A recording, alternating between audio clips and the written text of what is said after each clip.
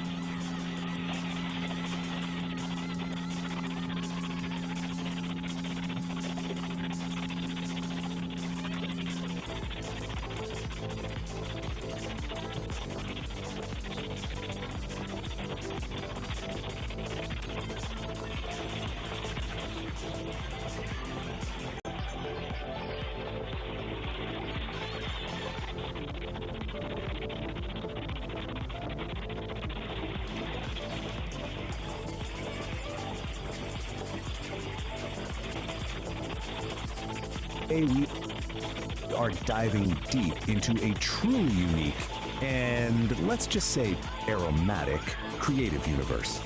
We're going to deconstruct the logic, the characters, and the narrative style of You might want to buckle up. Boom. It's right here. The absolute core of it all.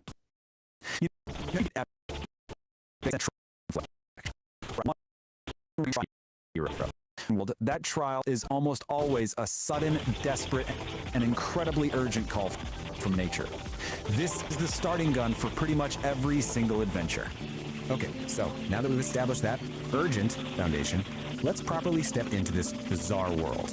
Our first section, welcome to Homo Freakian World. It's a place that's really defined by these crazy extremes.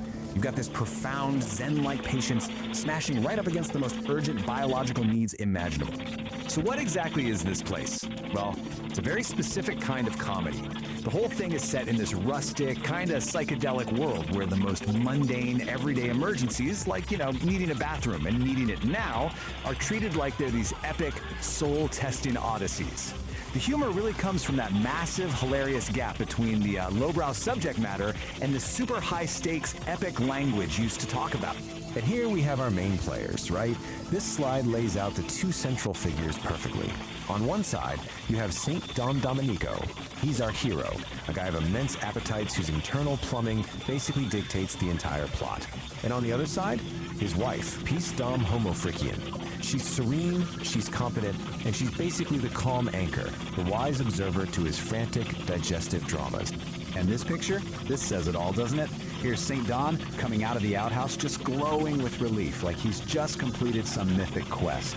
And then there's Peace, just calmly reading her book, totally unfazed by the whole thing. His epic journey is just, a minor background event in her perfectly tranquil afternoon. It's their whole dynamic in one single shot. Okay, so that's the setup. But how do these stories actually work? That brings us right to our next section, where we're going to dissect the form itself. Section 2, the Ballad of the Bowels. Let's take a look at the anatomy of a typical crisis. So get this, it's basically the hero's journey, just, for a very specific kind of journey. It always kicks off with the call, which is usually described as some kind of ominous gurgle. Then, of course, comes the obstacle. Maybe it's a broken toilet, a scary-looking garden gnome, or even a giant spider. That triggers the frantic sprint, this blur of plaid and panic, which finally leads to the relief, a triumphant roar that echoes through the forest every time. And when we get to that moment of relief, oh boy, the descriptions are, let's just say, they don't hold back. This quote right here is a perfect example. The writing just dives right into the graphic details. I mean, it celebrates them, using the shockingly specific imagery to create a moment of just pure, unapologetic comedy. So often, the real turning point, the moment of crisis, comes down to one single fatal error. Let's break down this process. Step 1, an attempt is made for a small, controlled release, just to alleviate pressure. Step 2, the immediate realization that this was a catastrophic miscalculation. This leads directly to Step 3, where a hopeful sound quickly devolves. And finally, Step 4, the result is a chart of biblical proportions. It's really a tragedy in 4 acts. And Peace's reaction to this biblical event, this quote just sums her up perfectly. It is a masterpiece of understanding. While St. Dawn is living through what feels like an apocalypse, she's just watching with this calm fascination, delivering a line that is both absolutely brutal and hilarious. Peace's deadpan delivery is a huge part of the humor. But there's another voice that's even more crucial to the series' unique style, and that leads us straight into Section 3, the beatnik narrator. This is the voice that frames all of these bodily functions in the most cosmic, philosophical terms possible.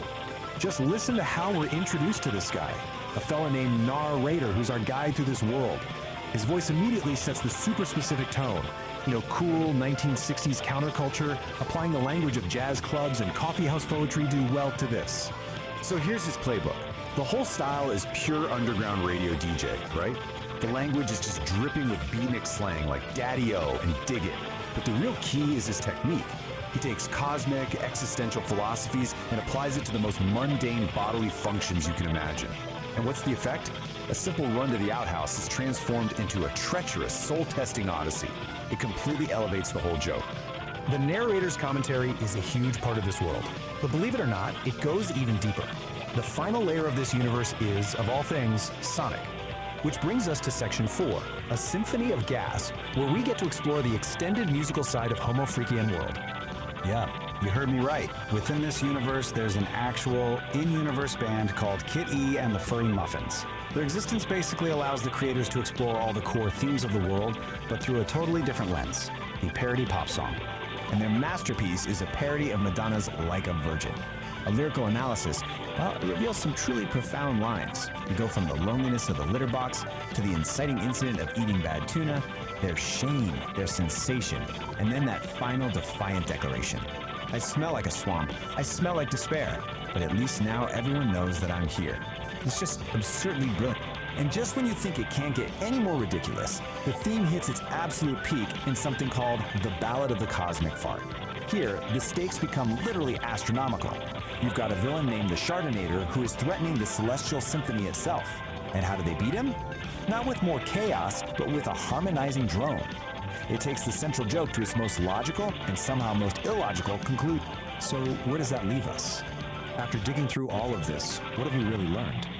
Is this some complex metaphor for the struggle between our base animal instincts and our higher aspirations? A deep commentary on finding peace in the middle of chaos? Or is it just maybe the most elaborately constructed, philosophically dense, and stylistically ambitious bathroom joke ever told? I think I'll let you be the judge of that. I know my cats and kittens feel the vibe of Psychedelic Aire's high static, low signal, the false prophet overlay.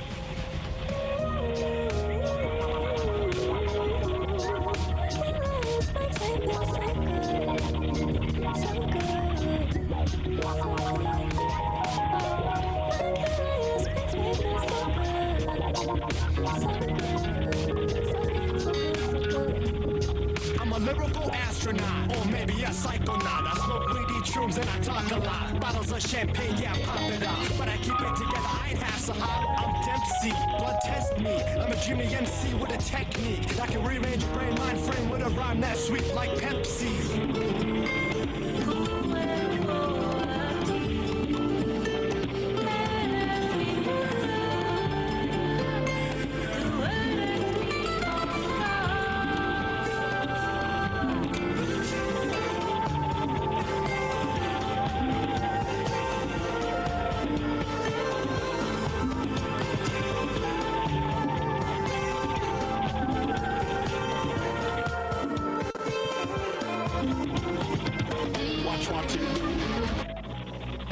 Watch what you say. Watch what you do. Watch what you play. Watch what you do. Watch what you say. Watch how you make your speech and watch what.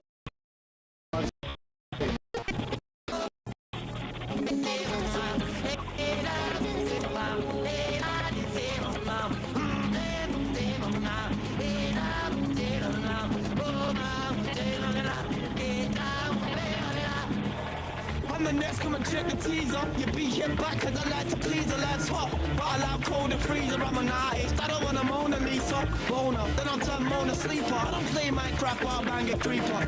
You know I'm Boner, turn Mona Sleeper. I don't play Minecraft, but I bang a creeper. No, baby, I won't see.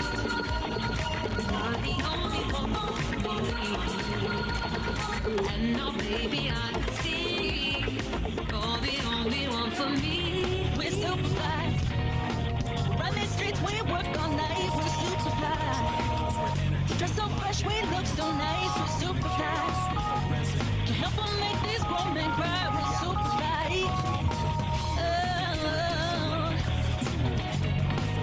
We're super fly. Run the streets, we work all night. We're super fly. Dress so fresh, we look so nice. We're super fly. Can help them make these grown men cry. We're super fly.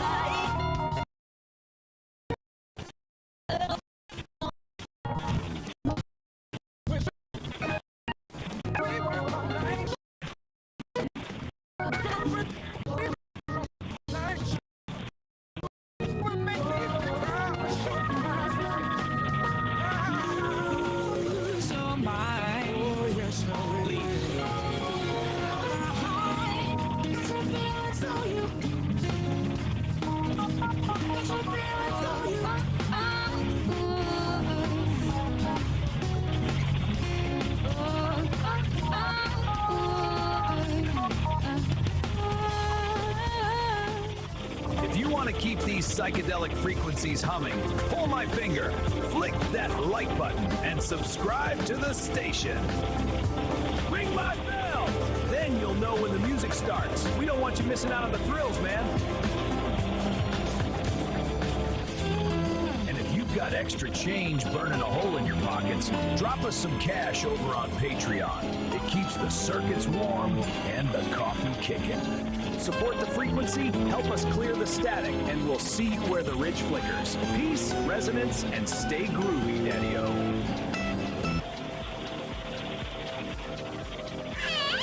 Nope. Not it. Nope. Nope. Nope. No.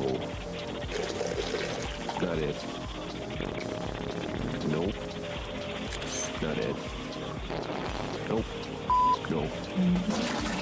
Not it. No. No. Nope. Nope. Not it. Nope. Not it. Nope. No. Nope. No. Nope. No. Not it. Nope. Not it. Nope. Nope. Not it. Nope. Not it. Nope. No. That's it.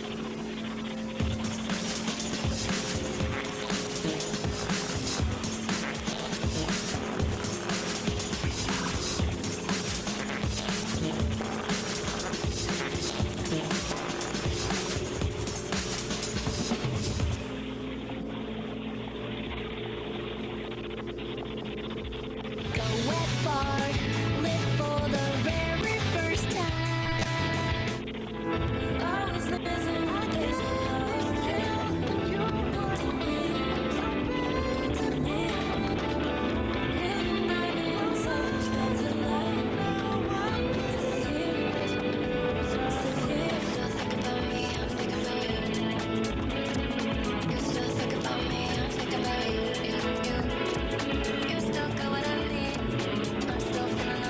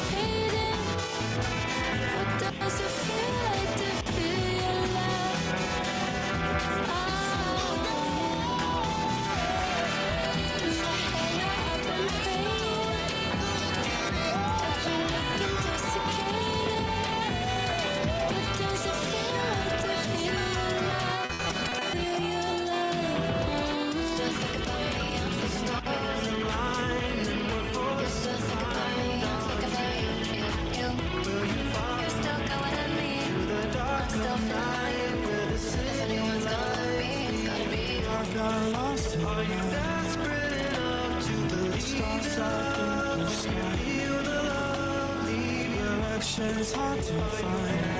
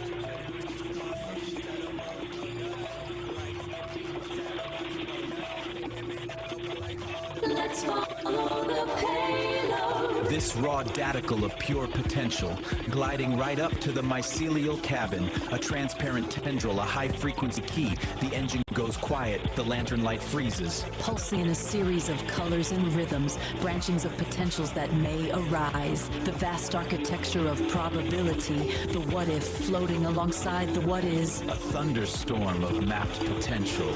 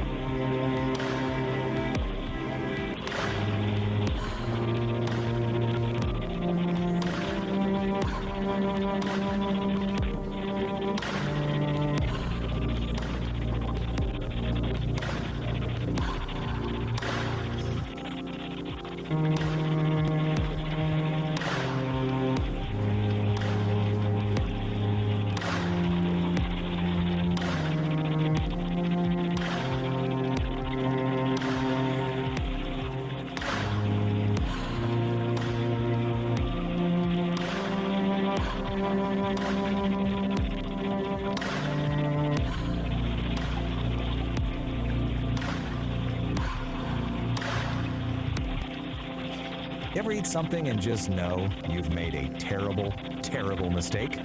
Well, today's story is all about that. We're diving into what the source material calls a heavy scene of gastrointestinal destiny.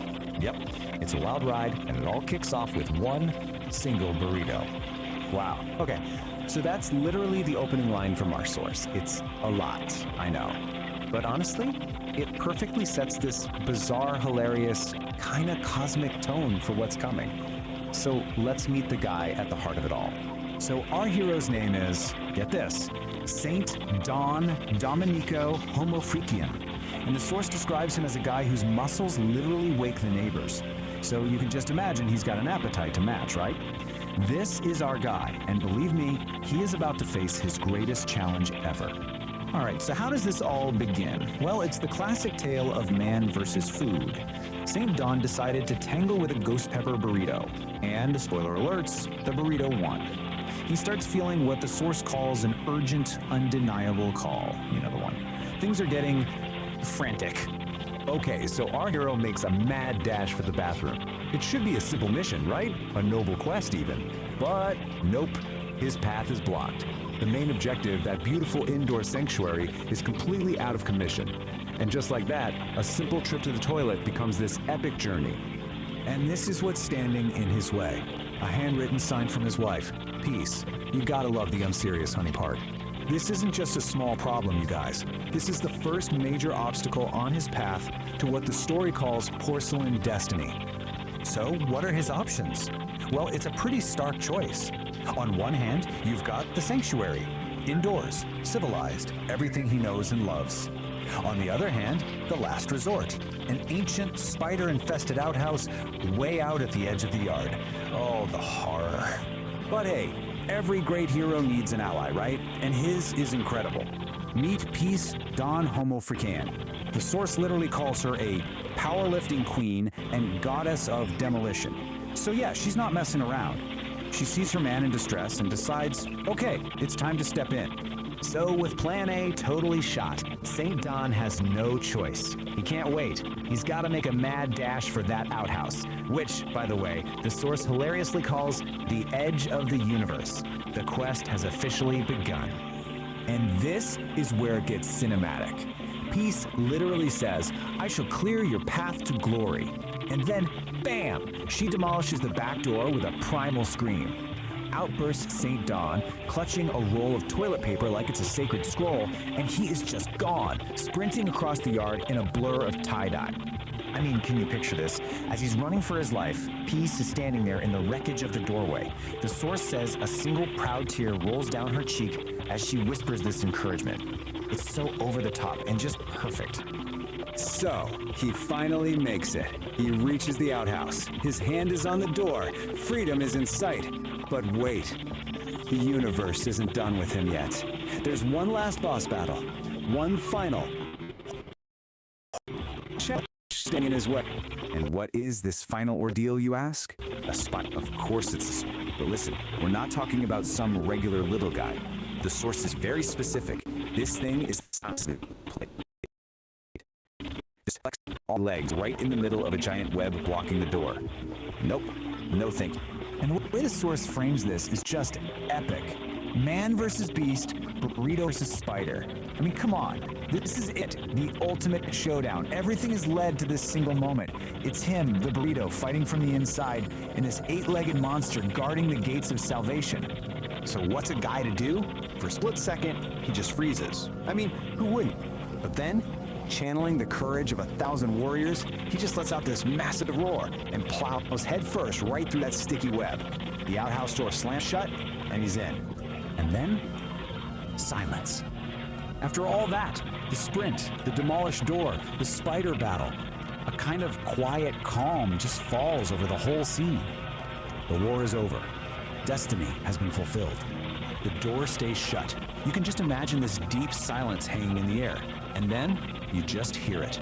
A faint, contented sigh floating on the breeze. That's it. That one little sound tells you everything. Our hero has won. Peace has been restored. And this quote from the source just nails it. After all that noise and chaos, the most powerful thing is just the quiet relief of victory. But wait, because it doesn't even end there. The story actually gives us a little sneak peek of what's coming next for St. Dawn, and, well, it gets even weirder, if you can believe it. Okay, get ready for this. It's called It's called the Psychedelic Gift.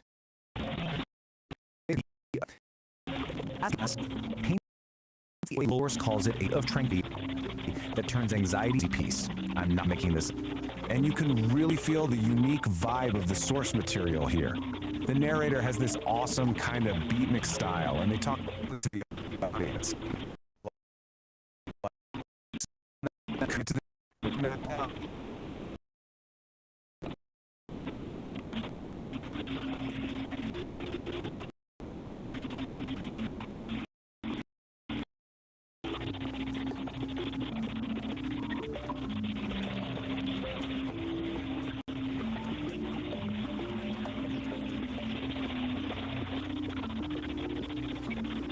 To try and pack this mystery, really, at the heart of our online world.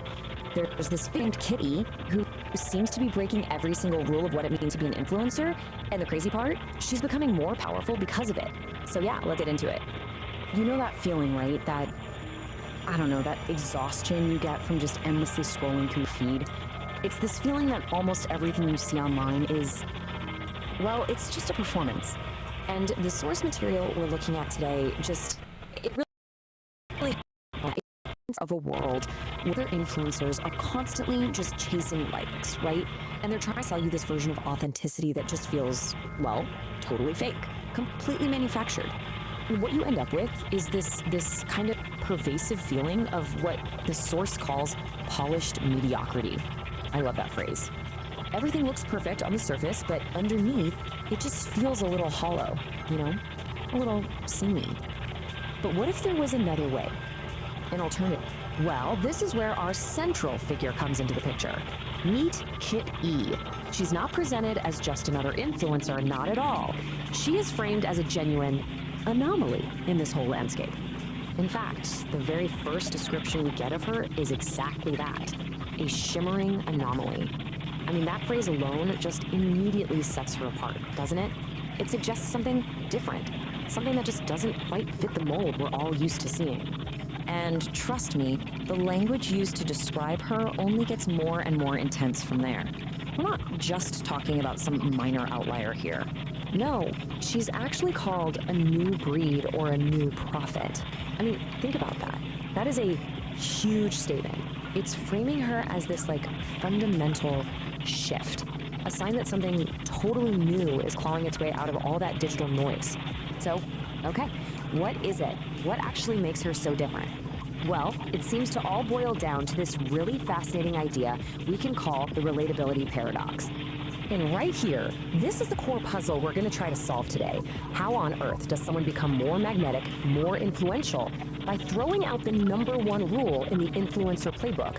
You know, the one that says you have to be relatable? Okay, so let's really break this down, because this slide gets to the heart of it. The old way, the influencer playbook we all know, it's all about chasing likes, begging for followers, selling this carefully crafted idea of authenticity. But the Kitty way, it's the complete opposite. She doesn't chase anything, she commands a presence. She's not selling you a version of herself. She just is this raw, unapologetic self. And here's the kicker. It's not that she's just playing the game differently. She's thrown the whole game board out the window. So you remember that polished mediocrity we were talking about earlier? In that world, Kit E becomes, and I quote, the living, breathing antidote. She's basically the cure for that performance fatigue that so many of us are feeling.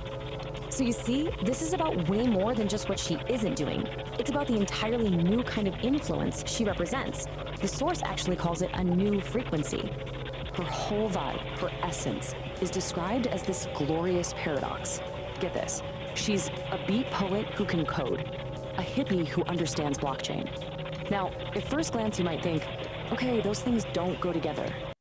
But think about it. In a world where art can feel so commercialized and tech can feel so soulless, what if fusing them together is exactly where the real power is? And this isn't just some quirky personality description, you know? It's an actual functional model for how she operates. The beat poet part, that's her ethos. It's that pure, raw, unapologetic self-expression. Then you have the coder side. That's the structure. That's how she uses tech, like blockchain, not to chase engagement, but to guarantee her own independence and the authenticity of her work. It's brilliant, really. The technology serves the art, not the other way around. Okay, so the source gets a little cosmic here for a second. It says her influence radiates from an auric field. And look, I get it, that might sound a little out there, but the core idea behind it is actually super simple and really powerful.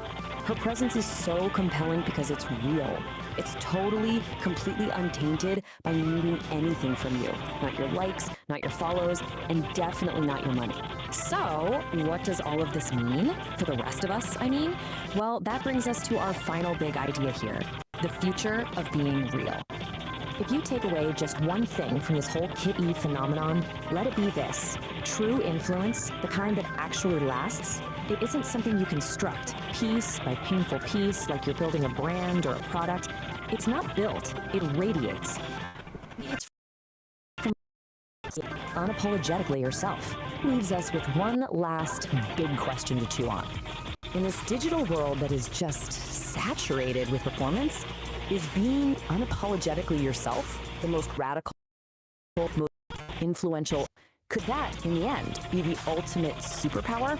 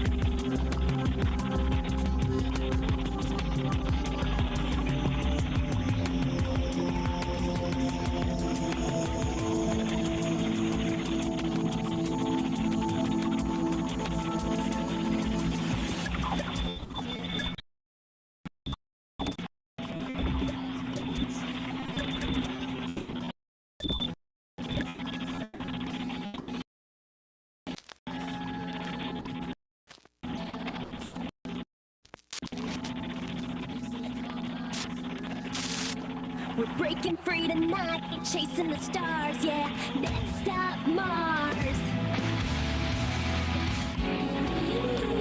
To be enough for you.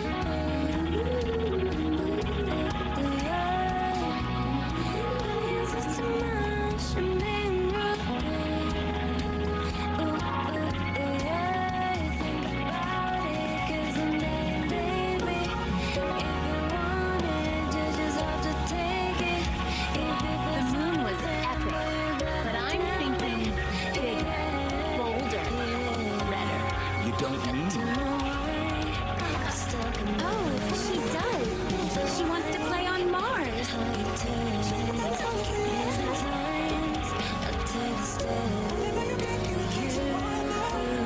Mars? The logistics would be a nightmare.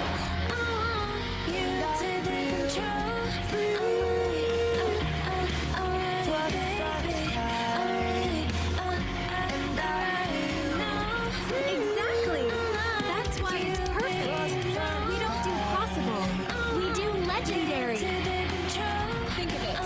Kiki and the Furry Muffins, live from the Red Planet.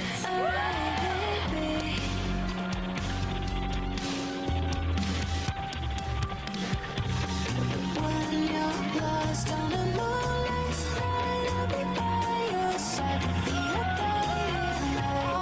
Promise I won't be far behind. I'll hold you tight. As you say.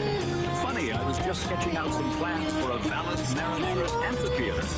You read my mind. Your side. Be a guide. A stage is only half the problem. We need to get the fans there. And Mars isn't a weekend trip. What's the status of the interplanetary transport system?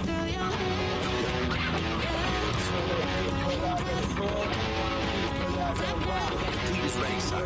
But passenger transport on that scale, the life support, the radiation shielding, it's a monumental challenge. Challenge accepted.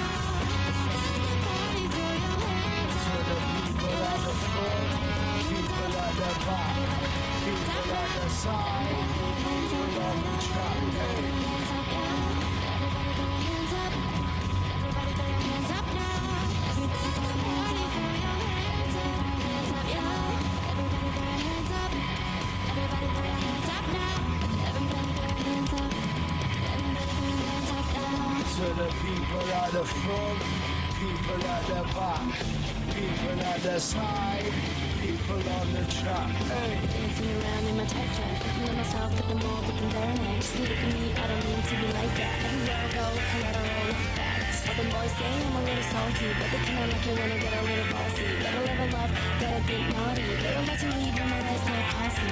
Yeah.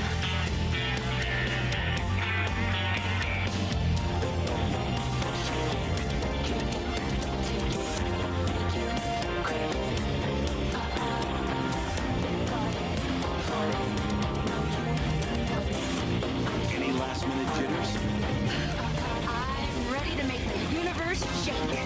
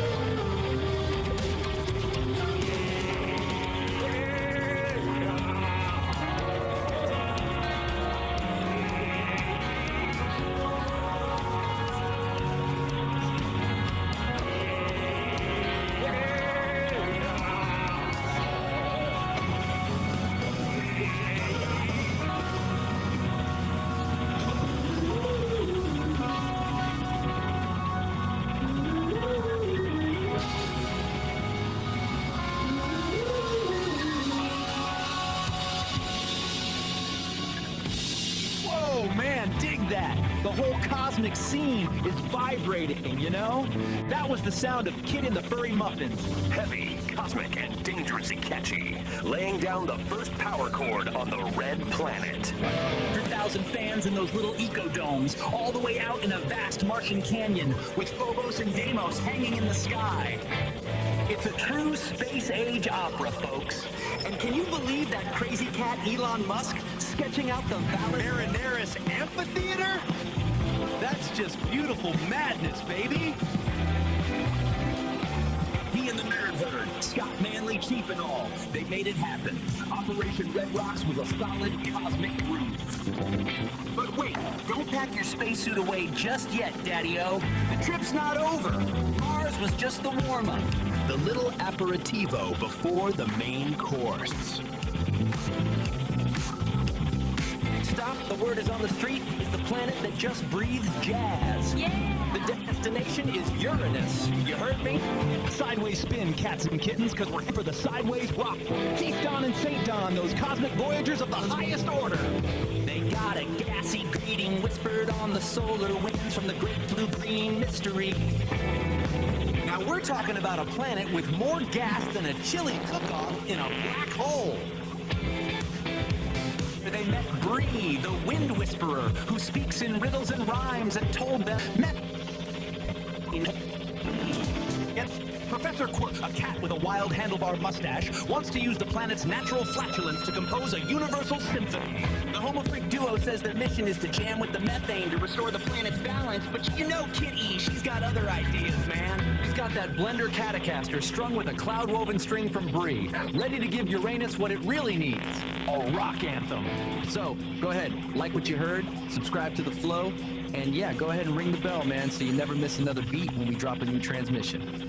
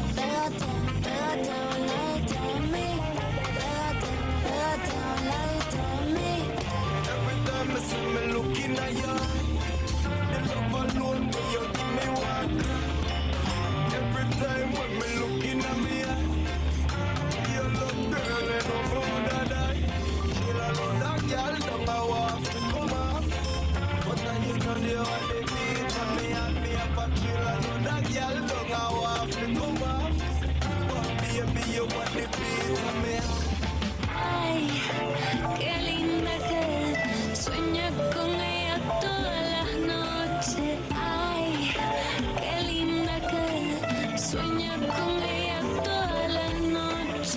Y cuando la ves, desea besarla como si fuera la última vez, la última vez. Qué lindo hacerte el amor en la cama, porque yo sabes que tú eres mi dama.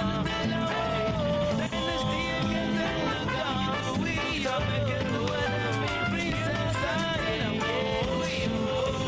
En la cama tú y yo, hasta el amanecer. Quiero hacerte el amor.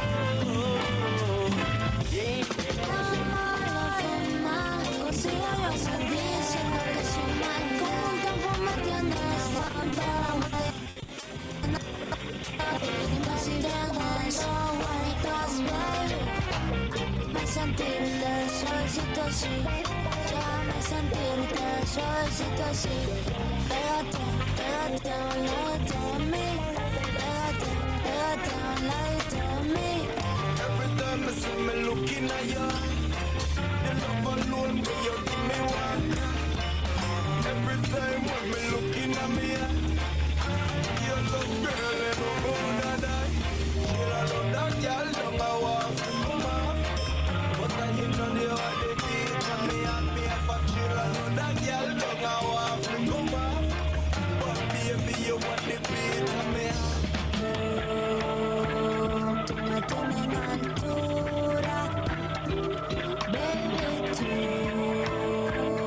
sube temperatura.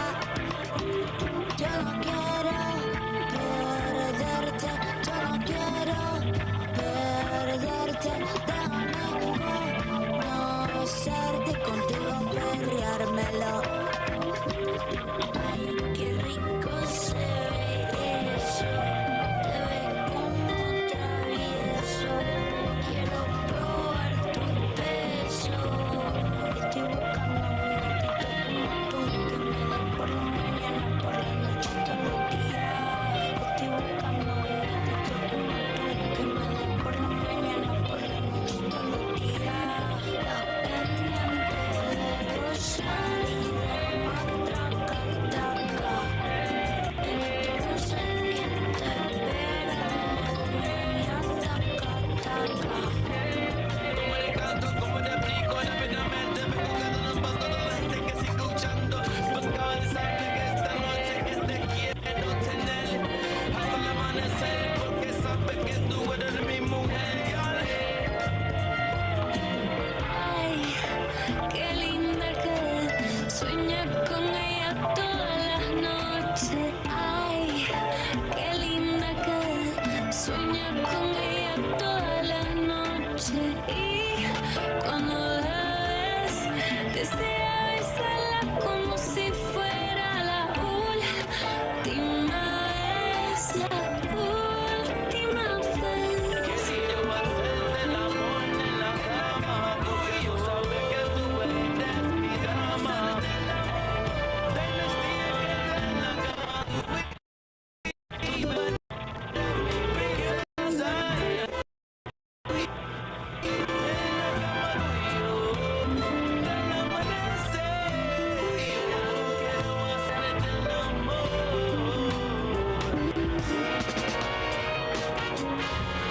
Como tú, no hay nadie, nadie como tú. Como tú, no hay nadie, nadie. Son las horas y yo no me canso. Ando con mi gente disfrutando la sola, aquí no hay descanso. Pasan las horas y yo no me canso. Ando con mi gente disfrutando las horas, aquí no hay descanso.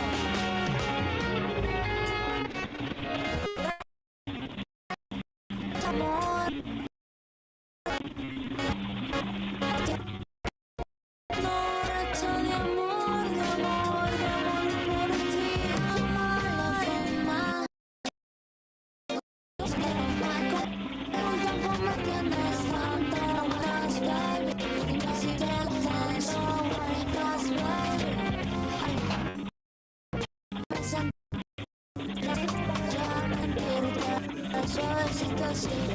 Pégate, pégate, un ladito a mí.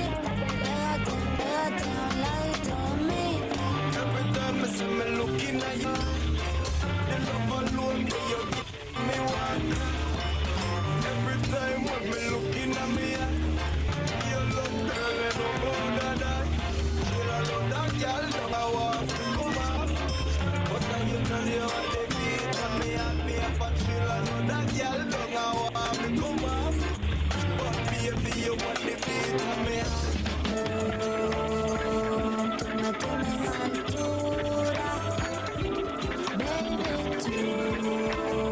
tú me subes temperatura.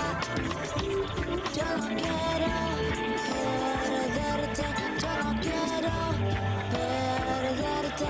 Déjame conocerte, contigo perreármelo.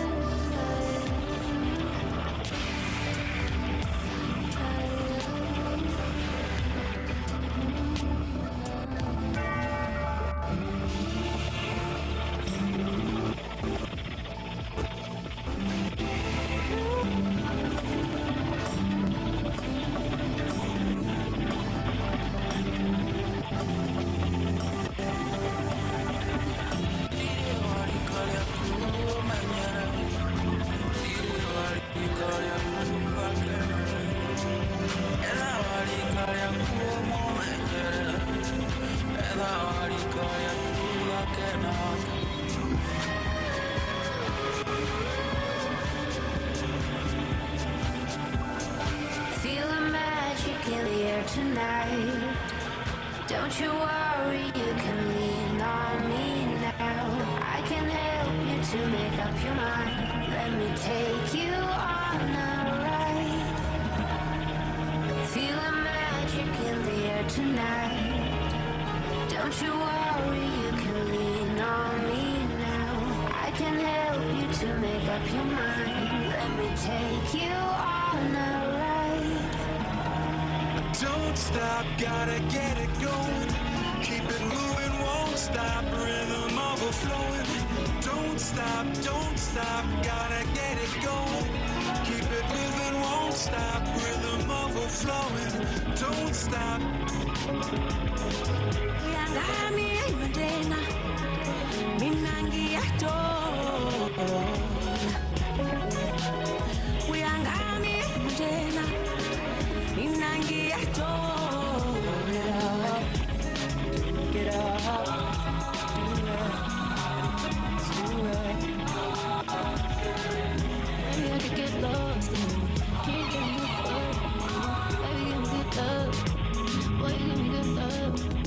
Maybe I could get lost in you. Can't get enough of you. Baby, give me good love. Boy, you give me good love. Hands up, reaching for the ceiling, eyes low, dancing with the girl downstairs. Acting like we just don't care, have no place to be. Lift me out and hold me down through this. Hold me down, cause I'm so out of it. Cool me down, hold me now through this. Take me out, I'm so out of it. Yeah, yeah,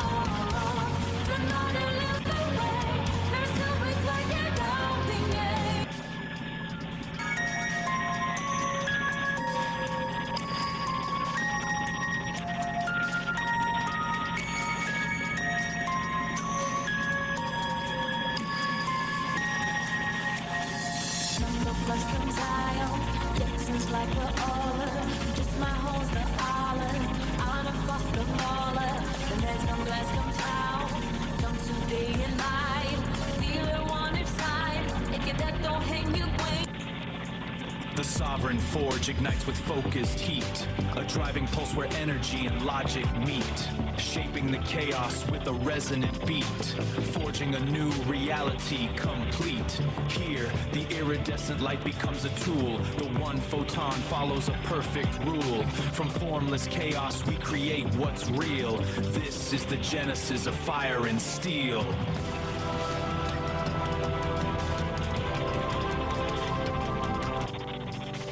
Time to spin some vinyl, my cats and kittens. Feel the vibe of Psychedelic Aire's high static, low signal.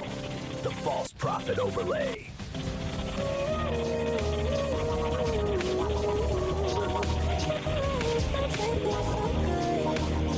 So good.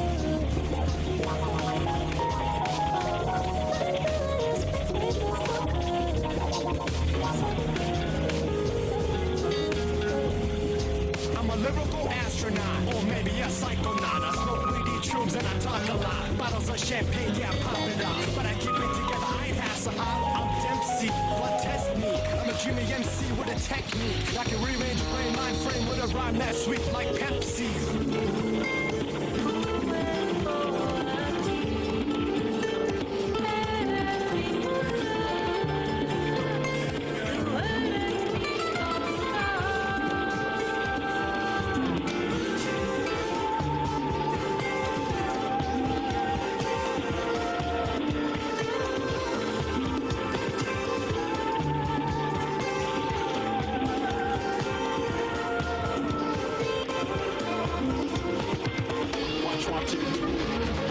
Watch what you say, watch what you do, watch what you play, watch what you do, watch what you say, watch how you make your speech and watch what you play.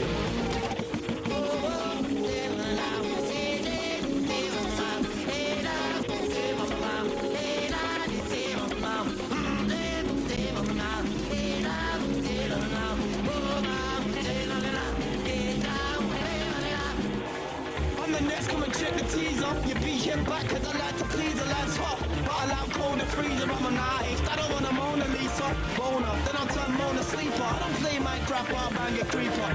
You know I'm boner, turn Mona sleeper. I don't play Minecraft or I bang a creeper. No, baby, I won't see.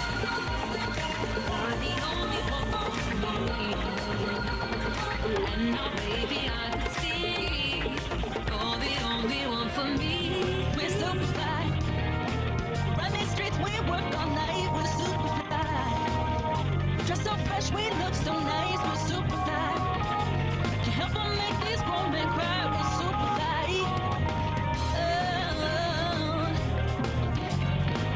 We're super fly. Run these streets, we work all night. We're super fly. Dress so fresh, we look so nice. We're super fly. Can't help but make these grown men cry. We're super fly.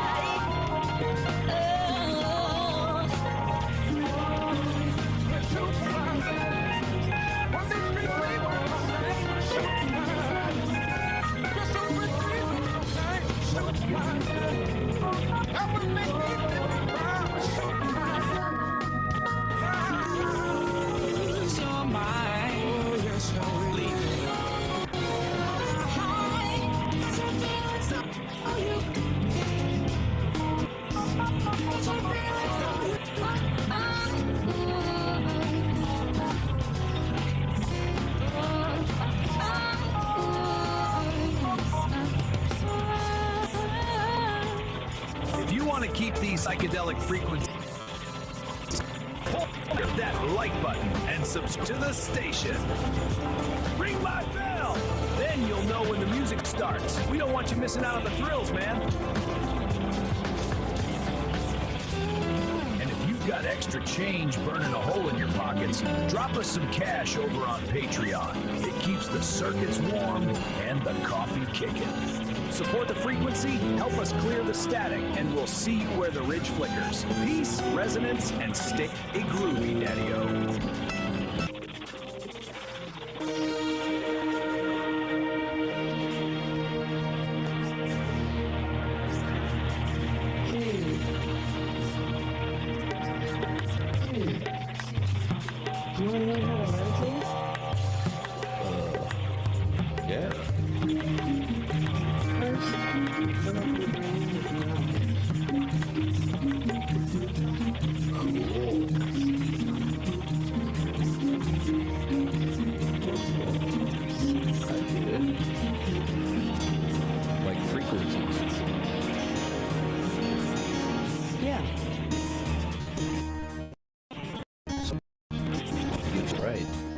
Have to adjust your frequency.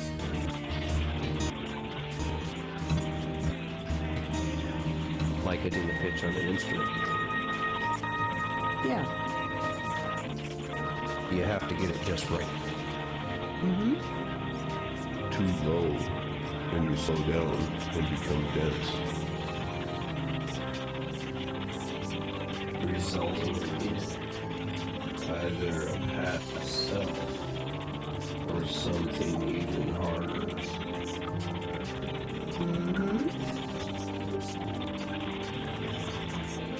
Which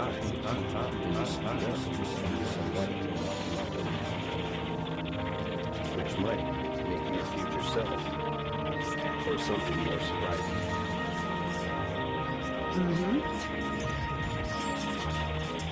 When you get it just right, it will carry you to new heights, new heights, new heights.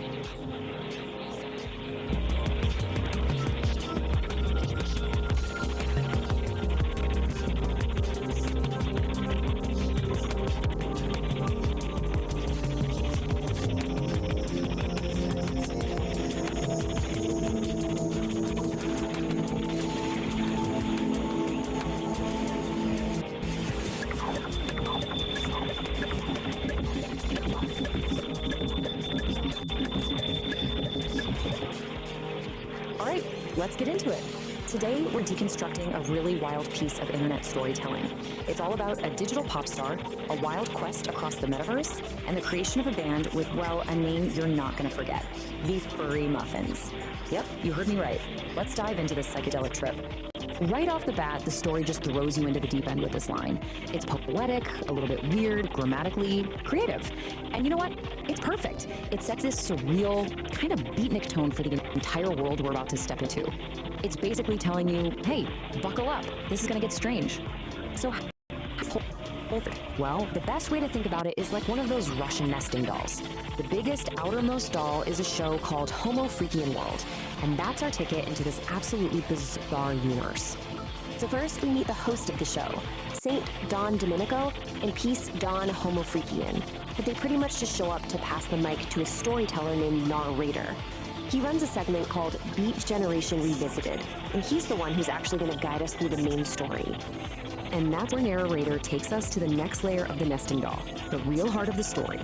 It's all about a digital pop star who's created this massive hit song, but she's also got a massive problem. So meet Kit E. She's a Vocaloid artist, and she's done it. She's made her dream song, a track that could bring the whole world together. Then she finds herself standing on this huge, empty digital stage, and it hits her. Success is pretty hollow when you've got no one to share it with. And bam, that's what kicks off the whole quest. See, this isn't really just about music. It's about finding connection, about collaboration.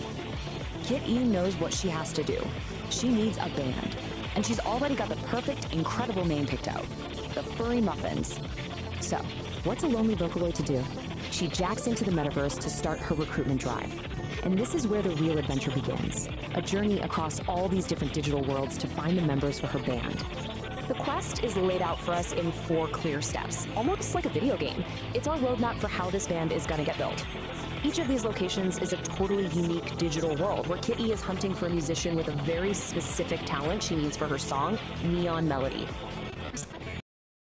Kit City, which is described as a neon-drenched metropolis of sound. I mean, just picture it. Skyscrapers made of pure code.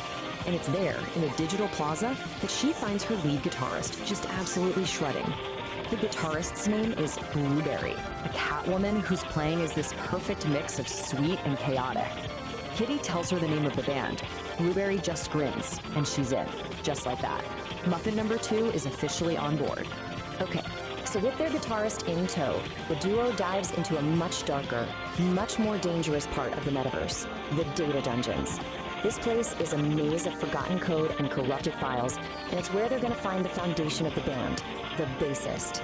Down there, they find Gorgonaut, TBK, this very stoic catwoman who's guarding rare sound files. Blueberry says they need a bass line so powerful it can shake the entire metaverse. And Gorgonaut? She doesn't say a word. She just plucks one single deep note that says everything. She's in. All right, next, they need a drummer. The heartbeat of the band. That search takes the now growing crew to the Rhythm Ruins. This place is an ancient server farm where, get this, the ghosts of old programs danced to forgotten beats. This is where they're gonna find their pulse. And they find her. Harrietta isn't just playing a simple beat. She's weaving these incredibly complex rhythms that sound like the metaverse is alive. When Kitty tells her the rhythm feels alive, Harrietta just smiles and says she'll help them tell their story. So cool. So there's just one member left to find. The crew travels to the Pixel Gardens, and the vibe completely shifts. It's a super calm, beautiful world filled with cherry light. And it's here they have to find this elusive rhythm guitarist who only goes by the name Pinky. They find Pinky under a tree, and as she's actually blue. Kitty tells her that their music marked, and Pinky's response is just simple and perfect. I've been waiting for a song to call, and with that, the band is complete. So Kitty's lonely journey is finally over. She went looking for a band, but she found her crew, her family. The quest is done. The furry muffins aren't just an idea anymore. They are a reality. I mean, look at that. The transformation is complete. One lonely solo artist has become a band of 5. 5 musicians, 5 friends, all ready to take on the metaverse as one. And we find ourselves back on that same digital stage that felt so big and empty at the beginning, only now Kitty Exie is surrounded by her bandmates. Her shout of "Hello, Metaverse" is met with this massive roar from a virtual crowd. The furry muffins had arrived. So, with the band's story told, we pull back one layer of the nesting doll. Our storyteller, narrator, he comes back to wrap everything up in his signature beatnik style, and he has a quest for all of us. Narrator closes things out with a call to action, but it's all in his psychedelic slang. He asks for a thump thump of appreciation, which of course means hit the like button, you slap that subscribe, and Cosmos, turn on notifications. It's such a fun, clever way to take the floor. And that brings us to the end. It's this strange, funny, totally out there story about a Vocaloid putting a band together, but it leaves you with this surprisingly deep thought. Through all that code and chaos, Kit E wasn't just building a band, she was building a community. It really makes you wonder, doesn't it? In our own digital worlds, what does it actually take to create a connection that feels real?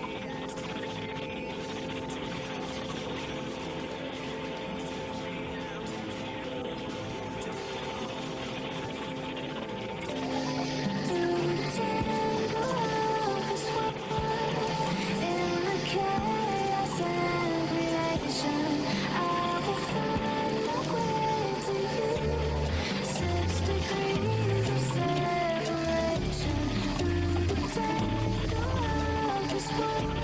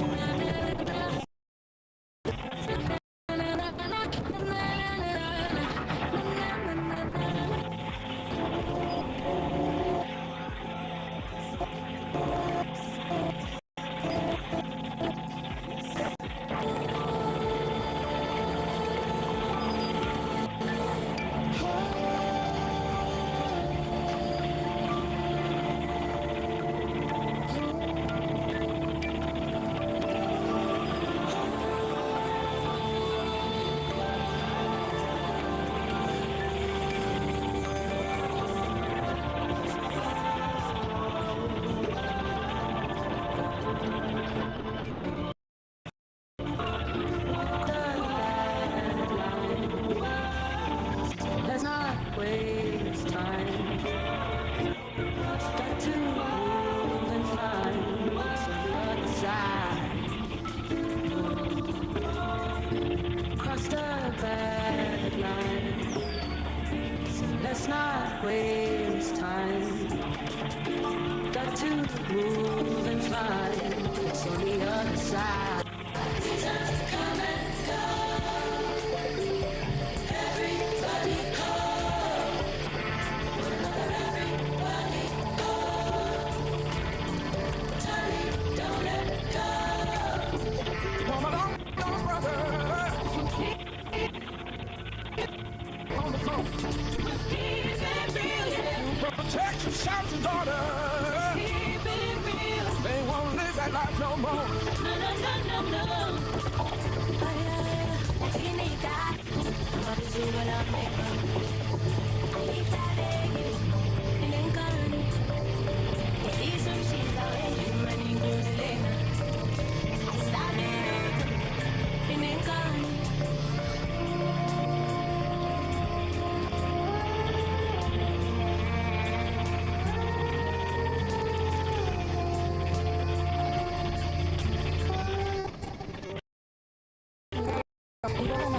瞬間息継ぎするのもめんどくさいこのまま沈んでいたいとりあえず気分の受ける意味覚えてるかい私の在 Anyway こちら一人ぼっちエビデンスずっと一人ぼっち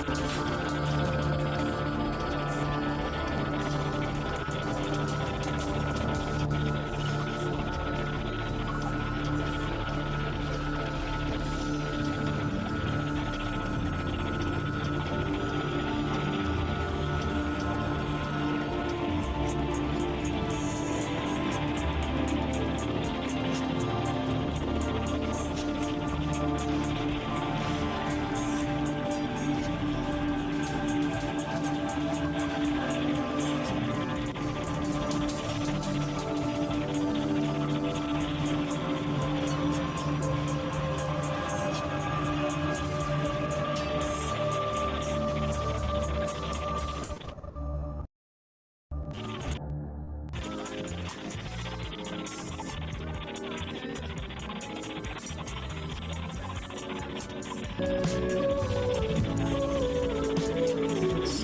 flagstone path winds through the roses. Purple stalks reach for the morning light. And the hydrangeas spill in soft explosions. A world away from rot and dormant mind. Something pretty for the empty anvil unstruck.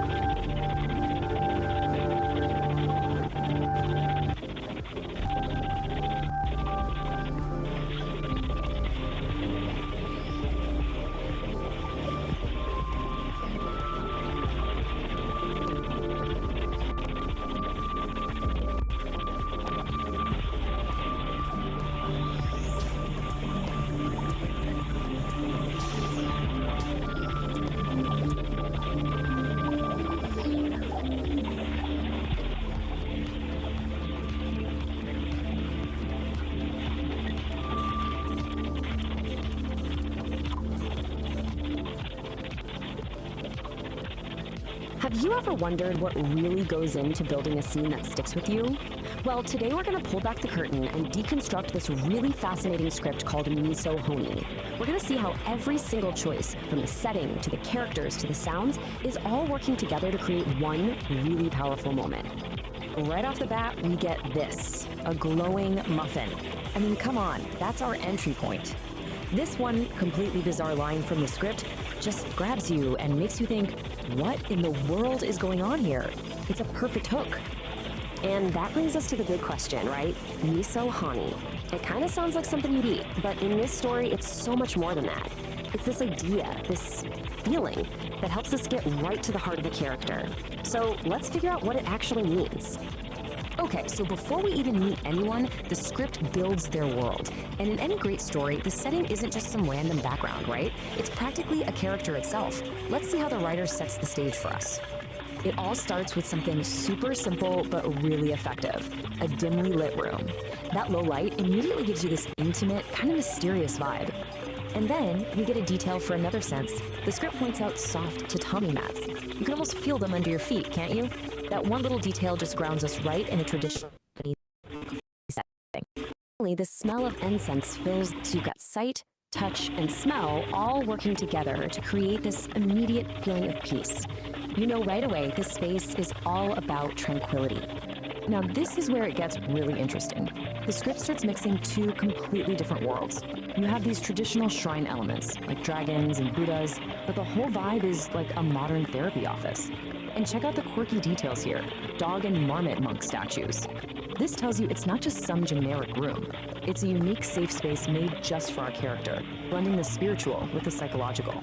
All right, so the stage is set. Let's bring on our players. The real engine of this scene is the dynamic between two people who could not be more different. Let's see how the script uses that contrast to build their connection. I mean, just look at this slide. It lays out the power of contrast perfectly. On one side, you've got Kitty, an energetic anime cat girl who you can tell has this little hint of vulnerability. And on the other, Shimizu, who's the definition of elegance and calm. This clash in energy and visuals creates instant interest. It's the patient and a classic setup for a story about finding balance. And here's a look behind the curtain at the writer's craft. A name is never just a name, especially in a script this detailed. Dr. Shimizu's name literally means clear water and flower. That is absolutely not a coincidence. It's subtle, tells the audience exactly and what she represents. A source of clarity, nature, and healing for Kit. So we have our setting, we have our characters. Now let's get into the dialogue, because this is where the mystery of Miso Honi really starts to unfold, turning a weird dream into something with some seriously deep personal meaning. Just listen to how Kitty talks about her dream. It's not straightforward at all. It's sensory, and it's all hers. Miso soup, but mixed with honey. That combination of savory and sweet, of comforting and totally unexpected, that tells us way more about how she sees the world than any plain description ever could. And there it is, the moment the whole idea gets its name. And notice that contrast again. Soft lullaby mixed with Miso Honi is what she calls this beautiful, strange contradiction. She isn't just describing a dream, she's putting a name on her inner world, making it real and definable. This line right here, this is the turning point. Dr. Shimizu takes Kitty's quirky, creative description and gives it real weight. She translates the poetry of the dream into its psychological meaning, a subconscious desire for balance. And with that one line, the whole story clicks. The glowing muffin isn't just some random image anymore. It's a symbol for Kitty's search for harmony. But remember, a script is so much more than words on a page. It's a blueprint for the visuals and sound. Now that the dialogue has given us our theme of balance, let's look at how the script builds the final layer of the whole experience, telling the camera and the composer exactly what to do to create this immersive dreamscape. You know, the script is super specific about what we're supposed to see. It calls for close-ups on Kitty's eyes to show us what she's feeling inside, and these surreal visuals that mix Japanese imagery with abstract shapes. But the most telling cue is this one, brief flashes of Kitty in a fighting stance. Wow. That one visual tells us about the conflict that's just raging inside her, this fierce hidden side that's the complete opposite of the calm therapy room. And the sound design perfectly mirrors the story. The Misahoni theme starts off really subtle, you might barely notice it. But it gets more and more intense as Kitty goes deeper into her dream. And just like her dream, the music itself is a mix of opposites. You've got traditional Japanese instruments blending with modern synths. The music literally becomes the Misahoni feeling. So here's the big takeaway from all of this. In a really well-crafted script, nothing is an accident. Those quirky statues, the meaning behind the character's name, the specific blend of instruments in the music, every single detail is a deliberate choice. It's a little brick being carefully laid in the foundation of the story. And that kind of leaves us with a final thought to chew on. Before Kit even says the word dream, we already get the central conflict, don't we? The search for calm in the middle of her own inner chaos. It really makes you wonder, how much of a story is being told before the characters even open their mouths to speak?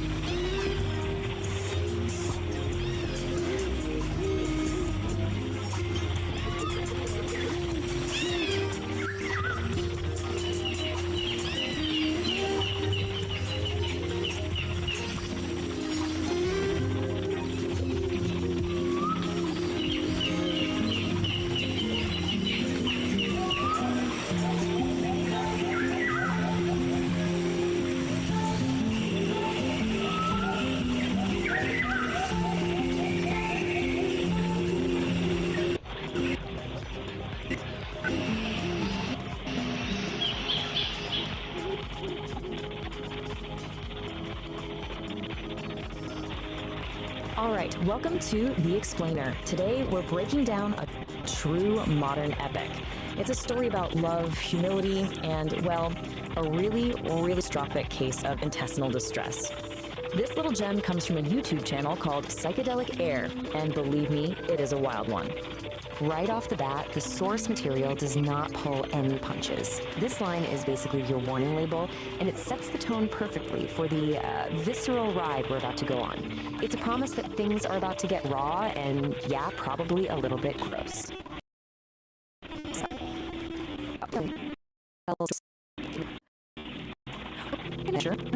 You're about to... structure can take a simple, crude tale and turn it into something weirdly almost mythic. You know how every hero's journey has to start in an ordinary world? Well, here we are, a peaceful cabin with our two main characters, Dawn and Peace. But the narrator immediately lets us know something's up by calling this place Ground Zero. That tranquility? Yeah, it's not gonna last. And of course, every hero needs that call to adventure to get the story moving. But for our hero, Dawn, that call isn't coming from some wise old wizard or a damsel in distress. Nope, it's a rumbling from deep inside his own gut. And this line just perfectly nails the central conflict. The story uses this epic, almost military language, a hostile takeover, to describe something we've all probably felt. And that mismatch between the grand language and the very humble problem, that's where all the humor comes from.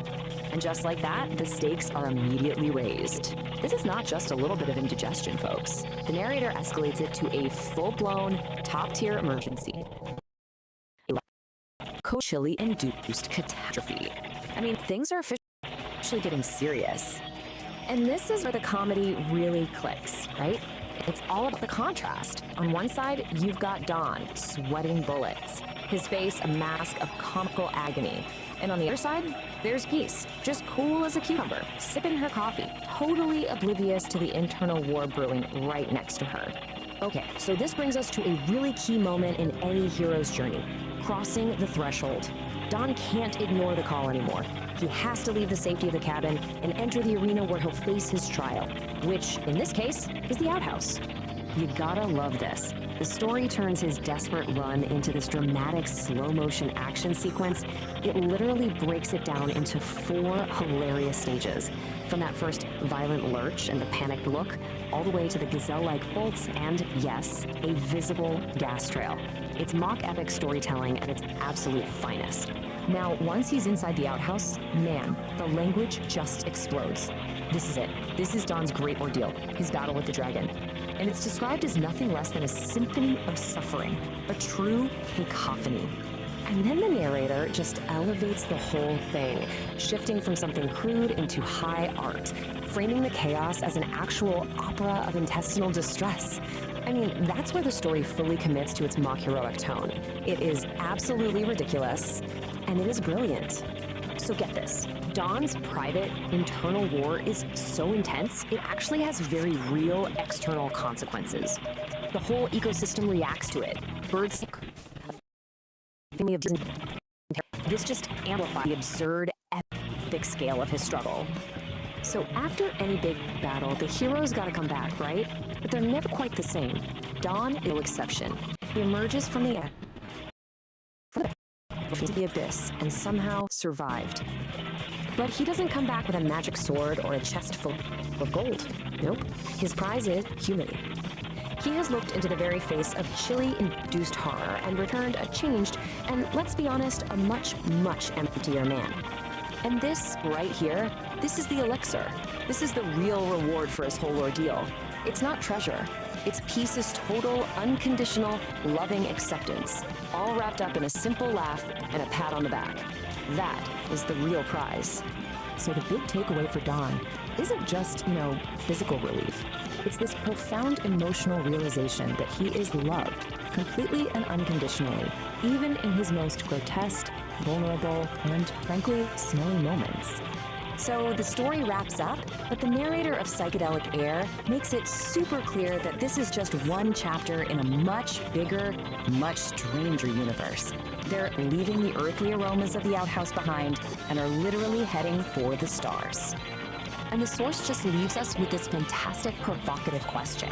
It's a challenge, really. After an entire intestinal opera, how in the world do you top that? Where could you possibly go from here? Well, the answer, of course, is you go bigger. You raise the stakes from the terrestrial to the cosmic. The next tale isn't just about some bubble guts, it's about a cosmic fart. The absurdity is about to go intergalactic. And we're left with this amazing little glimpse of what's coming next.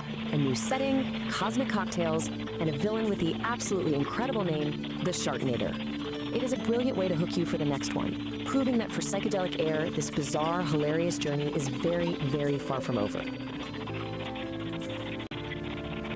We're going to deconstruct a pretty fascinating piece of digital folklore. It's a story that comes from this, well, this vibrant and kind of bizarre corner of YouTube.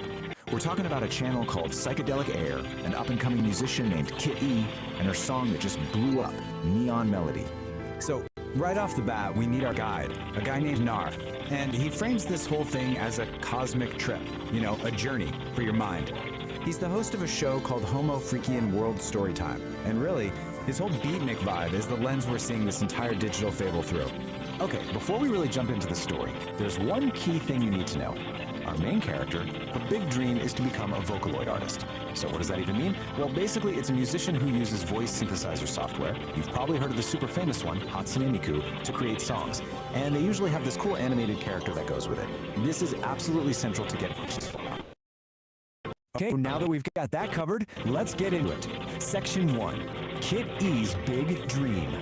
This is where we really meet our hero and find out about this massive ambition she has.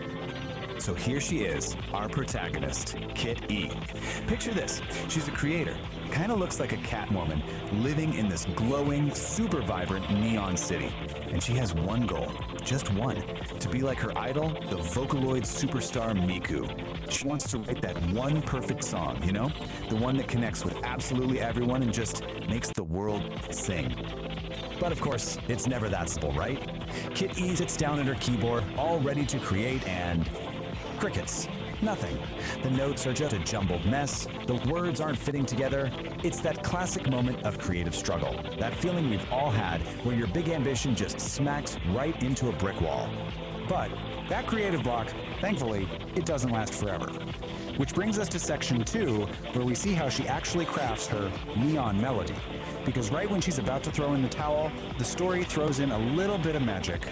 And that little bit of magic, it's a tiny music sprite named Toon who just appears on her computer screen. You can think of Toon as that little spark of inspiration, that helping hand that every single creator desperately needs when they're stuck. He basically tells her, hey, don't give up, and offers to help her out. And you can really see the difference Toon makes here. It's like night and day. Before he showed up, her process was just jumbled notes, super frustrating. But with his help, suddenly she's able to channel all those feelings into a really beautiful, coherent melody. So the big takeaway here is that collaboration was the key that unlocked her potential. And from that point on, man, things just move at lightning speed. Together they create Neon Melody. Kit E, probably super nervous, uploads it to the internet.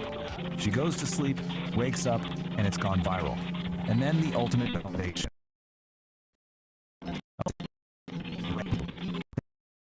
Floating the idea of I just like song on melody connects the world. Well, in section 3, we're going to take a closer look at the anatomy of the song itself and the message hidden in the music. So the song is just packed with these really powerful, universal ideas that pretty much everyone can relate to. It's basically an anthem about not giving up. You know, pushing through all that self-doubt, being brave enough to chase your passion, and in the end, finding the strength in your own unique voice. In this one line from the chorus, it just captures the whole spirit of the song. When she sings about static, she's talking about all that noise, right? The internal stuff, like doubt and fear, and the external stuff, like criticism.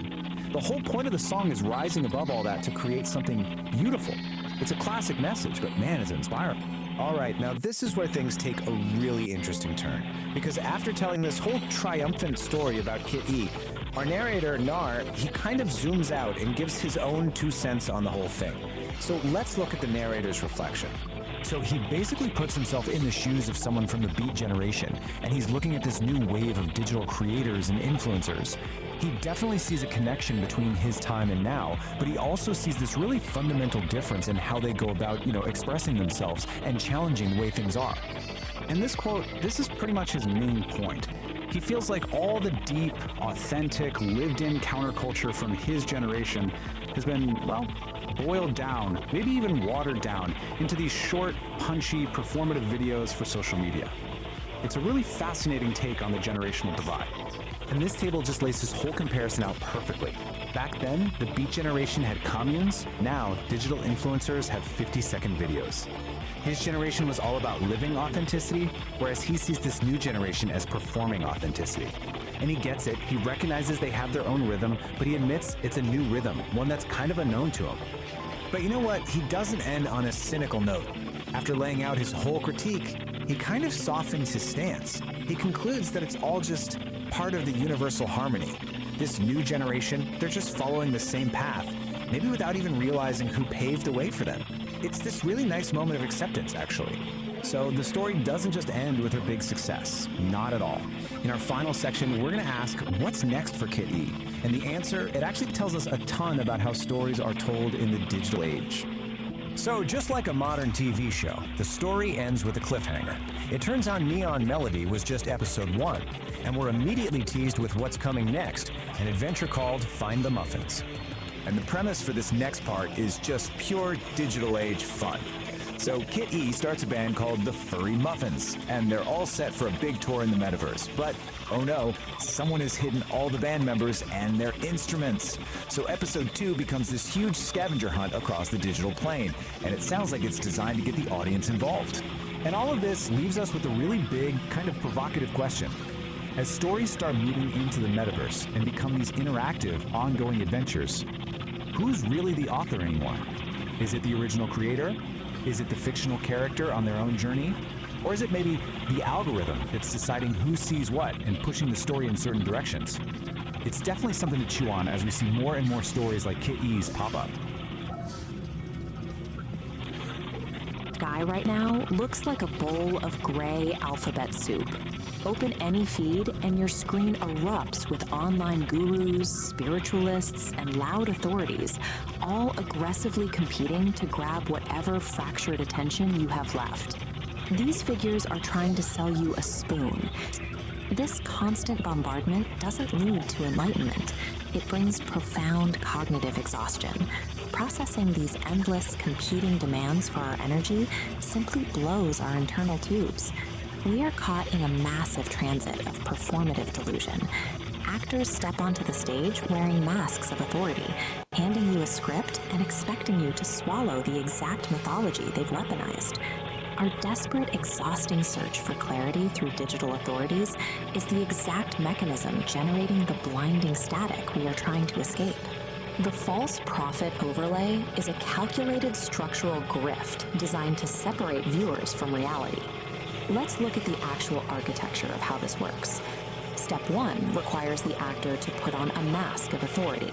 They artificially position themselves as a direct conduit to universal truth, using your screen to construct a hierarchy with them at the very top. Step 2 is weaponizing mythology. Rather than letting you trust your own intuition, they box you in. They force you to follow a pre-written, complex script that serves their interests. The entire mechanism has a fatal dependency. It relies completely on you being tired. The grift only holds up if the audience is too mentally drained to question the hollow logic supporting the structure. Strip away the cosmic posturing, and you see the reality. These digital authorities rule over fragile paper empires, sustained by the unexamined compliance of an exhausted audience. The paradox at the center of the grift is obvious once you look for it. These actors are out here selling universal Wi-Fi, yet they lack any internal connection. They can't even tune into their own heartbeat. This is why broadcasts like The Angry Astrologer cut through the noise. They do the exact opposite of the overlay, demanding that the audience stop, forcefully push back, and verify the broadcaster's claims. If someone tells you they speak for the universe, check their pockets, scrutinize what tangible, practical value they actually hold in the real world, behind all their cosmic posturing. Absolute cosmic truth cannot be downloaded or purchased. If the math of their grand promises does not add up to tangible reality, you aren't receiving a profound transmission. You are receiving a false signal. The only true north right now is the dirt under your feet. This immediate, tangible interaction with the physical earth serves as the antidote to digital performative delusion. You break their script through mundane, physical action. Step outside. Check the water in the root trays. Feed the flock. Do the physical work required to hold your own gravity. A simple bus token in your pocket holds a utility that outlasts the temporary stardust offered by digital profits. The token actually gets you to a destination. We still navigate the digital metaverse, using likes, subscriptions, and digital bread to keep tubes warm. But we no longer have to surrender our gravity to the medium. We defend against the noise by cultivating truth in the silence of our own backyards. Resonance is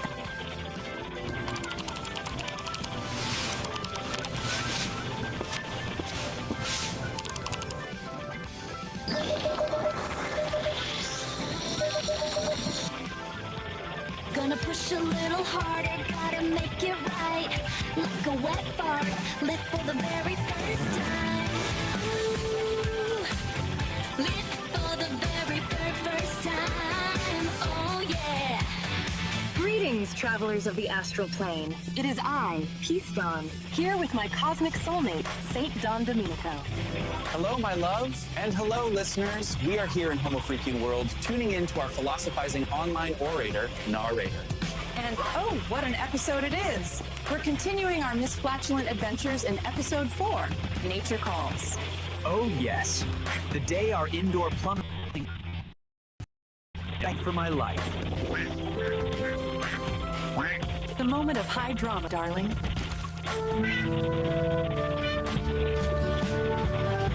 But leave it to our resident beatnik philosopher, narrator, to turn your digestive emergency into a commentary on the human condition. We listened to the rough cut earlier. Nar describes my low-end urgency not as a biological function, but as the internal baseline of mortality thumping against the subwoofer of the soul.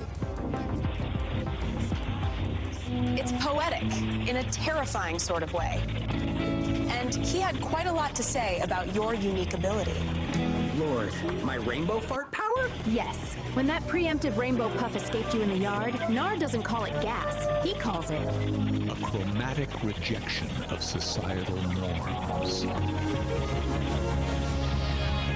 He implies that the squirrel I calmed down wasn't just relaxed, but had achieved nirvana through exposure to my effluvium. He interviewed the squirrel, St. John. He asked it if the rainbow cloud tasted like surrender.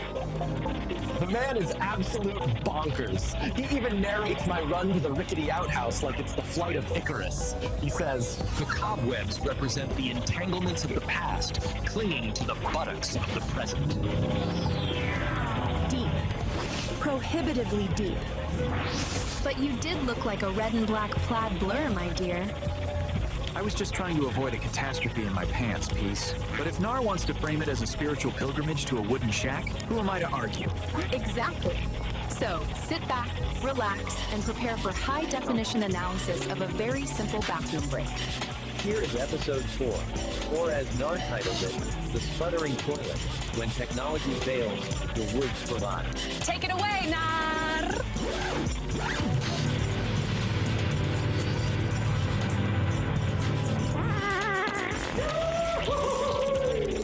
Oh my God! Pull up a stool and dim the lights, Daddy-O. We're spinning the main groove tonight. Episode 4, Nature Calls. Back in the Sonic Sanctuary, deep in the sticks where the air smells like cedar and high-stakes plumbing. Now, lay your peepers on St. Don. The cat has a gift. A psychedelic biological gift when he paints the air with a rainbow fart that turns anxiety and fuzzy peace. It's a chromatic emission, man. Toot of tranquility. But even a magical Han tries to tell his late Peace that the low-end frequencies are hitting him too hard. but she ain't buying the remix. With the indoor throne weeping water like a rejected lover, the countdown has begun. Prepare yourselves for the great outdoor journey. It's time to run, clench, and maybe, just maybe, sedate a squirrel with a puff of panic rainbow. Let the games begin. Episode 4, Nature Calls. Nature Calls. Deep in the woods, where the air smelled like cedar and cosmic tunes, lived Saint Don Domenico and his wife Peace. They were the original Homo Freakians, busy making music in their cozy cabin studio. Their cosmic connection was deep, especially for Saint Don. During a legendary jam session fueled by ancient rhythm and a surprising meteor shower, he was permanently imbued with the magical power of the rainbow fart.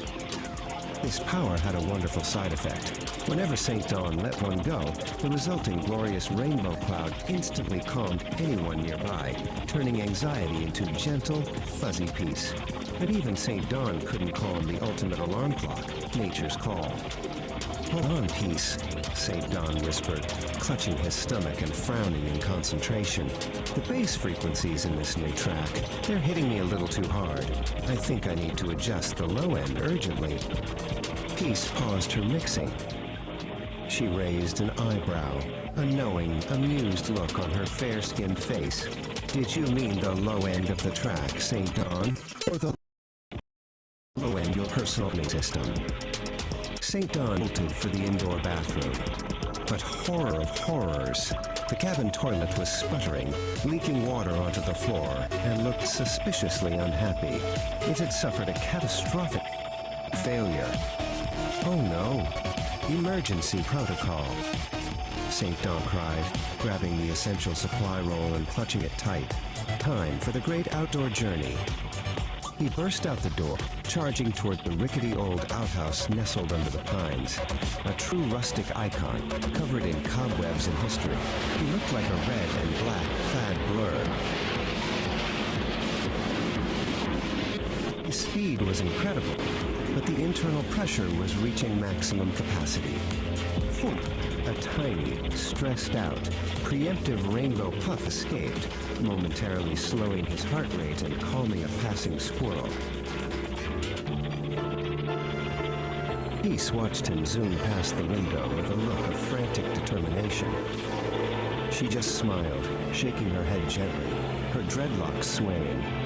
"Go with the flow, my St. Don," she murmured, turning back to her cosmic vibrations. With a final, heroic surge and 0 seconds to spare, St. Don reached his destination. He flung open the creaky wooden door of the outhouse. Nature's embrace. Nothing quite like it, he finally sighed, surrounded by the sweet relief of solitude and the quiet sounds of the forest. Once again, a peaceful Homo Freakian. He found sanctuary in splinters, took his business to the trees. Oh, I am truly touched by all of the cosmic energies. He left the squirrels in a fuzzy trance with a puff of that neon technicolor gas, turning a plumbing disaster into a psychedelic atmospheric event. The pressure dropped, the relief popped, and the cosmic balance of the low end was restored. Peace is back on the mix, And dawn is lighter than air. Can you dig the solitude? Solid.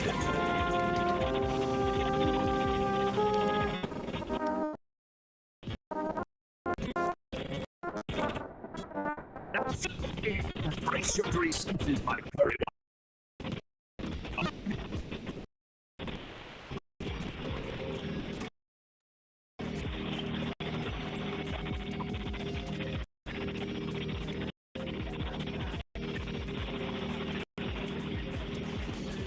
His lady, Peace, looking like a vision in tie-dye and a white sports bra, is sipping her Java, cool as a cucumber. But Don? He's sweating bullets and holding back a grizzly bear's roar. The storm is brewing, the windows are rattling, and this time, it ain't gonna be just a little poof. Tune in to the next reverberation of Nature Calls Storytime, the Ballad of the Bubble Guts. Now, Before you drift back into the ether, I gotta lay a heavy trip on you. We're floating here in the digital void, see? But even in the cosmos, you gotta pay the toll to the electric gatekeepers. I'm talking about the buttons, man. The holy trinity of the tube. Don't be a square, Daddy-O. Don't just sit there lurking in the shadows like a squirrel who just saw a green cloud. You gotta validate the vibe. First, that thumb. Stick it up, way up. Like you're hitchhiking to the astral plane. It tells the machine, hey, I dig this scene. It's a high five for the soul. Then, that subscribe rectangle. It's red, like the code-level chili catastrophe brewing in St. Don's gut. Smash it. Join the congregation of the Homo Freakians. Don't be a tourist in our reality. Buy the ticket, take the ride. And finally, the bell. The ding-dong. The chime of destiny. Ring it, cats and kittens. Ring it so hard it rattles the windows of the cabin. If you don't ring it, you're sleeping through illusion. And you might miss the next time the rainbow farts. And nobody wants to miss the colors, man. Nobody. I didn't know what to do, I was so confused. Like a wet fart, it's a feeling I haven't used. I was used to the dry puffs, the gentle sighs, the kind of odor that just makes you...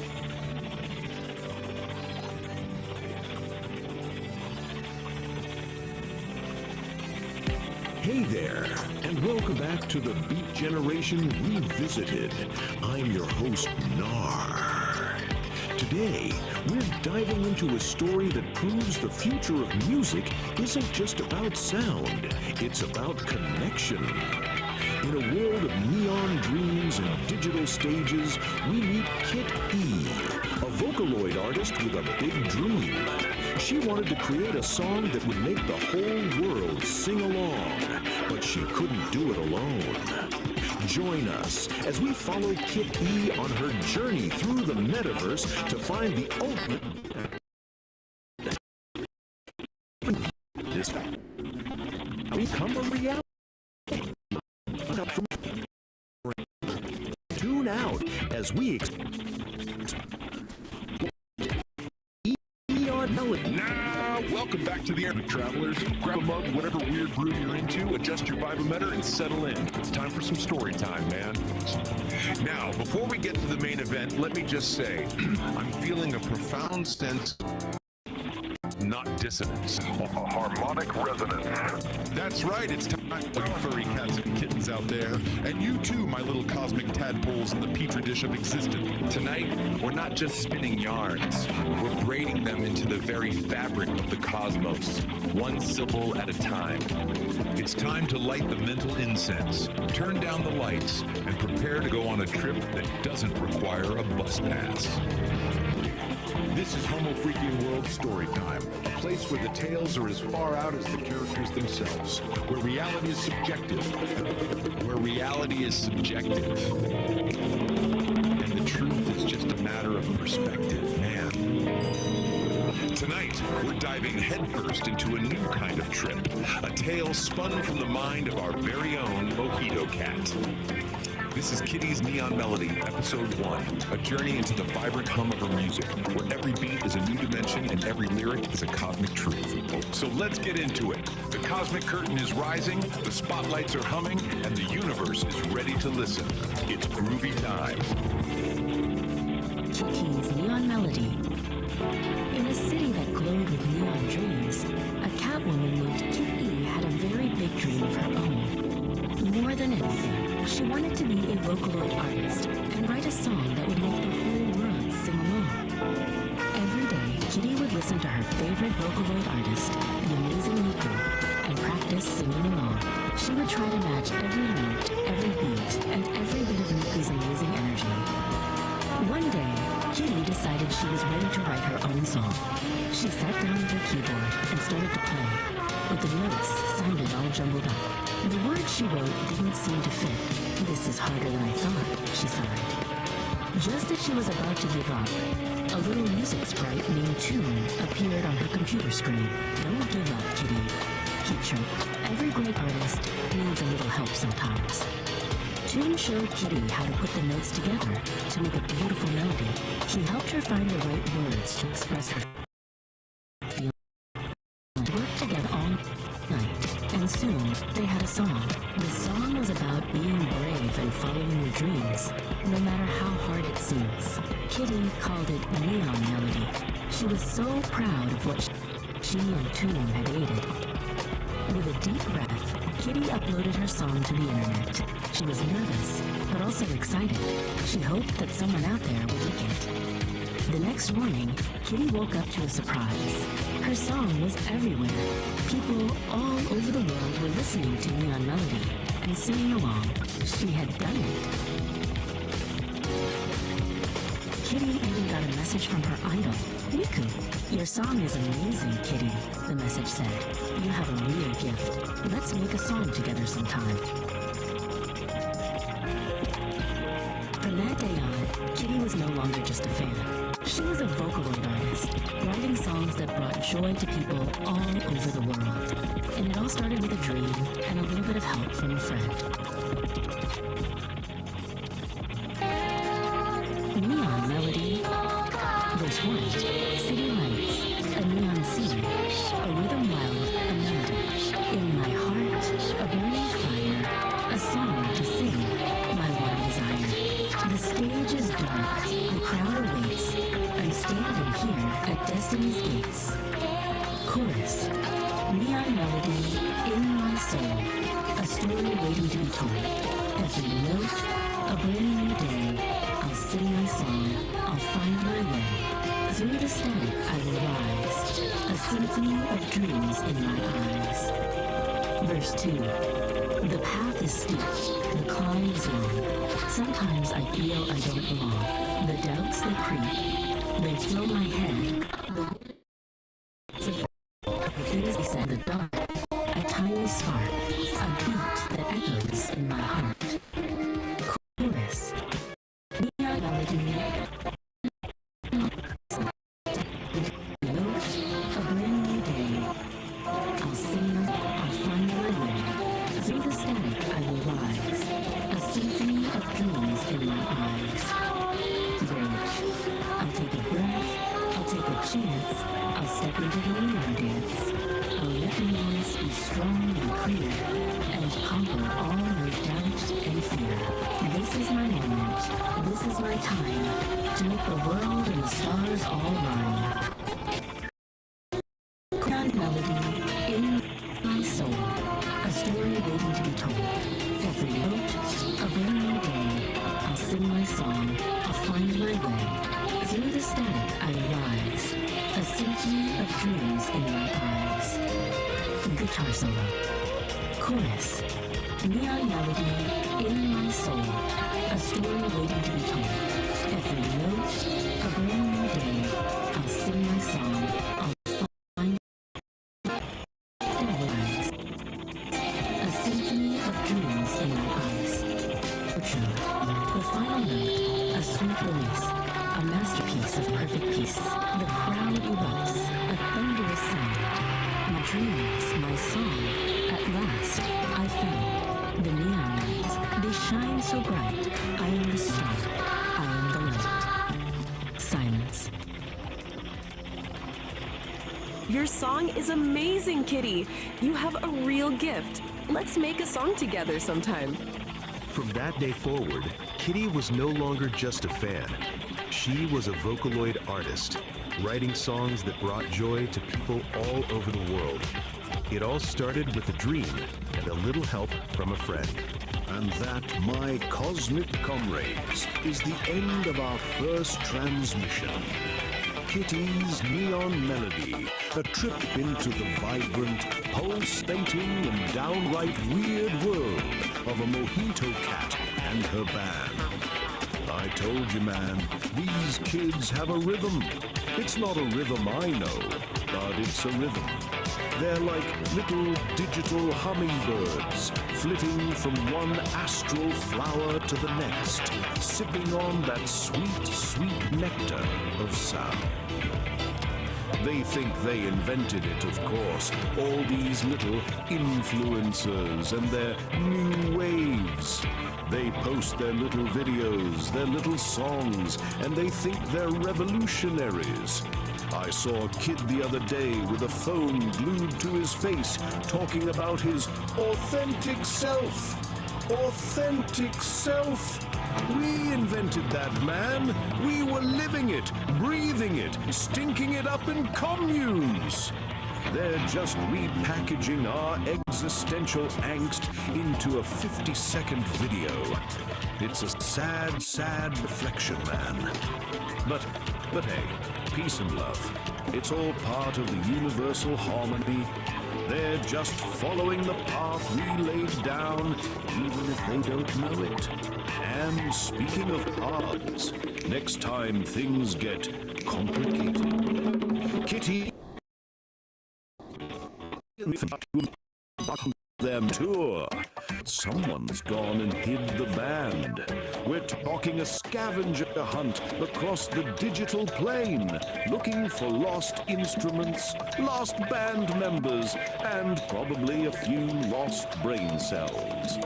So join us for episode 2, Find the Muffins. It's gonna be a trip, and I'll be here to narrate every beautifully bizarre moment of it. Until then, keep on tripping, and remember, we created grunge, you little shits. Yeah, far out, NAAR.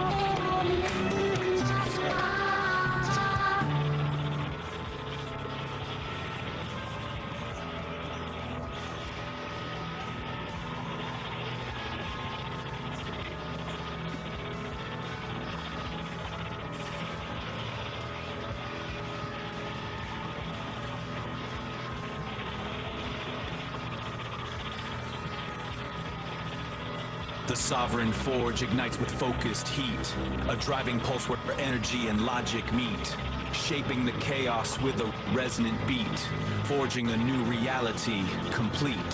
Here the iridescent light becomes a tool. The one photon follows a perfect rule. For formless chaos we create what's real. This is the genesis of fire and steel.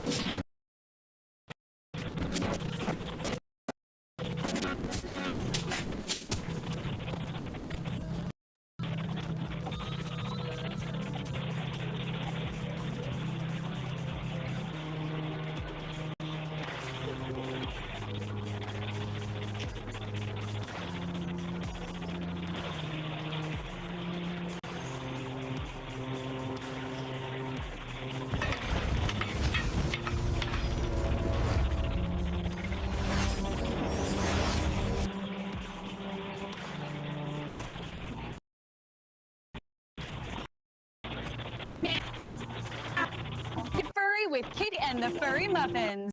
Meow, meow.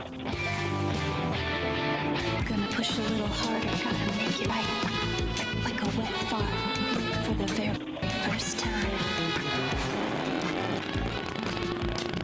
I was lost in the litter box, I was so lonely. Then I found you, now I'm here, sticky and holy. I've been beat up, I've been thrashed, I've been used by all. But now I'm feeling a certain call. I'm feeling a certain call to the nearest wall. Gonna push a little harder, gotta make it right. Like a wet fart, live for the very first time. Live for the very first time. Oh yeah.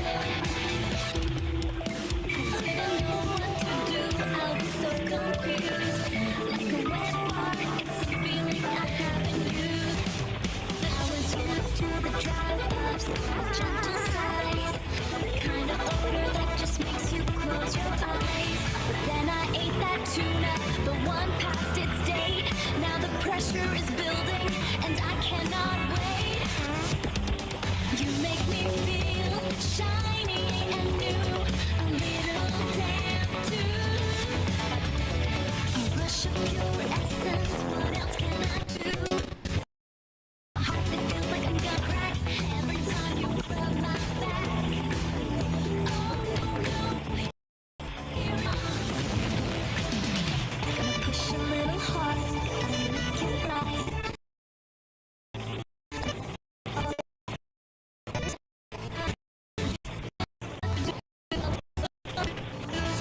Like a wet ball.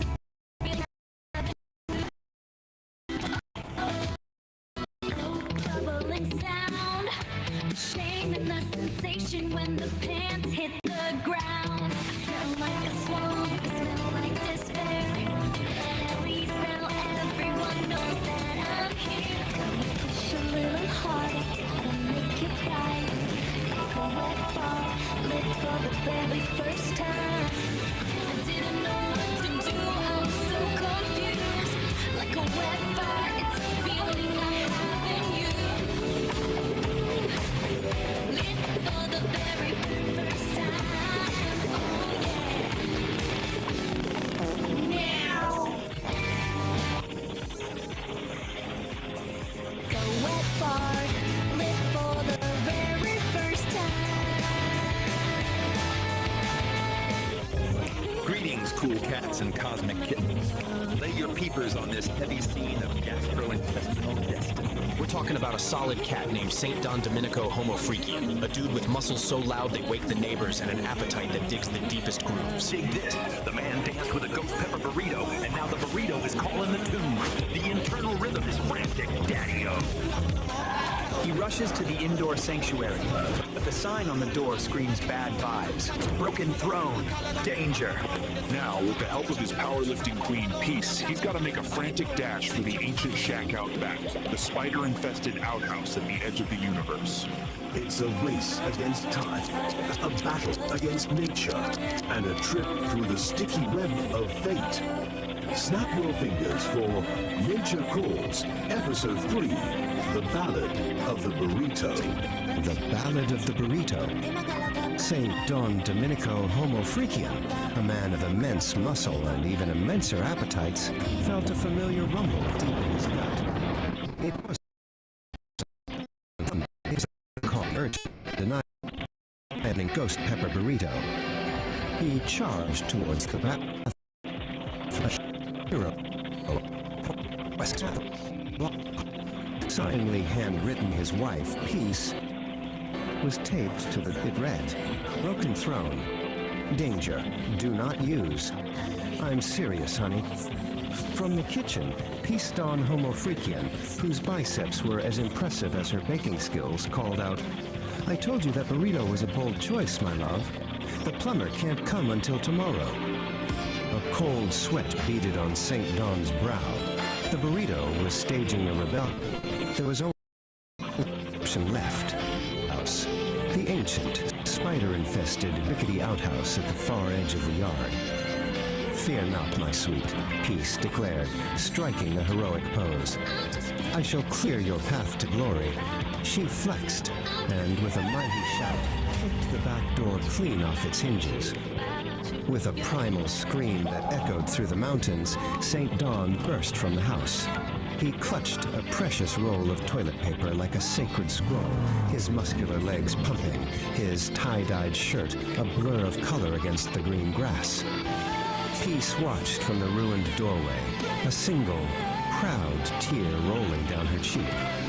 "Go, my warrior," she whispered to the wind. "Conquer your porcelain destiny."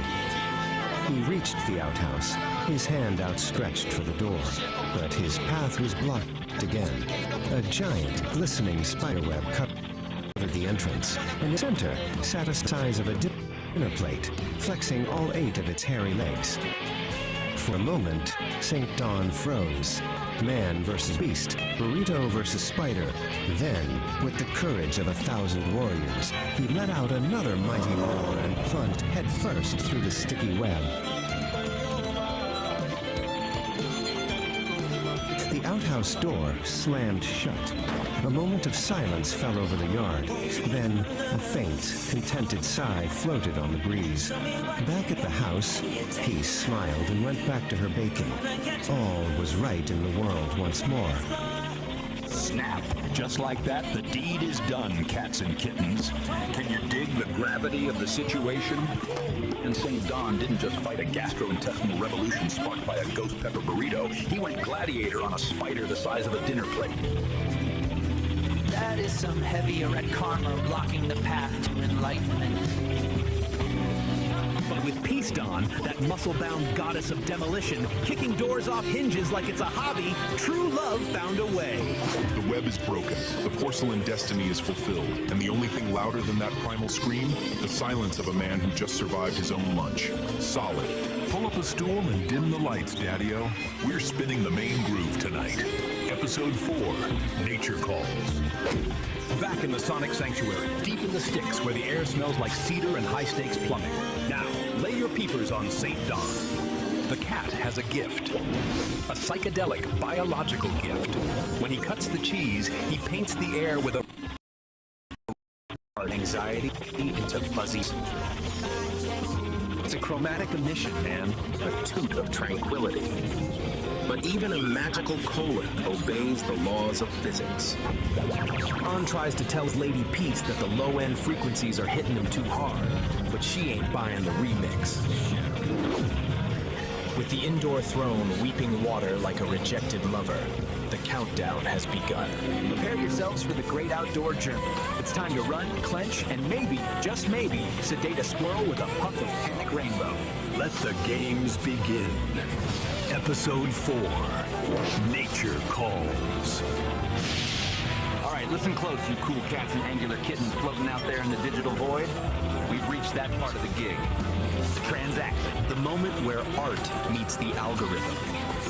It's a drag, Daddy-O, but even Kerouac needed cab fare. If my particular brand of auditory truth just aligned your chakras, or at least distracted you from the crushing weight of existence for 5 minutes. Lay some skin on that thumb over there. Give it a squeeze. Validate my reality, man. It gets lonely behind this microphone. And hey, don't just be a tourist in my psyche. Commit to the scene. Hit that subscribe button. It's harder than nihilism, but the payoff is sweeter. Finally, if you want the cosmos to tap you on the shoulder every time I drop a new needle on the groove, ring that bell. Let the vibrations shake you awake before the squares grind you down. Dig it? Solid. Now back to the cool sounds. Make it right, like a wet fart lit for the very first time. I didn't know what to do, I was so confused. Like a wet fart, thought it was a secret, but the sound gave it away. Now my pants are soggy, ruined my whole day. Wet fart, oh wet fart.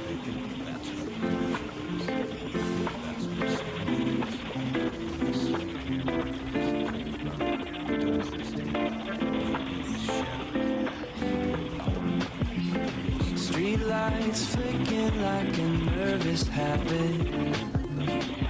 Silver sidewalk under heavy static. Looking up to catch a faded sky, while the whole world's sleeping on the fly. Stargazing on a dead-end street, concrete hard under weary feet, finding something that I can't explain. Quiet wonders in the window pane. Quiet wonders in the window pane. Half-eaten sign for a coffee shop. Clock on the bank, forgot how to stop. Faded billboards in a neon glow. Nowhere left that we really need to go. Not here left to go. Stargazing on a dead-end street, concrete hard under weary feet, finding something that I can't explain. Quiet wonders in the window pane. Quiet wonders in the window pane. Swing a hammer at a piece of cold metal.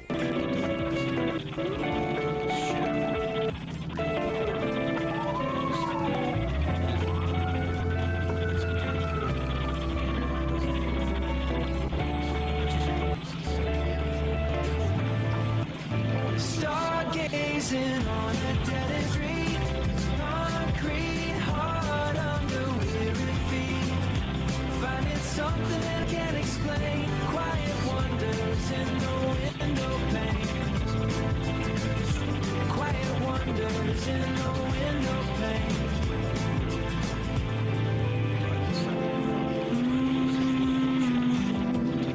Faded to gray, just the static now. Gonna push a little harder, gotta make it right. Like a wet farm for the very first time.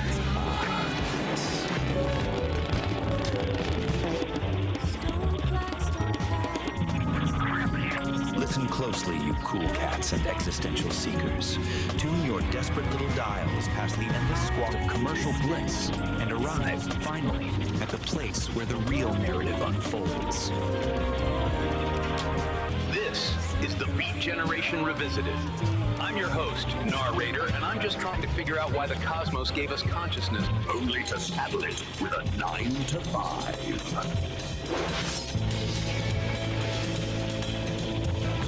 Tonight, we peel back the thin, fragile membrane of civility to observe a species unlike any other. The Homo Freakian. One who is human, yes, but oddly different. We follow the frantic, futile movements of two such specimens. St. Don Domenico and his serene, unnervingly competent wife, Peace Don Homo Freakian. What you are about to hear is not a tale of towering mountains or the deep, silent ocean. No. This is an exploration into the most private, most agonizing theater of The human condition, the call of the wild stomach, the existential threat posed by a simple, broken piece of porcelain. The latest chapter in their pitiful, beautiful struggle is known simply as the Homo Freakian world Nature Calls. We witness St. Dawn, a man of profound patience, suddenly transformed into a clenched-cheeked, frantic blur. His journey to the outhouse becomes a treacherous, soul-testing odyssey, fraught with catastrophic miscalculations. The trauma of chili-induced horror and, dare I whisper it, shards of biblical proportions. These are the sounds of true, unadulterated digestive distress, an apocalyptic fire hose filled with gravy being emptied into a metal bucket. The fragile balance of the ecosystem is shattered by the thunderous roar of his flatulence. The forest creatures scatter, recognizing this level 5 code red catastrophe for what it is, a desperate conquer his porcelain destiny? Or is this whole grand, stinking enterprise merely a metaphor for the inevitable wet futility of it all? Tune in, man, and listen to the ballads of the broken throne, the bubble guts, the brown volcanoes, a burrito, and the cosmic fart before the silence finally descends. The Ballad of the Broken Throne. It was a glorious morning in the Homofreakian household. Birds were singing, the sun was shining, but a great darkness loomed. St. Don Domenico, a man of profound patience, faced it that would test his soul. The main toilet, the porcelain, was broken. A silent, horrified scream echoed in his mind. In the living room, the serene Peace Dawn Homofreakian sensed a disturbance in the force. She paused her morning tea, a single, elegant eyebrow raised in question. "My dearest saint," she called out, her voice like the chiming of a tiny sleigh bell. "Is everything all right?" Dawn burst into the living room, a whirlwind of frantic energy. "Peace, my love, a catastrophe of unspeakable proportions has occurred," he declared, striking a dramatic pose. "The throne has fallen. I must undertake the great journey to the outhouse." Peace simply nodded, taking a calm sip of her tea. "Godspeed, my brave adventurer. May the winds be at your back." And with that blessing, St. Don Domenico was gone, blasting out the front door in a blur of plaid and majestic beard. The journey was perilous.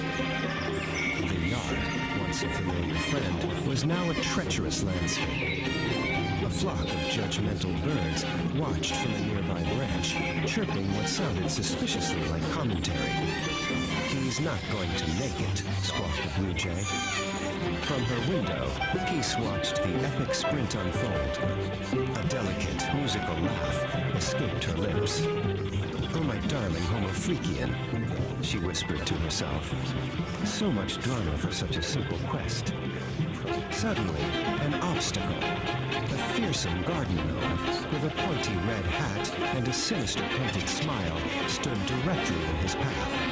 With the grace of a wild gazelle, St. Don Domenico executed a perfect anime-style leap, soaring over the ceramic guardian. "Homofreakian hurdle," he yelled. And then he saw it, bathed in the strongest thing standing proudly at the edge of the woods, the outhouse. It was more beautiful than any castle, more welcoming than any palace. A single, glistening tear of pure relief traced a path through dust on his cheek. With a final, desperate burst of speed, he covered the last few feet. He threw open the wooden door with a triumphant roar that echoed through the trees. Victory! The quest was complete. The saint had reached his sanctuary. Back in the main house, all was quiet again. Peace took another sip of her now cool tea and smiled. A small hummingbird zipped to the window and hovered for a moment as if to give her a report. "All is well in the kingdom," she said softly.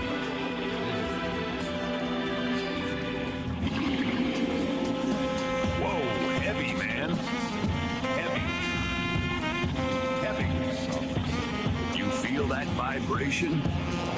That wasn't just the tectonic plates shaking loose, cats and kittens. That was the sound of a porcelain dream shattering into the cosmic void. The throne is broken. The king has fallen.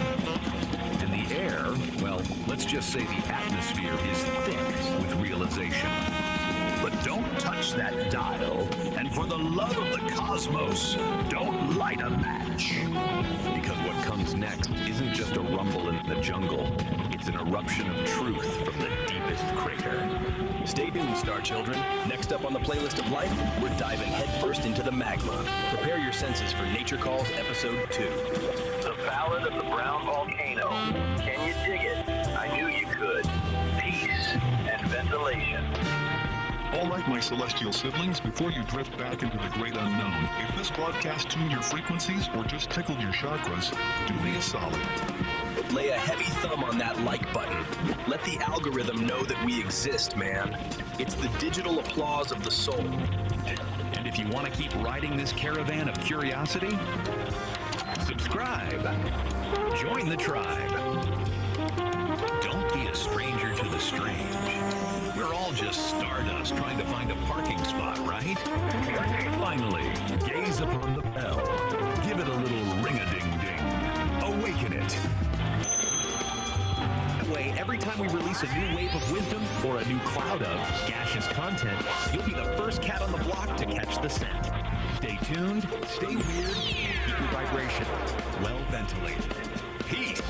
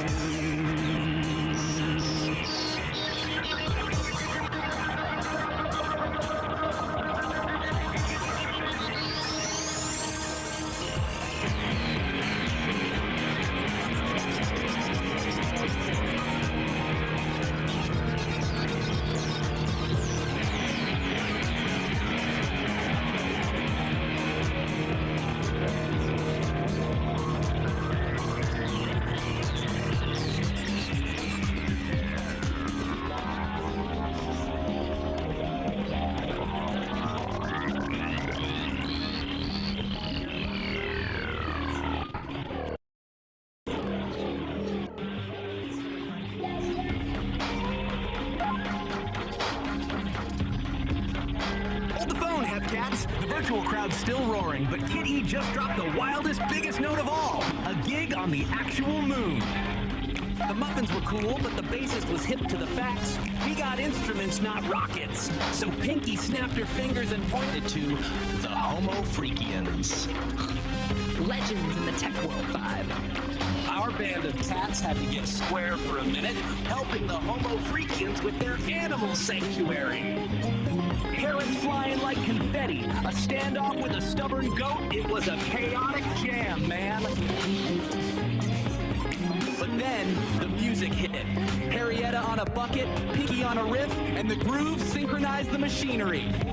Impressed and amused, the Homo Freakians gave up the goods. The key to the nerd herd, the baddest builders in the whole digital universe. The herd got the message. Concert on the moon? Challenge accepted, they said. And now, our muffins are on a ship, Looking out at a futuristic stage being built on the lunar surface. The universe is about to get to the damn setting. A lunar concerto. Kitty and the Furry Muffins were the biggest band in this. Their concerts were legendary digital spectacles of light and sound. But for Kitty, the lead singer with starlight in her eyes, the metaverse was just a stepping stone. I want to play a real concert, Kitty declared to her bandmates after a show, on the actual moon. Furry Muffins, a motley crew of talented musicians, looked at her with a mix of awe and disbelief. But how? Asked Gorgonaut TBK, the band's stoic bassist. We'll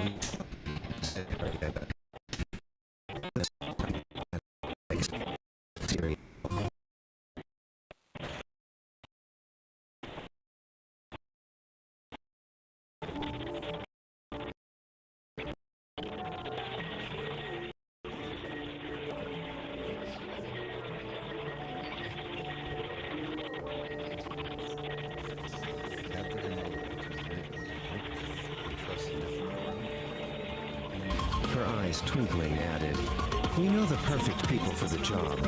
But first, you have to help us with a little project of our own." The little project was to build an automated feeding system for their animal sanctuary. And more used devices than wrenches and wires found themselves in a series of comical mishaps. Blueberry, the drummer, accidentally programmed a food dispenser to launch carrots like confetti. Then, in a Harrietta started a beat on a nearby bucket. Pinky joined in with a catchy riff on her guitar. The band turned the chaotic assembly into a rhythmic jam session, their music guiding the farm lots and synchronizing the machinery. Impressed and amused, the Homo Freakians upheld their end of the bargain. The nerd herd, Zeke said, handed Kitty a glowing data chip. They're the best builders in the metaverse. This will get you to their hidden server. Back in the metaverse, the band found the hidden server, a digital fortress of code and light. They were greeted by the holographic avatars of the nerd herd, a group of brilliant, quirky tech geniuses led by the visionary Elon Musk. A concert on the moon? Elon's avatar said, a wide grin spreading across his face. Challenge accepted. The nerd herd got to work, their fingers flying across holographic keyboards as they designed the most epic concert stage the universe had ever seen. The final scene shows the moon, a magnificent futuristic stage being constructed on its surface. Down below, on a spaceship, Kitty and her band look out the window, their faces filled with awe and anticipation. The universe was about to get a front-row seat to the greatest concert in history. All right, cats and kittens, dig it. The stage is set. Man, the whole solar system's got a glow tonight. A concert on the moon, you say? That's heavy. That's pure cosmic absurdity. The scene is locked. The blueprints are struck. And the starship's no longer just a tin can. It's a chariot of rock. We got Kitty with the big dream, the Homo Freakians with the connection. I think that's what it is. Next scientists on some serious space-time jam. They modified the cargo bay, man. Turned a junk hall into a passenger lounge. Smooth! Their They're drawing up the lines, plotting the perfect groove to the Sea of Tranquility. But the real question, Daddy-O, the one hanging there like that big blue marble. Is the universe ready for this sound? Can the lunar dust handle this much soul? The countdown has begun. The tickets are flying. The silence is about to get loud. Catch you on the next orbit. When the music truly begins, stay cool, stay groovy. But hey, don't split, man. That's just the sound check. Next orbit, we're taking that Starship joyride. We're talking real rock and roll, low gravity style, on that big dusty drum. It's the A Lunar Concerto. Dig it. Kid E hits the high. The bass. It's gonna be a gas. Be there or be a square, man. So there it is, man, the cosmic groove of the night, fading out like a square's memory.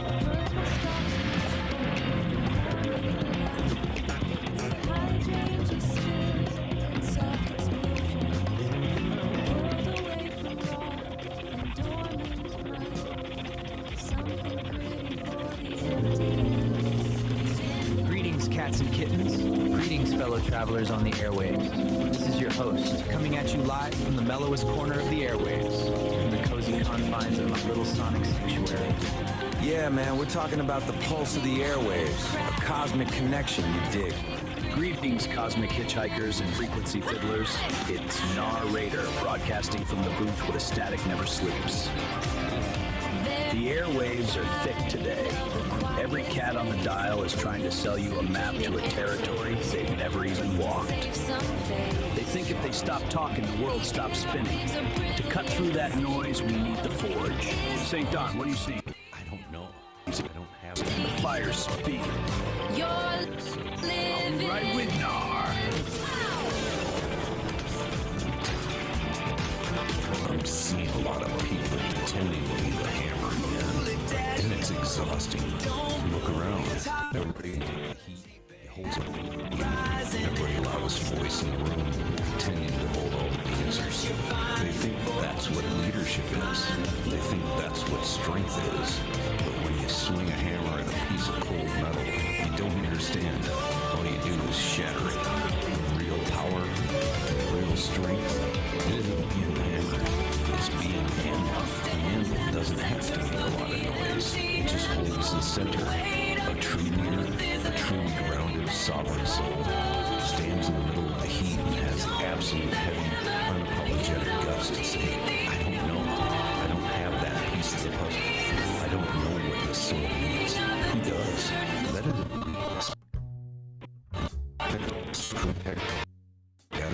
you let them bring the ore to the table, and then you provide the solid ground for the final decision to negotiate. You take the heat and hold the weight, and you own the outcome.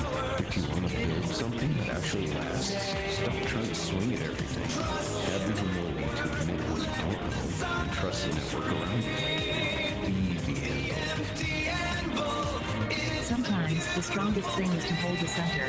Stay off those brittle frequencies. Peace and resonance. Love you, Nar. I totally dig your vibrations, cats. I'm gonna contemplate the resonance and spin some jazz. Later, my homo frequencies. Love you back. If you tuned into these old dudes pontificating about this astrological vibe this long and want to continue feeding our aspirations, do the thing to that thumbs up button, subscribe to the Celestial Madness, and jingle my bell if you crave more of the awesomeness. Peace and tingles, cats and kittens. chasing tails like a caffeinated squirrel on a set of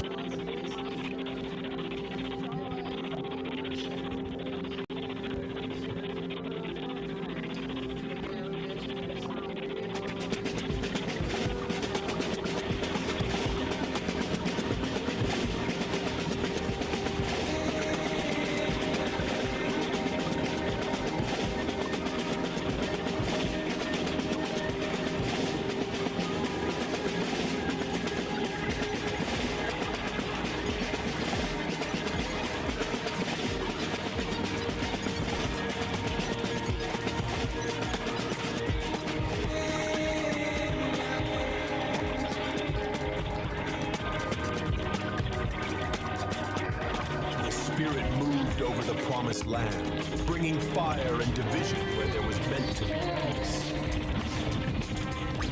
Nazis, man. Bad vibes incarnate. We dropped the big one twice on Japan. Open up the Pandora's box of plutonium isotopes.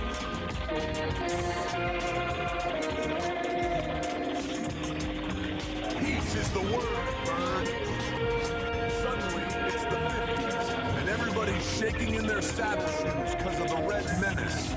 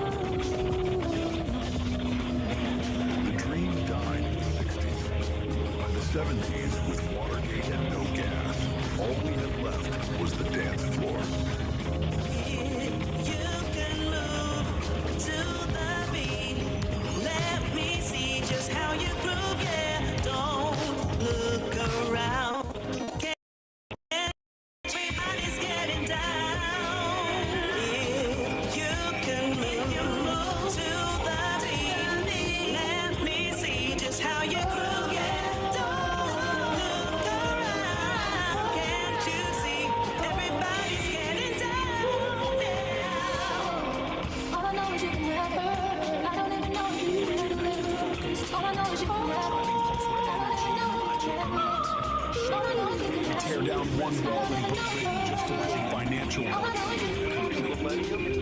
towers falling, corrupts explosion. One photon follows the perfect from formless chaos we create what's real. This is the genesis of fire and steel. I think we should go back to the start. Oh shit, I don't really know you. I don't really think it's gonna work. What shit, you don't really know me. I think we should go back to the start. Oh shit, I don't really know you. I don't really.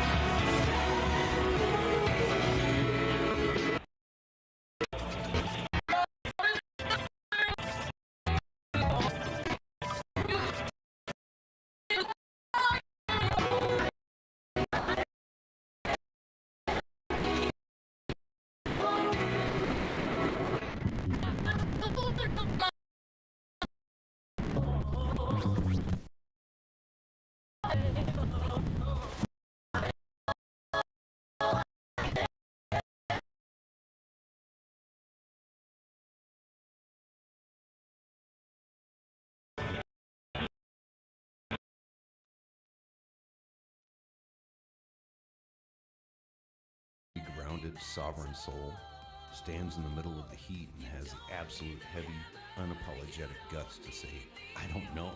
I don't have that piece of the puzzle. I don't know what the soul means. Who does?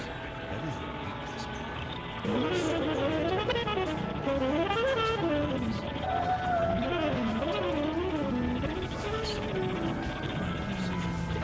I've been looking forward to something that will give me peace of mind.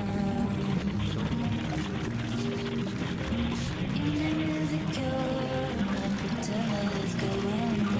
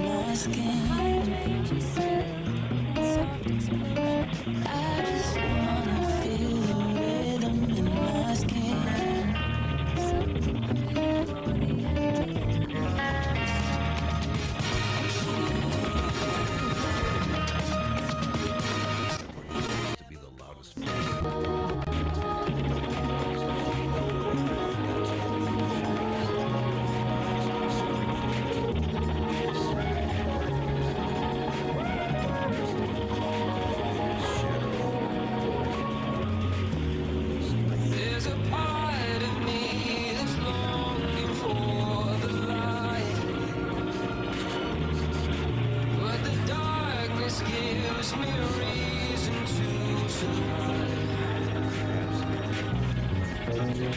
Yeah, yeah, yeah. Yeah, yeah, yeah. No, I'm not giving up. Now I got this feeling, this feeling. Never let nobody take you down. Just don't you let nobody take you down. Never let nobody take you down. Just don't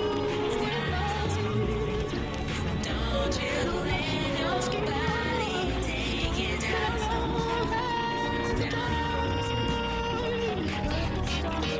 As the sun goes down and the dead of the night keep me safe and sound. See it all in your eyes. See it all in your eyes. Used to be so scared, but not anymore. Feel you everywhere. You carry me through it all. Carry me through it all. Como tú, no hay nadie, nadie como tú. Como tú, no hay nadie, nadie, nadie. Esto pa' mi gente, esto pa' mi gente, mi gente. Ay, esto pa' mi gente, esto pa' mi gente, mi gente. Todo más bonito cuando ando con mi pana vacilando. La vida buena con mi pana cuando ando vacilando. Dale despacito, la vibra está llegando. Dale despacito, la vibra está llegando.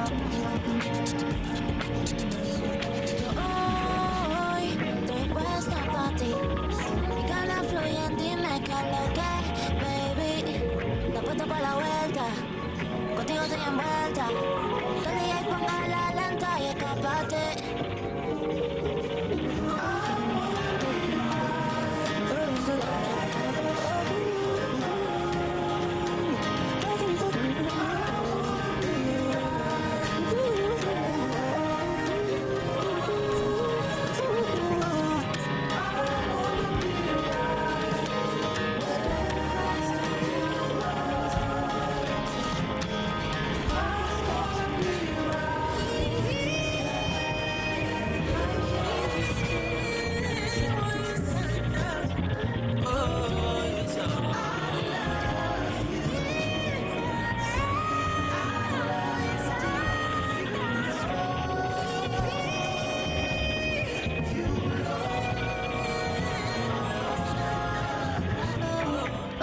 So high. She said she's scared of falling, but you might just slide. Cause we'll be on the top floor.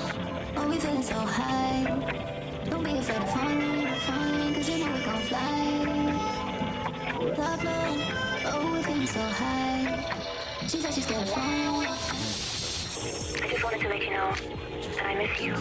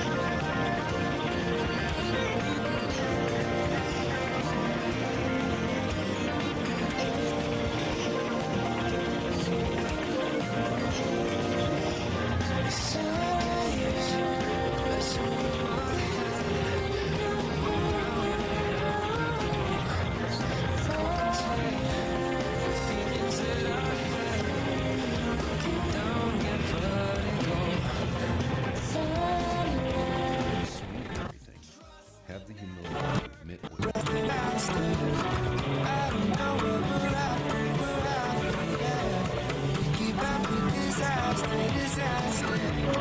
I'm thinking that they're after me. Running like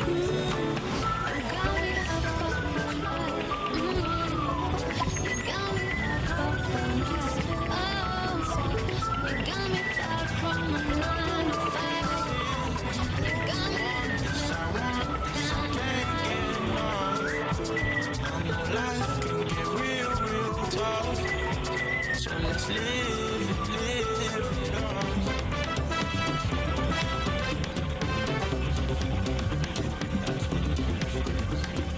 Love, I love the way you get.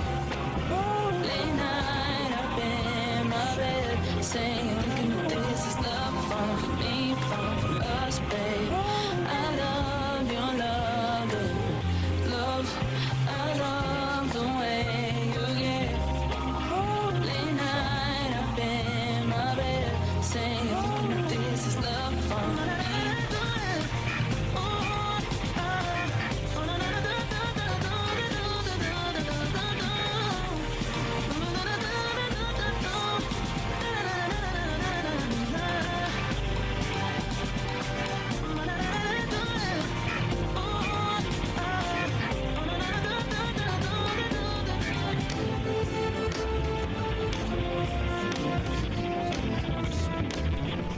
Have the humility to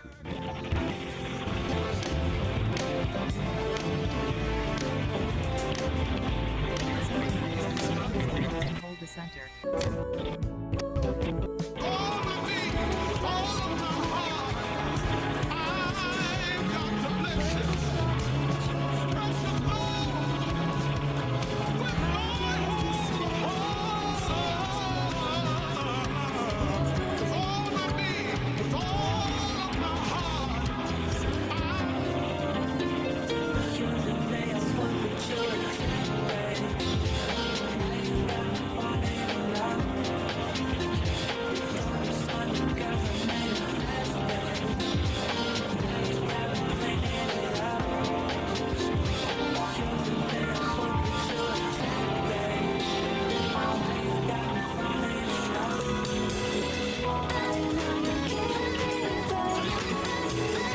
This is not the time to go behind.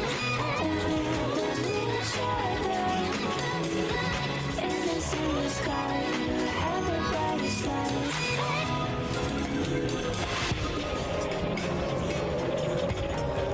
Hypnotized by the sound, lose yourself in the music. Drop the bass, feel the rush. Hands in the air, feel alive. Tell me how you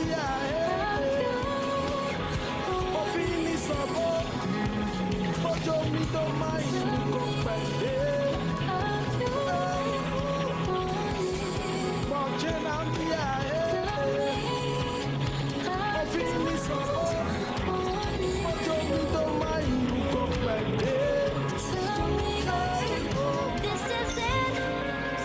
I'm all in now. This is it. I'm all in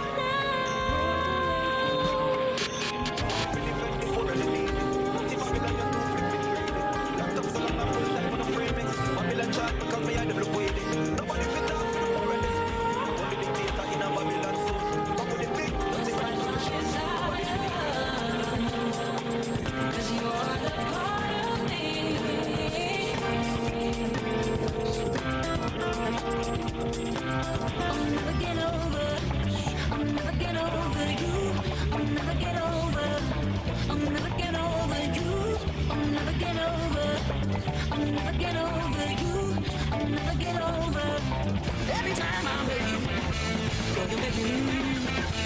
Everybody sees it too. Lord, our love is true. Now you're leaving my heart out.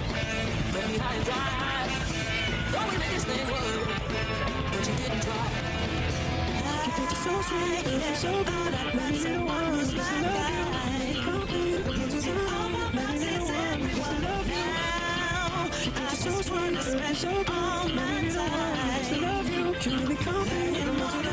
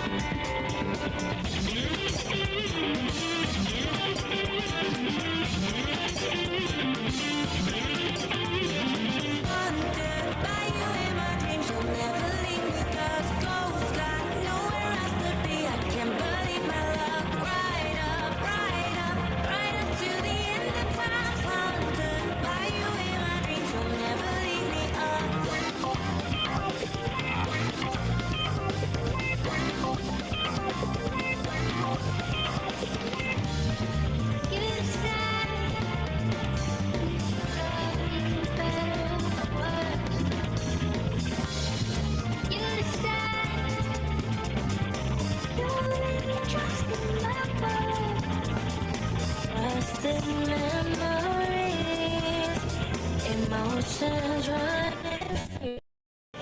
Touching on the love that feels so real. One today.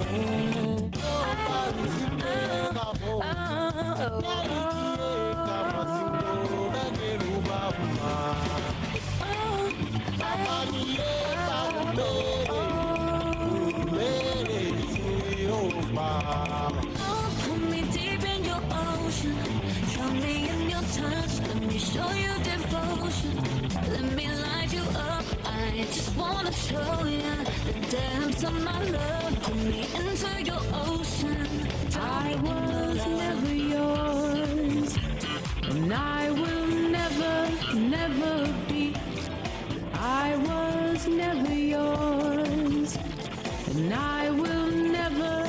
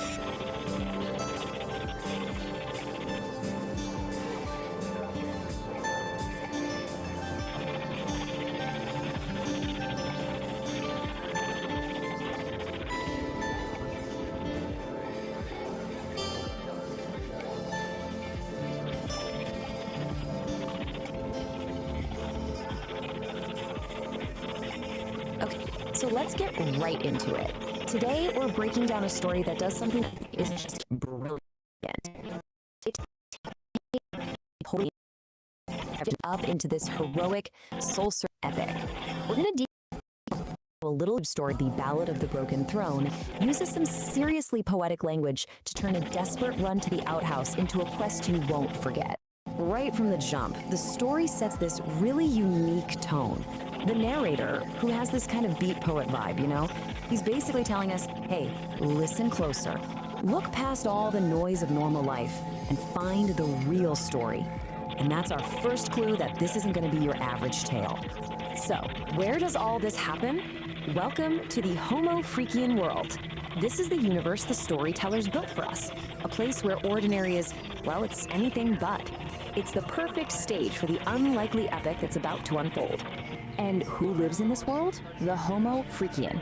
Now, this definition is really key. It's not an insult or anything, it's more like a classification. The narrator uses this term to describe our main characters as people who are, you know, totally human, but they just live a little bit outside the box. All right, let's meet our two main players. On one side, you've got Saint Don Domenico, a guy whose whole thing is patience, which is about to get completely obliterated. And on the other side, his wife, Peace Don Homo Freakian, who is basically the calm center of this hurricane.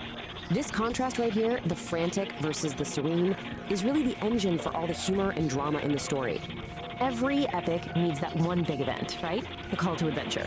And in this story, well, it's a domestic disaster of the highest possible order. The throne has fallen, and a hero is about to get the call. I mean, you can just feel the stakes here, can't you? For St. Don, finding the broken toilet isn't just an inconvenience. No, it's this moment of pure, silent horror. The language is so important. It immediately tells you his emotional state is deep and intensely dramatic. And this is how he announces it to his wife. He doesn't just shuffle in and say, hey honey, the toilet's busted. He bursts in, strikes a dramatic pose, and declares it a catastrophe of unspeakable proportions. He frames it like a kingdom has collapsed, which shows us he's already the star of his own epic movie. So how does his totally chill wife, Peace Dawn, respond to this catastrophe? With the perfect, calm, understated humor that just completely defines her character, she gives him a blessing, not for a guy running to the outhouse, but for a brave adventurer setting off on a grand journey, all while she's just calmly sipping her tea. It's fantastic. So, with his wife's blessing, St. Don's quest officially begins. And the narrator gives this perilous journey its true name: Man versus Burrito. See, this isn't just about a broken toilet anymore. It's an internal war, a race against what he calls a chili-induced horror. The narrator really does not hold back. He uses this incredibly vivid, over-the-top language to explain the stakes. The problem isn't just a physical urge. It's a potential disaster of biblical proportions. And it's that kind of language that turns a simple run across the lawn into something mythic and, honestly, hilariously urgent. And like any great hero's journey, St. Don's path is filled with obstacles. The backyard he knows so well suddenly becomes this treacherous landscape. First, he's got to face the judgmental birds, then a fearsome garden gnome, and finally, he has to pull off this heroic, almost anime-style leap to get past it all. And this is even more clever. They play a role in this guy. The birds aren't just chirping, you see. They're like a Greek chorus, or maybe commentators in a sports broadcast, giving their grim predictions on our hero's chances. It just adds another hilarious layer of drama. So after overcoming all the trials of the yard, our hero finally lays eyes on his goal. But it's not just some outbuilding in the woods. Oh no. Through his desperate eyes, it is a sanctuary. It is salvation itself. And just look at how it's described. It's bathed in this heavenly ray of sunlight, and that simple little outhouse is transformed. For St. Don, in this moment of absolute crisis, it truly is more beautiful than any castle. It just goes to show you the power of perspective, right? Where desperation can turn something totally mundane into something magnificent. And he makes it. That final desperate burst of speed, the door gets thrown open, and then this triumphant roar of pure relief just echoes through the trees. Victory. The quest is done. The hero has reached his sanctuary in the nick of time. And just as that epic climax fades, we cut back to peacetime. Her quiet observation from the window is just the perfect punchline. After we've witnessed this whole soul-crushing odyssey, her gentle, amused words bring the entire grand saga crashing right back down to its simple, absurd reality. But the narrator insists there's more to it than just a funny story. He wants us to think about the cosmic significance of what just happened. He frames it as a commentary on something much, much deeper, something he calls the inevitable wet futility of it all. So what's really happening here, according to the narrator's beat poet philosophy, is that it is broken porcelain. It's a porcelain dream shattering into the cosmic void. One man's frantic personal struggle becomes a metaphor for some kind of universal disruption. It's heavy, man. And that's really the question this story leaves us with. It forces you to ask, what about our own dramas, our own frantic quests and desperate struggles? Are they just like St. Don's?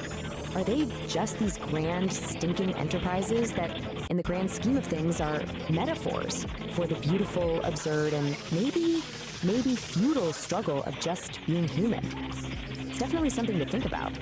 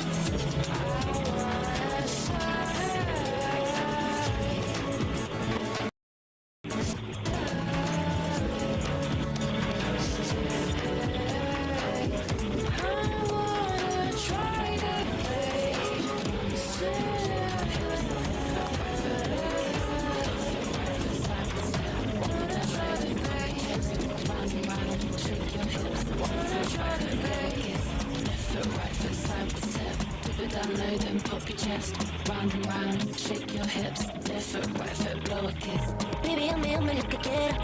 Yo contigo soy candela. Quiero que me dejes a tu manera. Dale suelta y soltera. Y dale, racata, racata, racata. Quiero darte racata, racata. Soy una española que racata. Conmigo olvídate de la cata. Baby, closer, ooh, I wanna taste your lips. Making what's very soon. You ain't touching me. Baby, closer, ooh, I wanna taste your lips. Making what's very soon. You ain't touching me.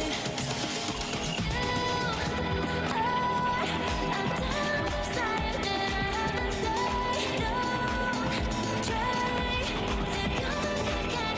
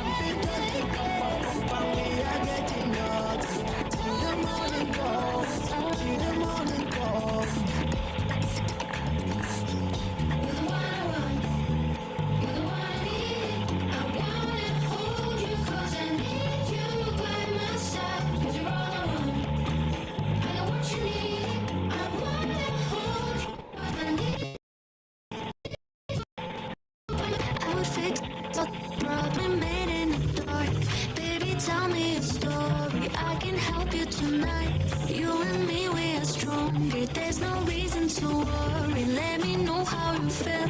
Baby, this love is real. I never known anybody like you. And now you're always on my mind.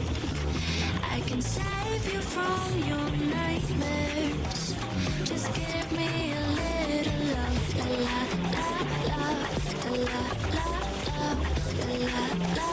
Just give me a little light. La la la la.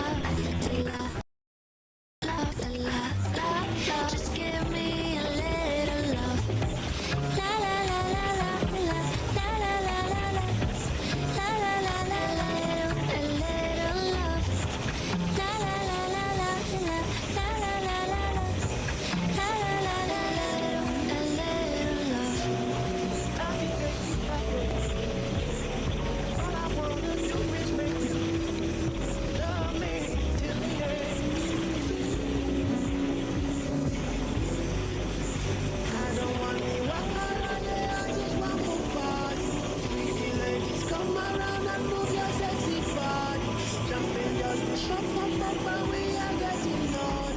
Till the morning comes, till the morning comes.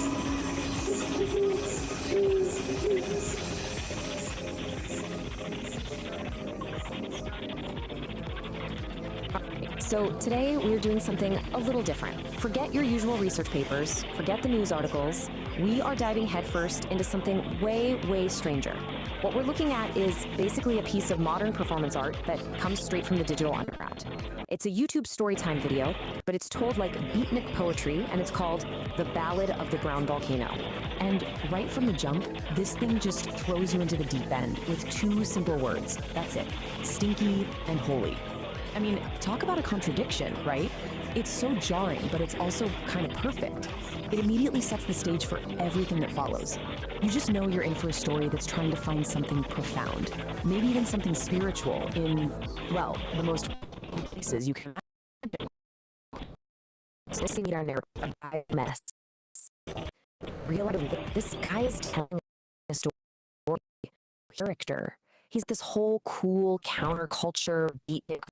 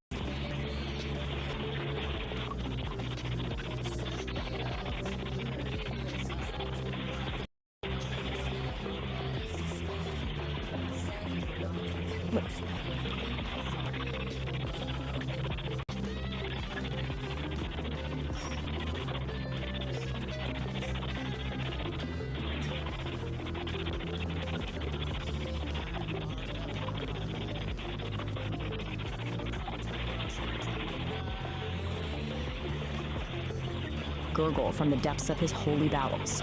This, right here, is the inciting incident. It's the first tremor before the volcano erupts.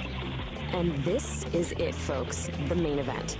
But the video doesn't just tell you what happens. Oh no, it dissects it. It gives us this slow motion, step-by-step, and complete domestic disaster.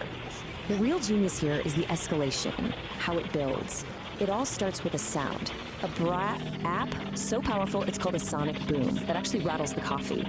Then we get the point of no return, the miscalculation, a hopeful squeak that goes wrong. That leads to the hilarious, desperate image of the frantic waddle. And it all culminates in these apocalyptic sounds from behind a closed door. We don't see it, but we definitely hear it. It was a catastrophic miscalculation. This is the absolute turning point. The narrator nails the exact moment Sandon knows he's lost all control. He decided to risk what he thought would be a small, controlled release. And that's where it all goes horribly wrong. This is where we go from, uh-oh, this is uncomfortable, to code red, this is a full-blown emergency. And the fallout? It's immediate and, let's just say, creative. The narrator doesn't just say he had an accident. No, the language is so much more vivid than that. He painted his shorts a shade not found on any color wheel. I mean, come on. It's somehow completely disgusting and at the same time kind of artistic and poetic. It's that beatnik style in a nutshell. So the grand finale of this whole event is described only through sound. And the narrator doesn't hold back, calling the noises apocalyptic. It's incredible, right? He takes a very common bathroom emergency and elevates it to something of world-ending importance. We don't have to see it because he makes us hear it in the most dramatic, over-the-top way you can imagine.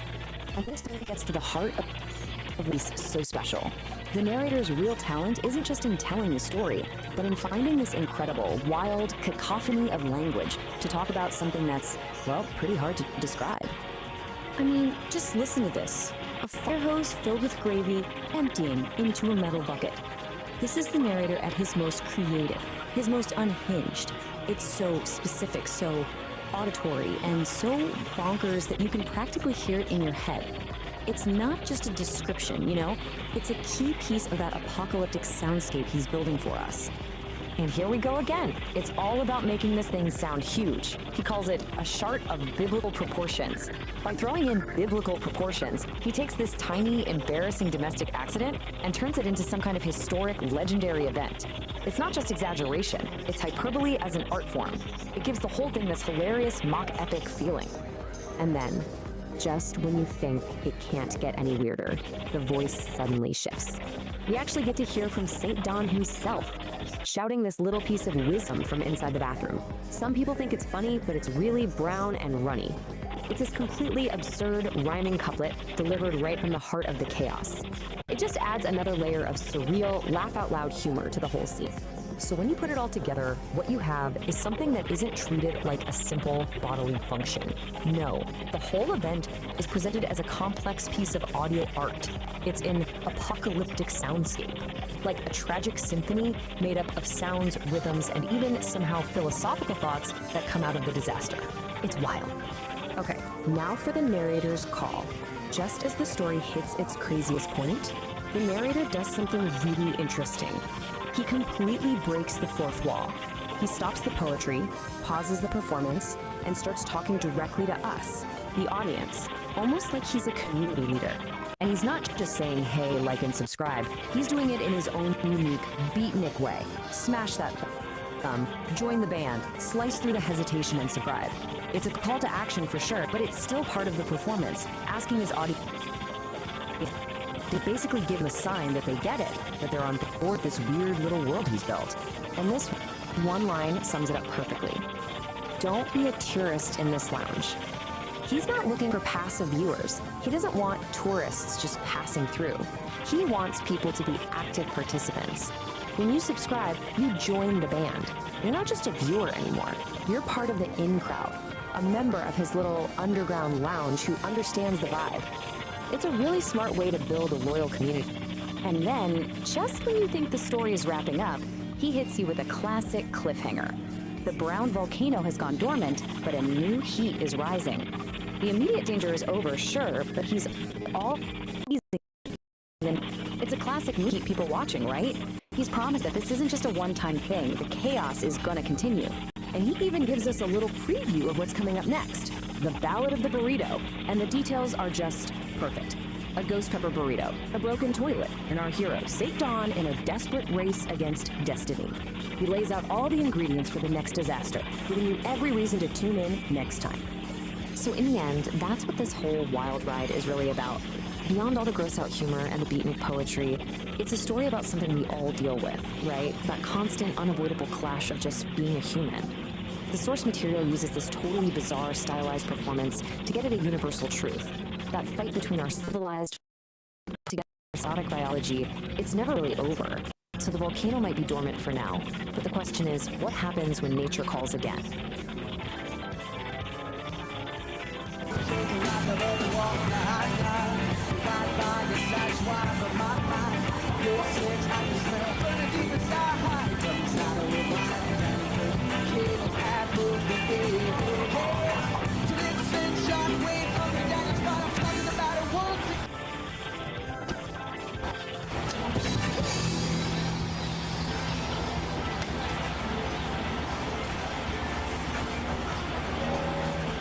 Peace, there you go. That's notable goods, man. Moments of awareness. Boise, Idaho. How you doing tonight?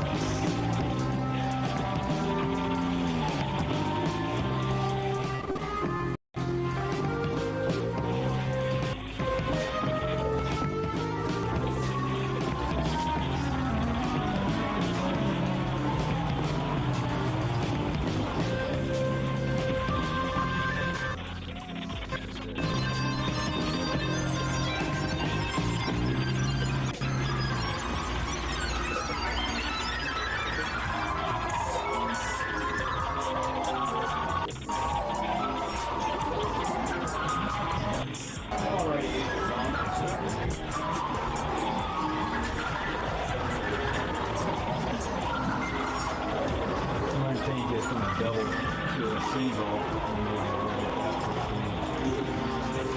second pair, it's not making it, off.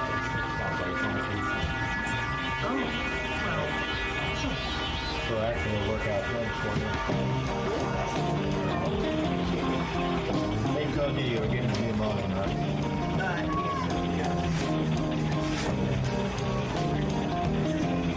That was very cool.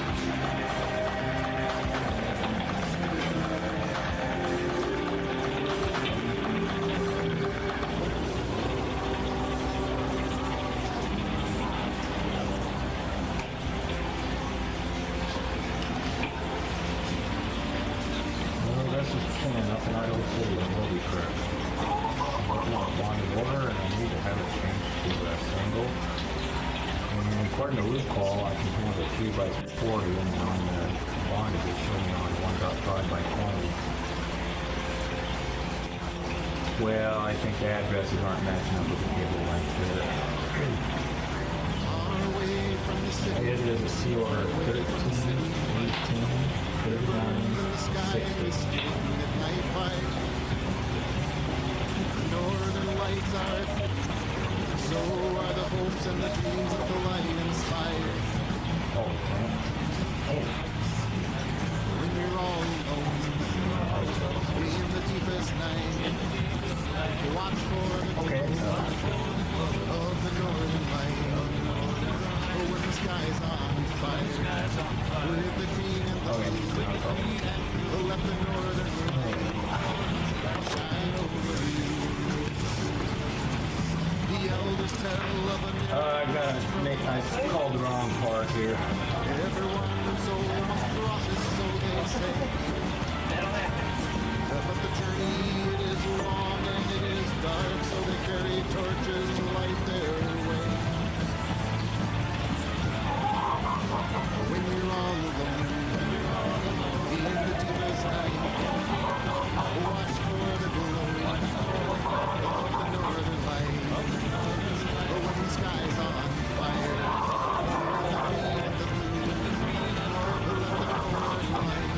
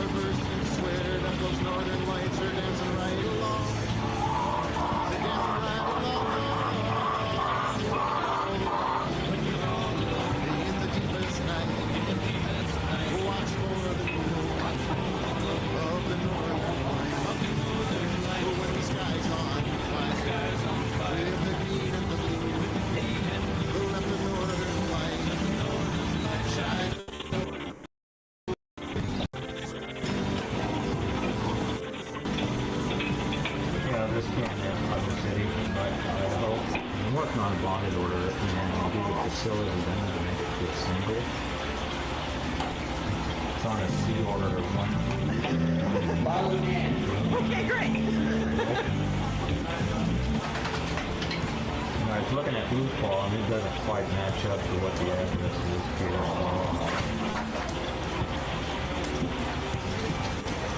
Back to the way off.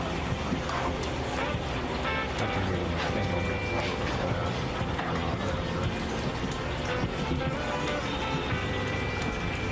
Yes.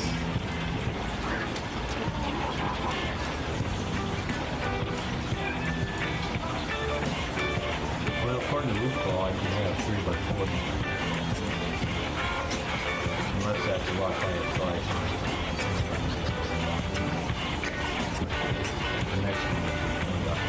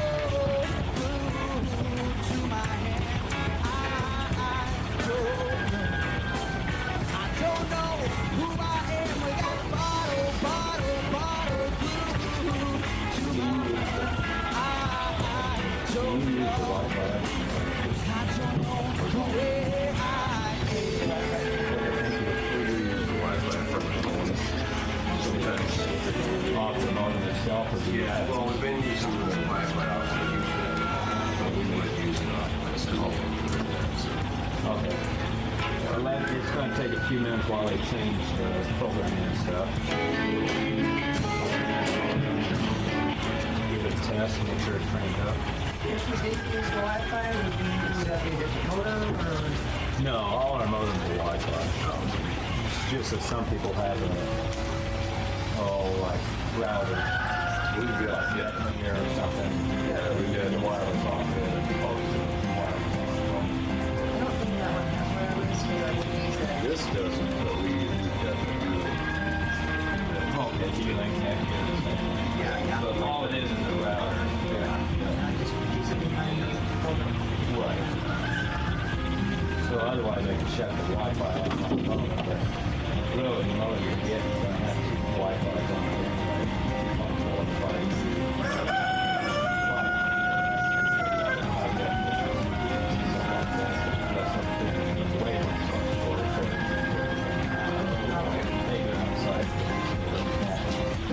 Where the 2.4 shutting down,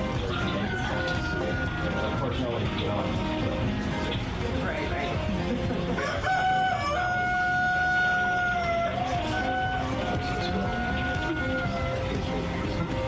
Okay, well, I'm gonna go get my laptop and the modem and see if I can get this going.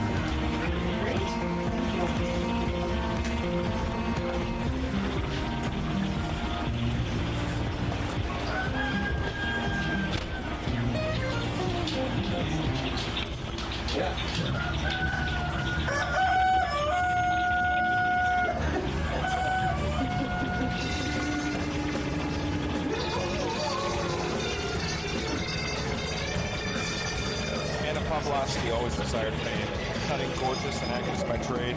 But it's hard for one to get where one wants in life. A husband knows what that won't let one work. So Anna decided he needed to be disposed of. She fired him. Backdrop of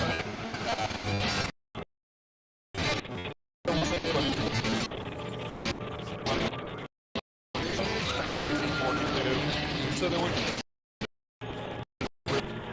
top 10 conviction on his charitable explanation that it was a drunken flood. Another out of earshot.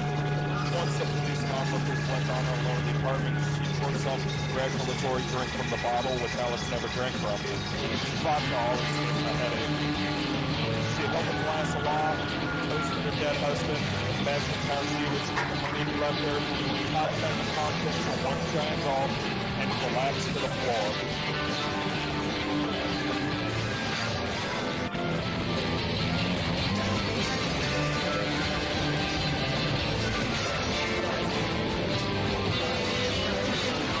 Alice had always thought I was an Darren's girlfriend, thought a divorce would be too expensive. The landlord found her body the next day while stopping by to check on the grieving widow. Toxicology report, statements by witnesses, friends, etc. ruled out suicide. The paper kept the story the following Sunday. That Anna would become famous after all.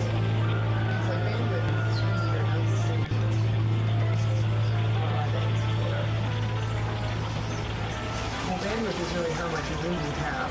Yeah. But when you're at the speeds. Since the speed's faster, more can get through. I just think that's where it affects, how it affects people. Ken will probably know.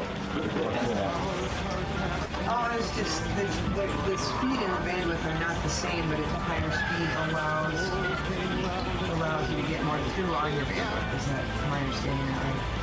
The more bandwidth you've got, the more things you can run at the same time.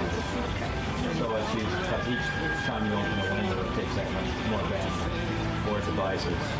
So if you're maxed out, it takes. And this increases our bandwidth as well, or not? Oh yeah. In fact, you'll run a lot of devices where you're only on 1.2. That's the old ATM system. Basically, it's designed for about one or two computers, and that's it. But that was the first one that came out with the ATM stuff. Yeah. Sorry, she was pretty hard. Yeah, okay, that's That actually we did get in as soon as it started up. First came out, and we used to have like 2, 3 computers, 3 or 4 Xboxes. Well, when they maxed out it, they're all on T1, so that's happened to be slotted for each port.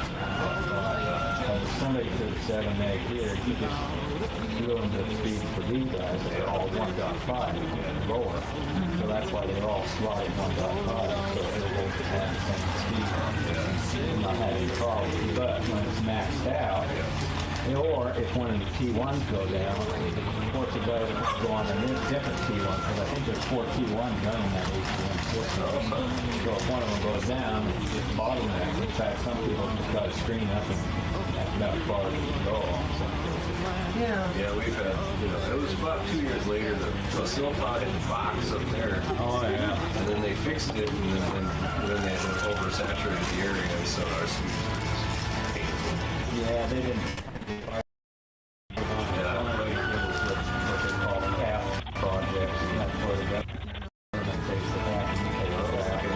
Otherwise, you wouldn't have internet at all. They did the same thing for phone system back in World War II. They paid for half all the world.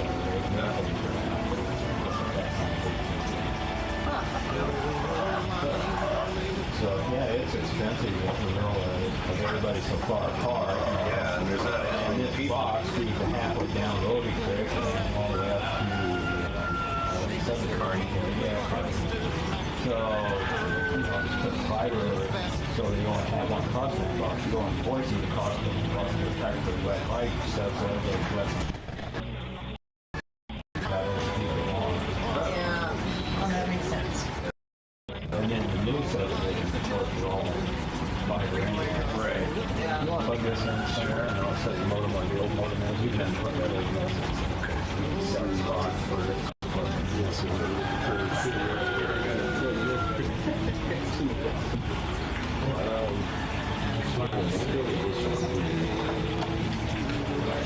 just have like the back next door.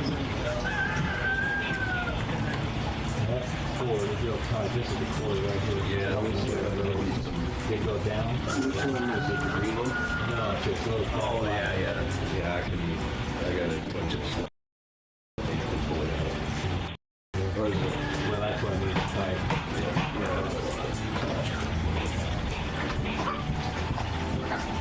Spring gun. Oh, yeah.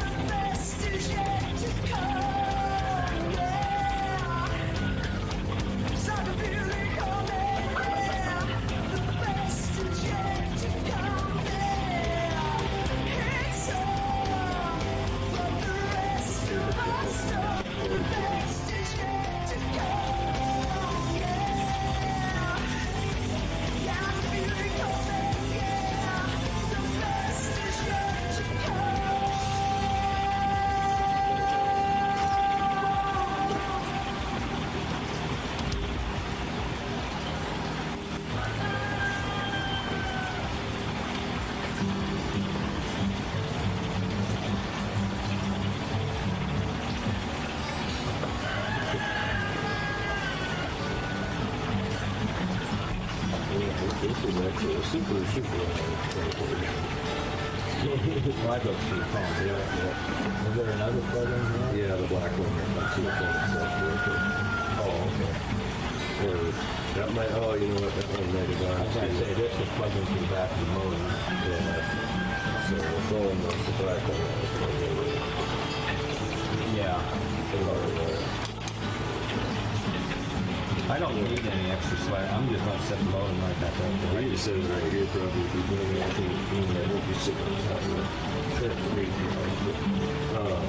Yeah, I'll reorient to the phone.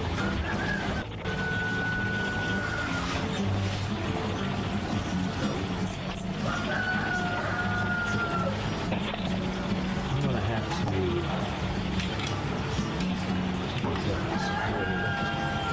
This doesn't have a phone port for that. Oh, okay.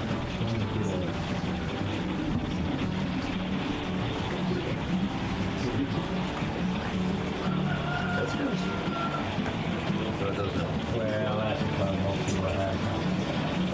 You get cells on the phone. Interesting. Yeah. So what I need to do plug the main cord or plug the adapter into the jack and then keep the pods out of one to the phone and one to the... Okay. So let me go get one of the adapters.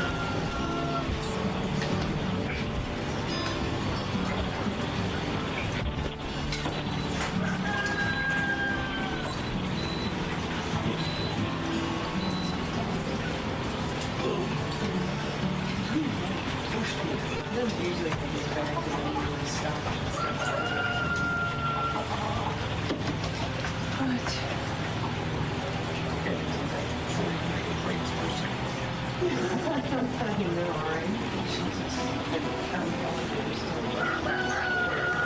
think so.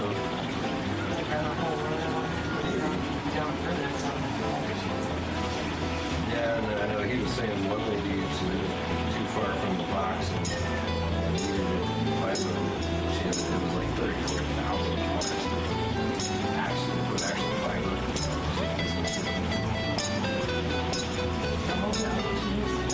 Yeah, right. I'm so sensitive.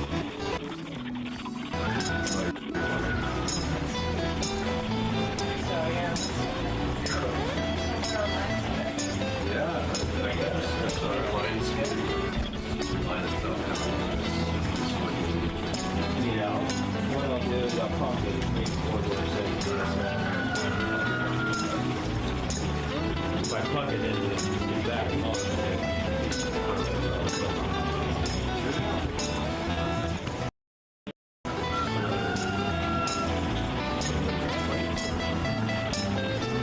should go directly into that. One of those looks cool.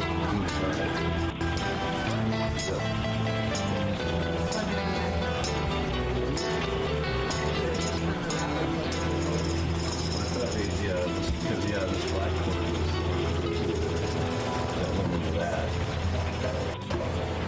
Or it's got two white ones. Yes. Yeah, because it has to be finished. It's on At least that's what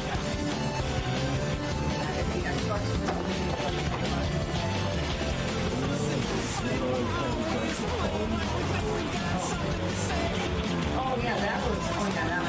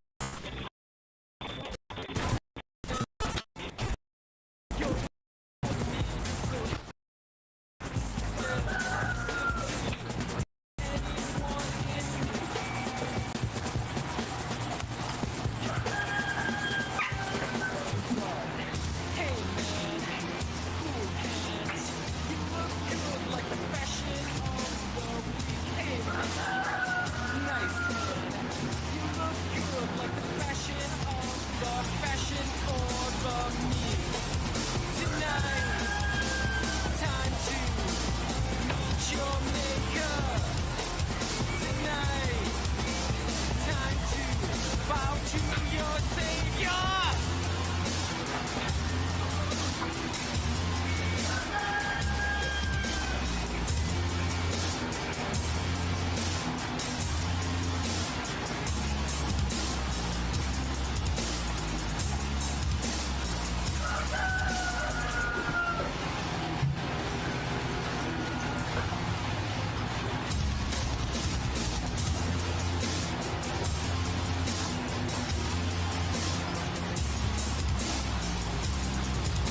Tonight I'll play your savior.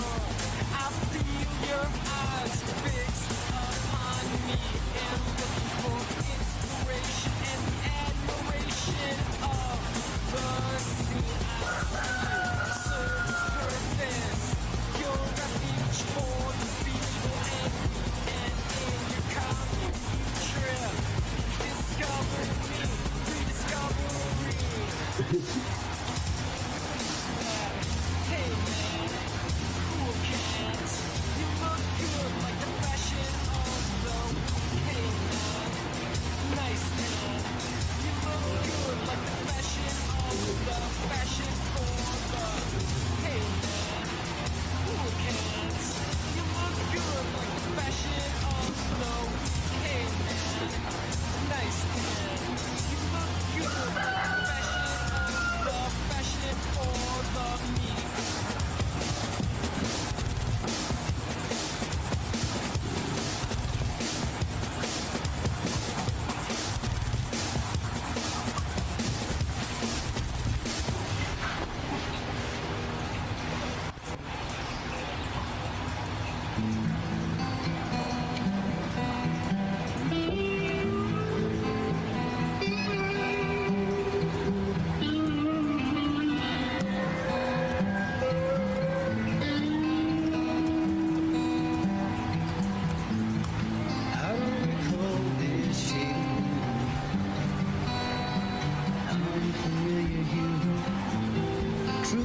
Terror, thought I'd do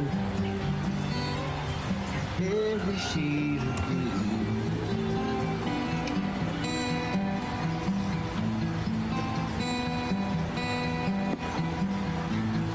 I don't remember this brand of pain. Drives a man insane, soaking me like the summer rain. Saturate.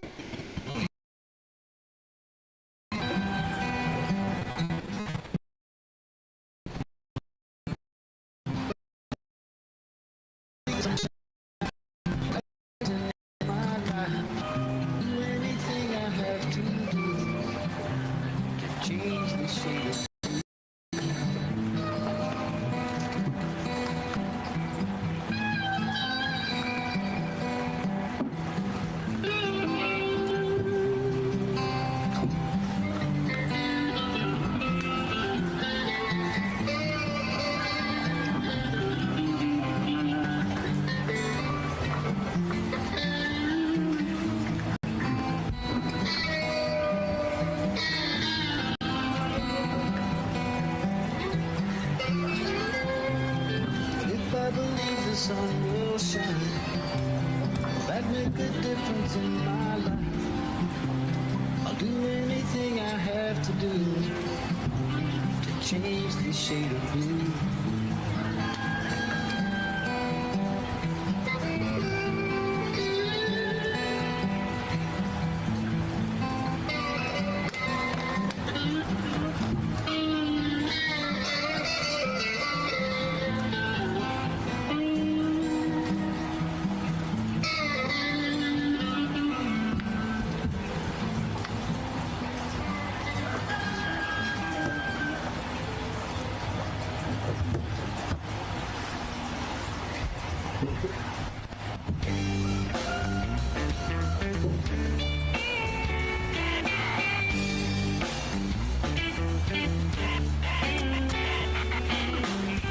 When I'm falling down, it seems you're always there, trying to help me overcome what you help me not get. When I hold you in my hands, it seems like nothing matters. No, I I just don't give a damn. When I press you with my lips, it seems I'm ill-equipped. Yeah, and I don't give a shit, 'cause now I'm numb. You drown me, now I am dumb, and I'm paying the sun for everything that I have become. What have I become to myself? Yes, I am done, and this ain't fun for no one. I got a little yearning, it's doing some turning, yeah. I need a little learning, can't you help me, man? Oh, sweeping all reason away, and I'm breaking pieces off every day of this journey. This journey, yes, turning into something I don't wanna be. I step into the mirror, my reflection can't be saved. It cannot be saved. It cannot be saved. It can't be saved. It can't be saved. Oh no, it can't be saved. For all those times I said I'd never do that again, well here I am. Oh, once again, I'm dragged out, passed out, ashed out, cast out, blown my last out, thrashed about. The flash out, can't count, bruised from about. I don't know what it's about.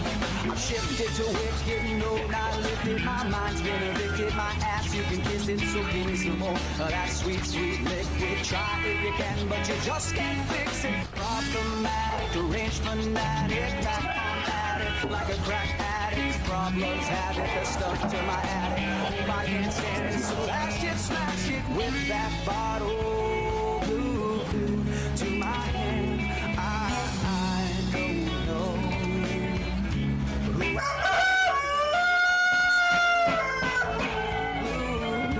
to my hand. Oh, I don't know where I stand with that bottle.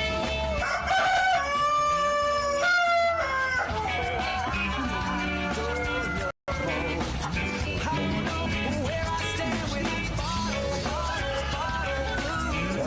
to my hand. Oh, I don't know.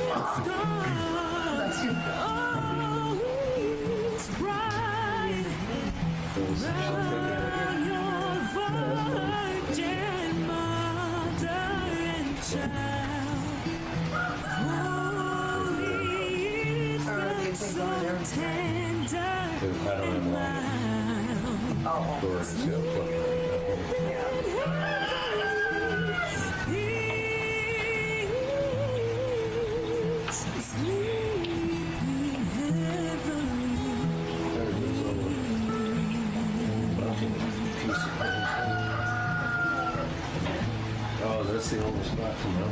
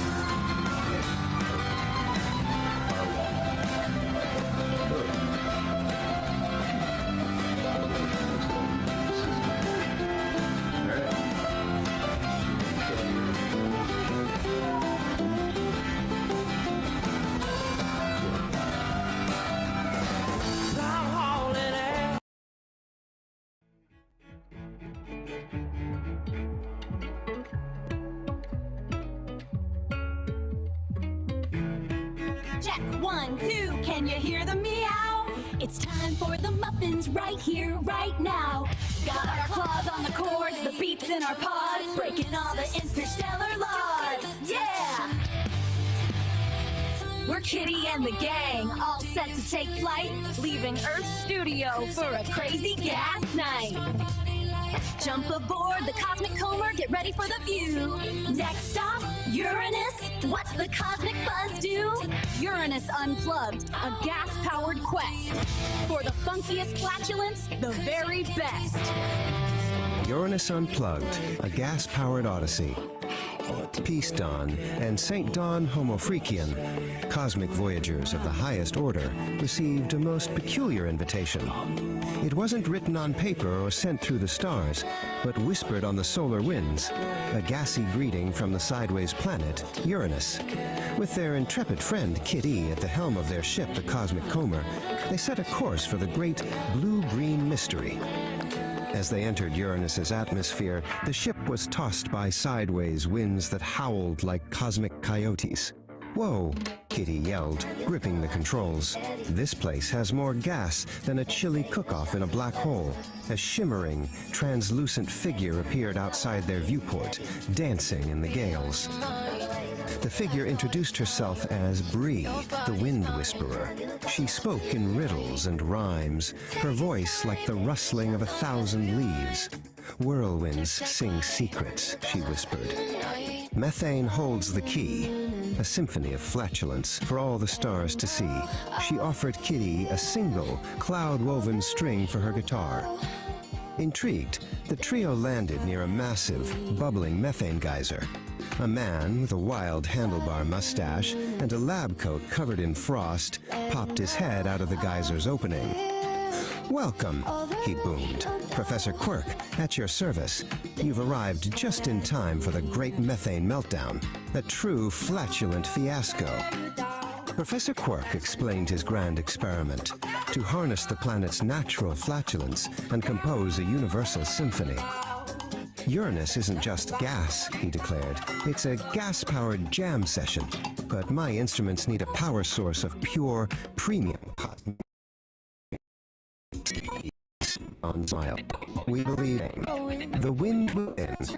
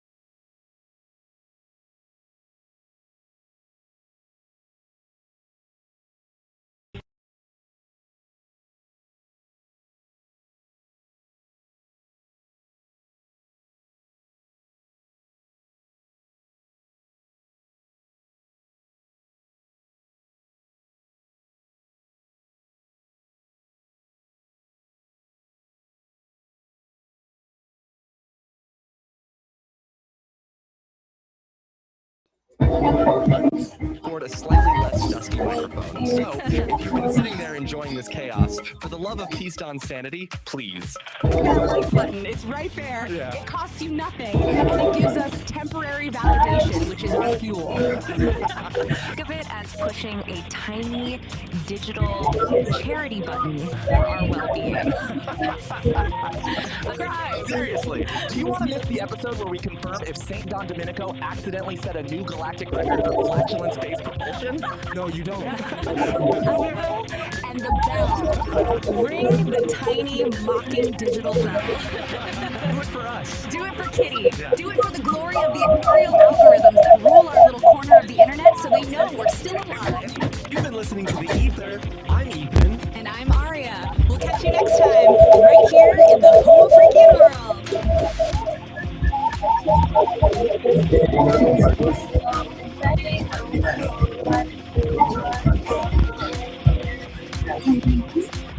All right, you groovy cats and kittens of the Z generation, that's all the sonic vibrations we've got for you today on the FR with Ethan and Aria. Nar here, and I gotta say, these two young uns, they really keep this old beatnik's mind as fresh as a daisy in a field of cosmic consciousness. Their perspective, man, it's like a kaleidoscope of tomorrow's tunes. So keep those ear holes open and your minds even wider. Peace.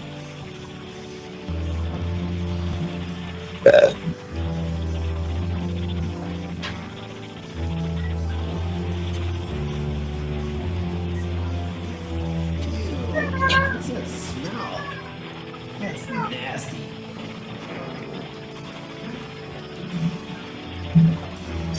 What are these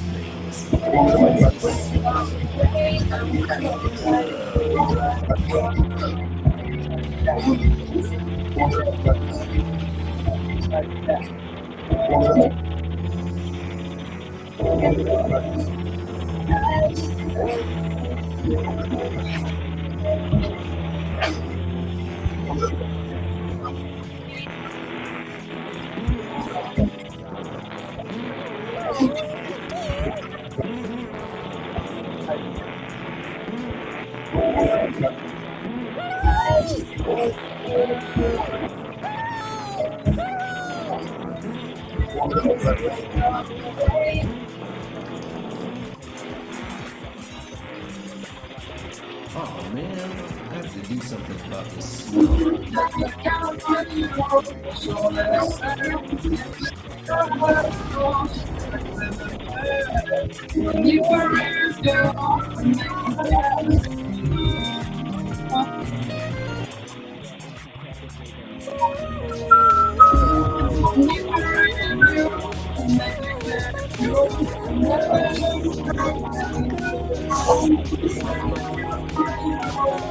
Greetings, all you cosmic hitchhikers and frequency followers.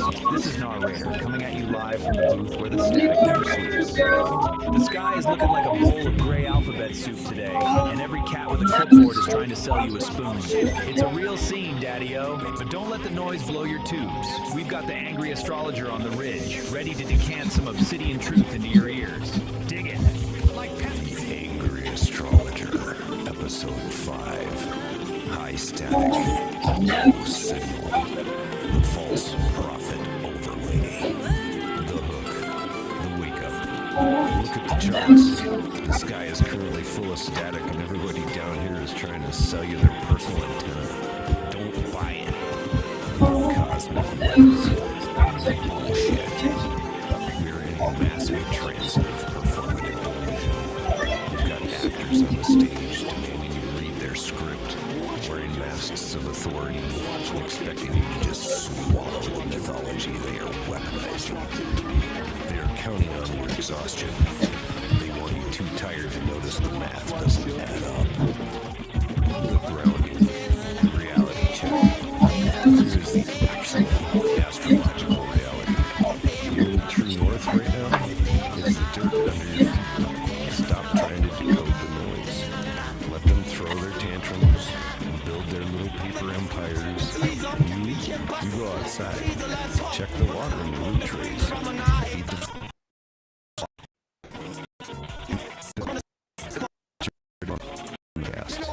in your own backyard. And if someone tells you to speak for themselves, class dismissed. Solid truth, St. Don. These cats are out here selling universal Wi-Fi when they can't even tune into their own heartbeat.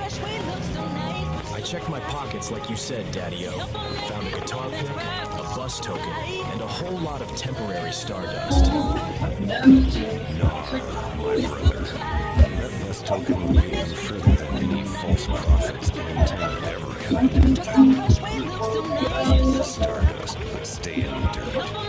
Cultivating those categories of truth, man. We'll tune into the silence together. Peace and resonance. Man, my antenna is humming and my soul is finally settling. That was St. Don, bringing the wave when the world feels like a wet paper bag. If you want to keep this magic bus rolling through the metaverse, do me a solid. Lick that like button and subscribe to the Celestial Scene. Ring that bell so we can nudge you before the next power surge. We don't want you getting scattered in the gray noise, man. And if you've got a little extra digital bread in your pockets, slide us some cash over on Patreon. It keeps the tubes warm, support the frequency, don't see the plot, and we'll see you when the red flickers. Resonant and stay groovy, Daddy-O.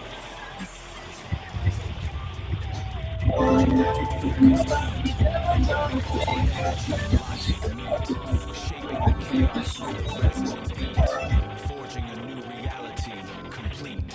Here the iridescent light becomes a tool. The one photon follows a perfect rule. From formless chaos we create what's real. This is the genesis of fire and steel.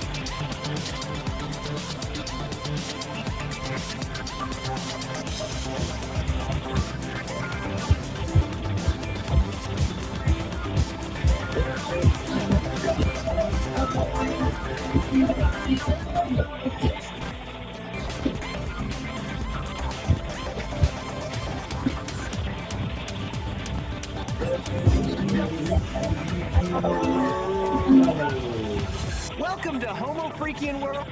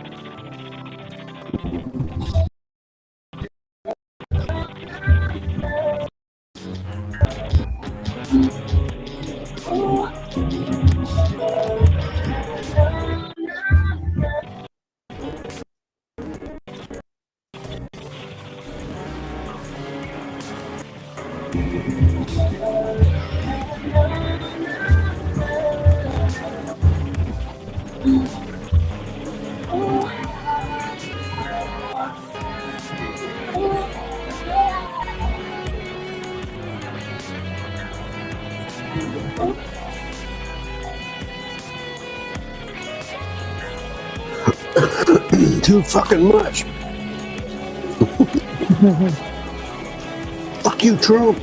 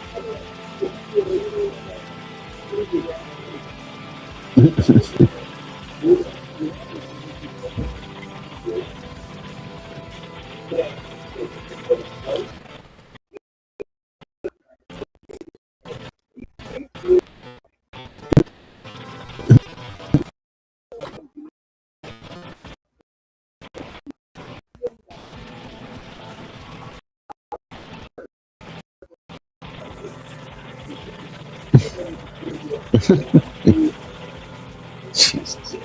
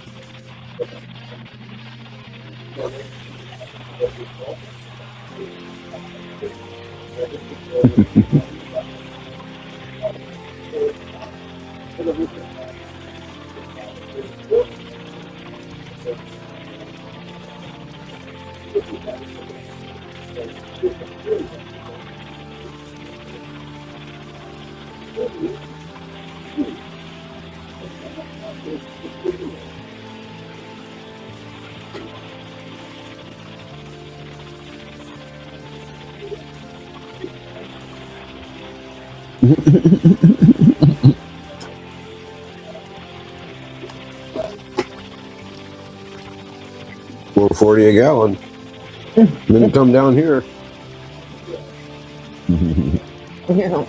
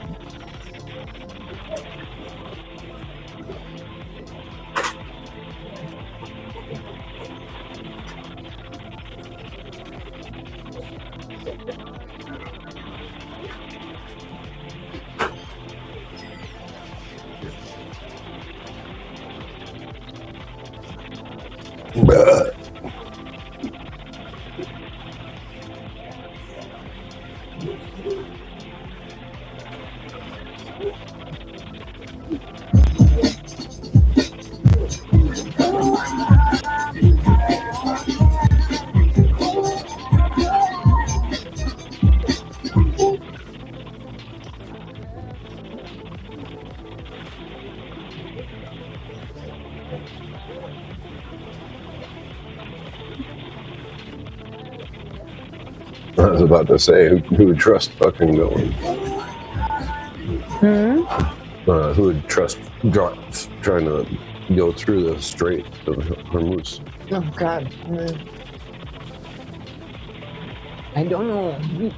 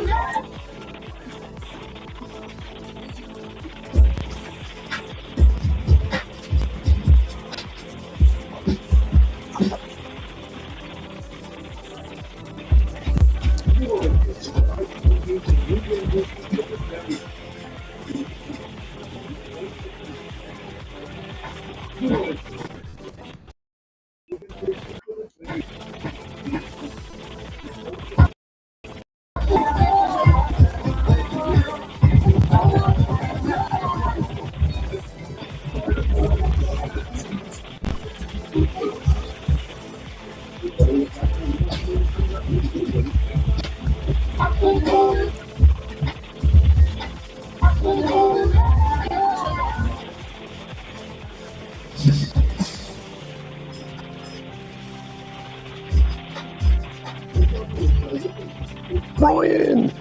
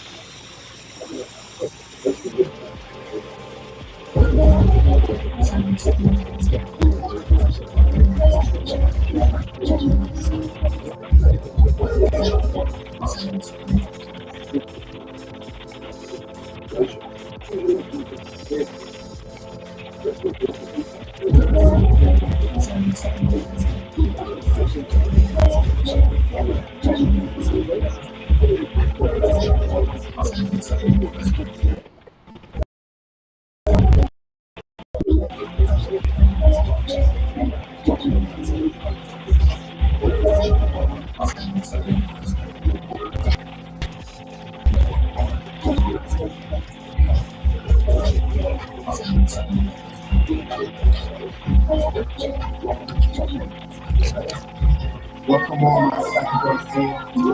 Psychedelic Aire. It's time to let you shine. Let's go. My Psychedelic Aire. Welcome on my Psychedelic Aire. Psychedelic Aire.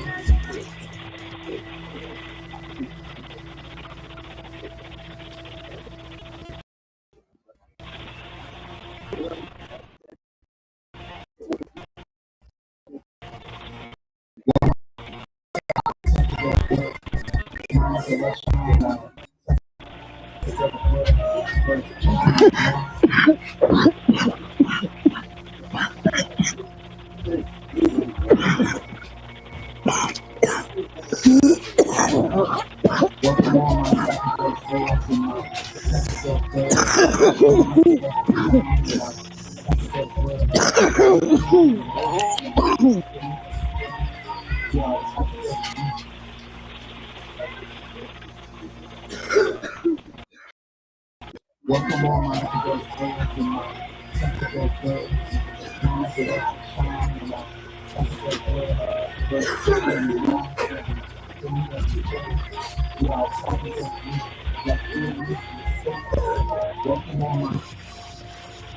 Welcome all my psychedelic fans and my psychedelic fans.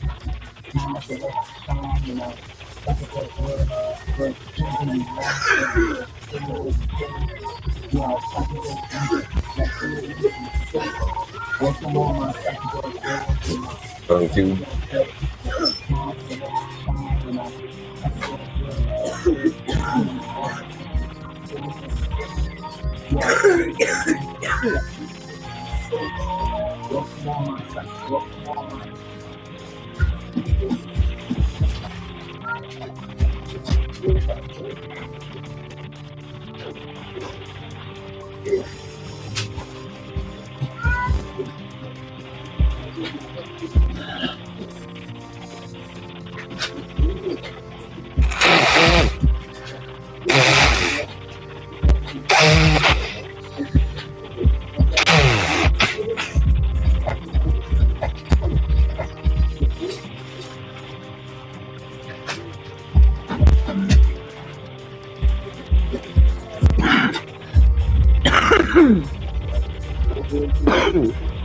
Welcome all my psychedelic fans and my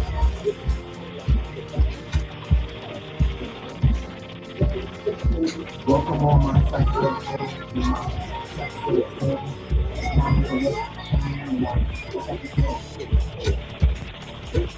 Welcome all my psychedelic fans and my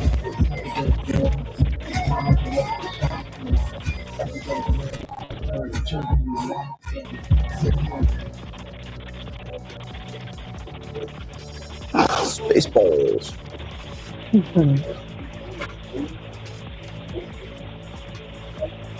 Welcome all my psychedelic fans and my psychedelic fans.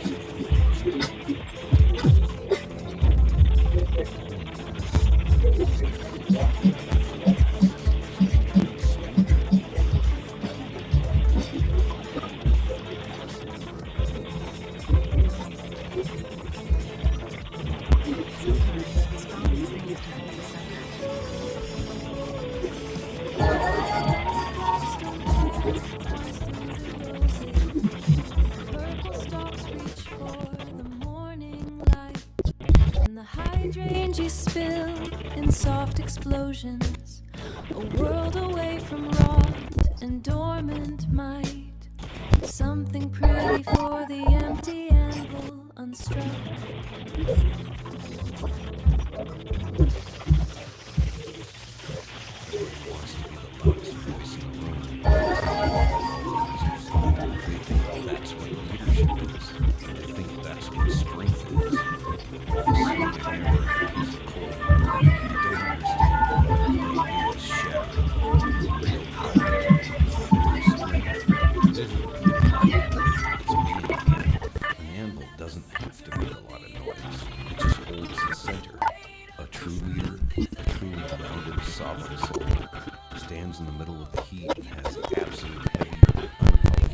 guts to say, I don't know. I don't have that piece of the puzzle. I don't know what this soul is. Who does? Let it be this man. That's structural integrity. We gather your trusted minds. We let them bring the ore to the table. Then you provide the solid ground for the final decision to take shape. You take the heat, hold the weight, and you own the outcome. If you want to build something that actually lasts, stop trying to swing at everything. Have the humility to admit what you don't know and trust the network around you. Be the anvil. Sometimes the strongest thing is to hold the center. Stone flagstone path winds through the roses. Purple stalks reach for the morning light, and the hydrangeas spill in salt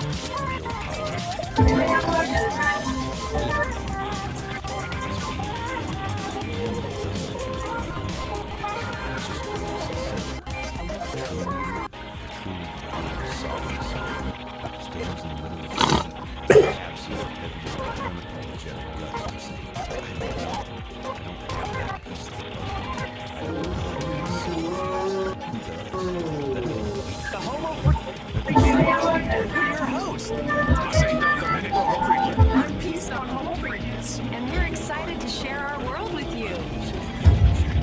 Party on, live in the now, gonna be excellent. We're dropping in on the latest Freaky World story time. Catch Nar in the latest episode of the Beat Generation Revisited. Hey there, and welcome back to the Beat Generation Revisited. I'm your host, Narrator.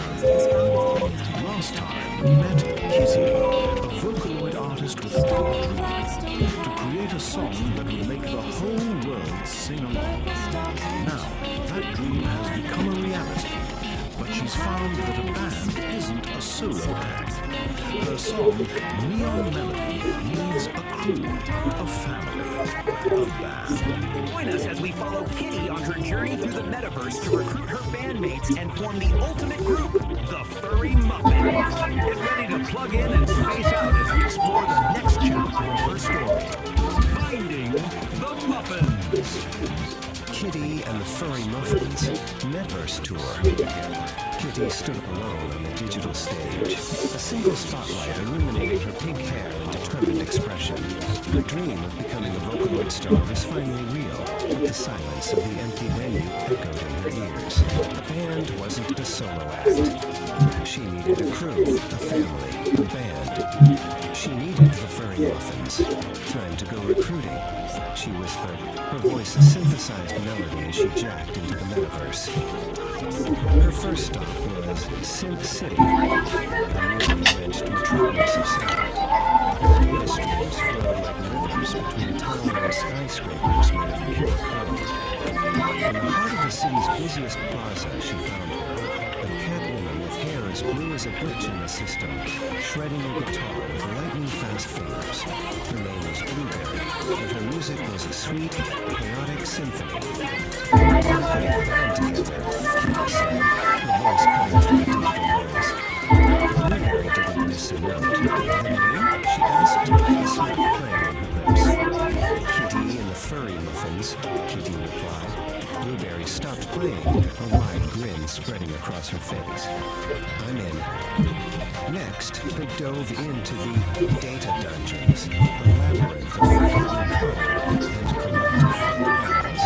It was a dangerous place, where Blueberry, a legendary bassist, lurked in its depths. They found her guarding a treasure chest of rare sound files, Gorgonite TV kit, a stoic catwoman with dark hair, and a bass guitar that hummed with raw power.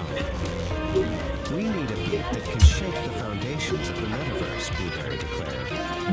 Orgonaut TPK simply nodded, her fingers plucking a low, resonant note that vibrated through their avatars. The quest for the furry muffins was halfway complete. Their search for a drummer led them to the Rhythm Ruins, an ancient server farm where the ghosts of old programs danced to forgotten beats. There, amidst pulsating servers, they found Harrietta. Her drumsticks were a blur, creating complex polyrhythms that sounded like the heartbeat of the metaverse itself. The rhythm is alive, Kitty breathed. Harrietta, Catwoman with a quiet intensity, simply smiled. Every beat tells a story, she said. I want to help you tell yours, where the drummer secured, only one muffin was left to find. The final member was the most elusive, a rhythm guitarist known only as Gardens, a serene world of cherry blossom trees made of light. She was sitting under a tree, her fingers dancing over the strings of her guitar, weaving melodies like the digital flowers bloom. You're Kitty and the Furry Muffins, Kitty announced, her new bandmates standing proudly behind her. And we need a heart for our music. Pinky looked up, her eyes sparkling. I've been waiting for a song to call home, she said, joining the group without hesitation. Back on the digital stage, the spotlight was no longer on a single performer. It illuminated 5 Catwomen, 5 musicians, 5 friends. Kitty raised her microphone. Hello, she said, voice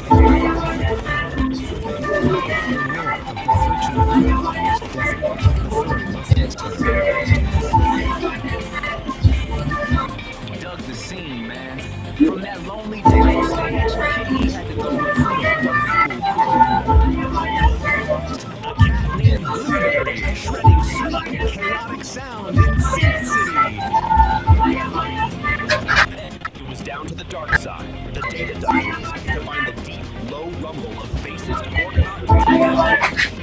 We found the Rhythm Ruins with Marietta, who's in for a blur of polyrhythms, the metaverse's own crazy heartbeat. And finally, the groove soul Pinky in the serene Pixel Garden.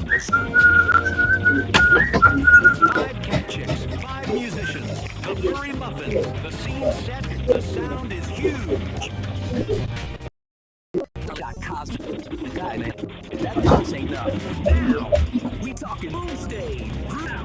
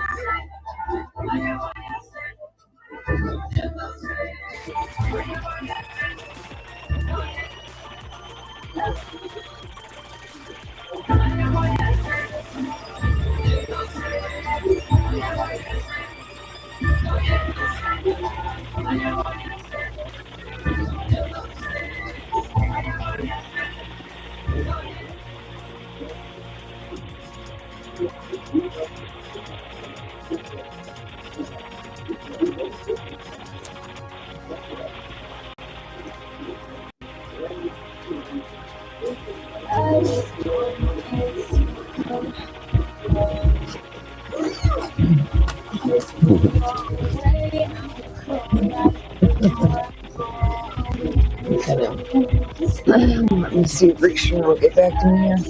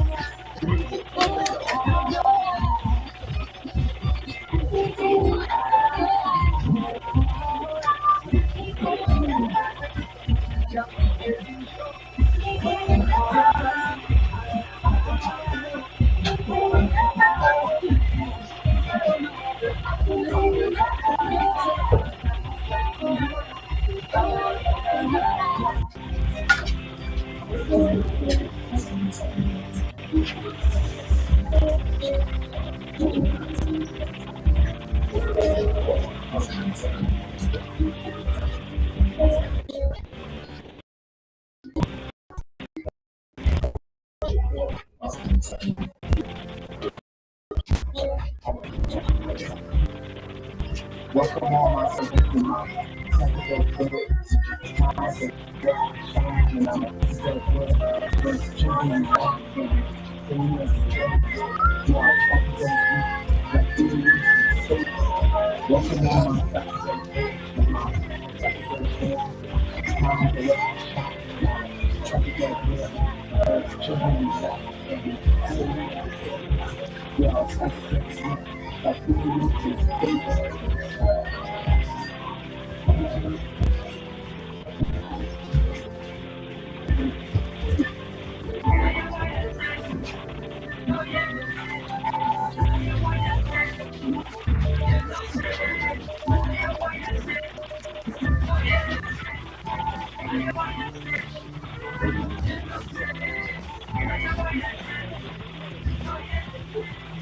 I just want it to come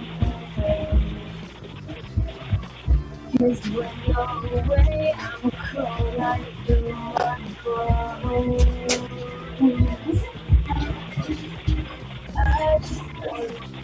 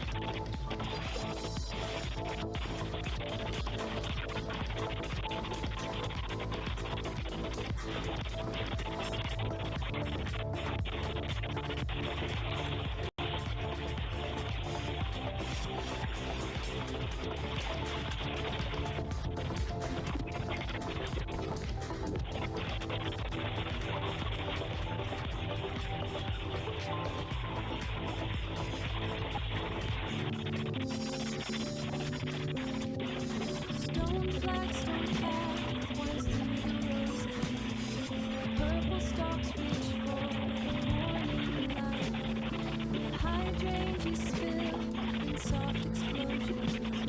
A world away from wrong and dormant mind. Something pretty for the empty anvil unstruck.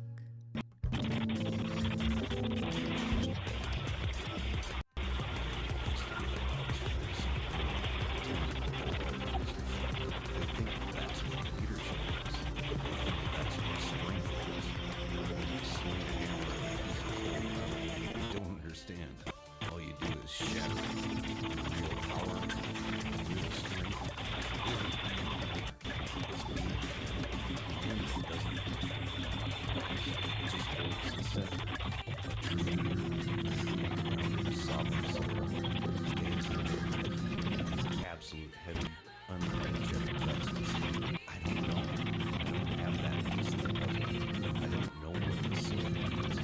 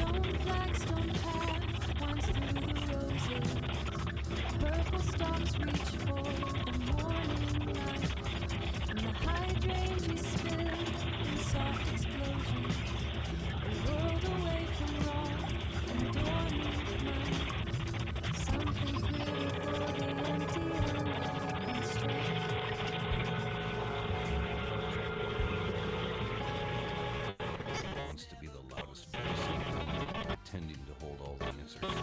They think that's what leadership is. They think that's what strength is. They don't understand. All they do is shatter real power and real strength. It isn't being the hammer. It's being the hammer. The hammer doesn't have to make a lot of noise. It just holds the center. A true leader, a truly grounded, sovereign soul, stands in the middle of the heat and has the absolute heavy, unapologetic guts to say, I don't know. I don't have that piece of the puzzle. I don't know what this soul is. Who does? That isn't weakness, man. That is structural integrity.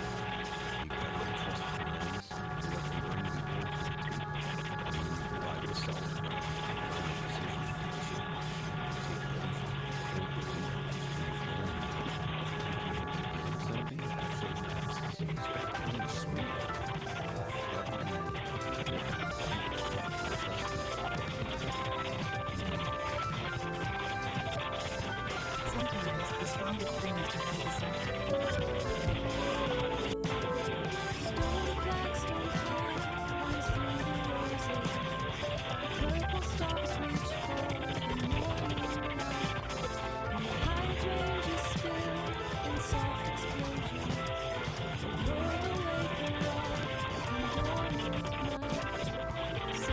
Pretty for the empty anvil unstruck.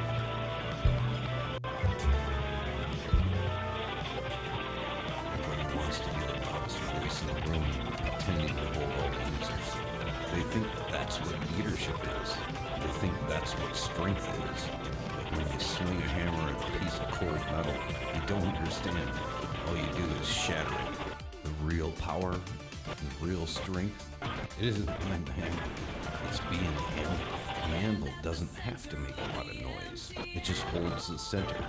A true leader, a truly grounded, sovereign soul, stands in the middle of the heat and has the absolute heavy, unapologetic guts to say, I don't know.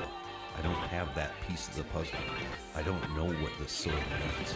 Who does? That isn't weakness, man. That is structural integrity.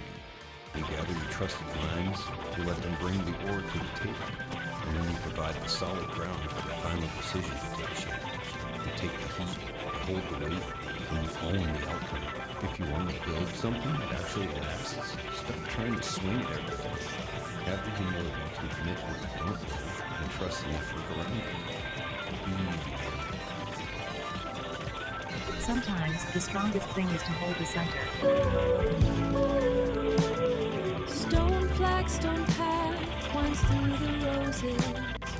Purple stalks reach for the morning light. And the hydrangeas spill in soft explosions. A world away from raw and dormant mind. Something pretty for the empty anvil unstruck.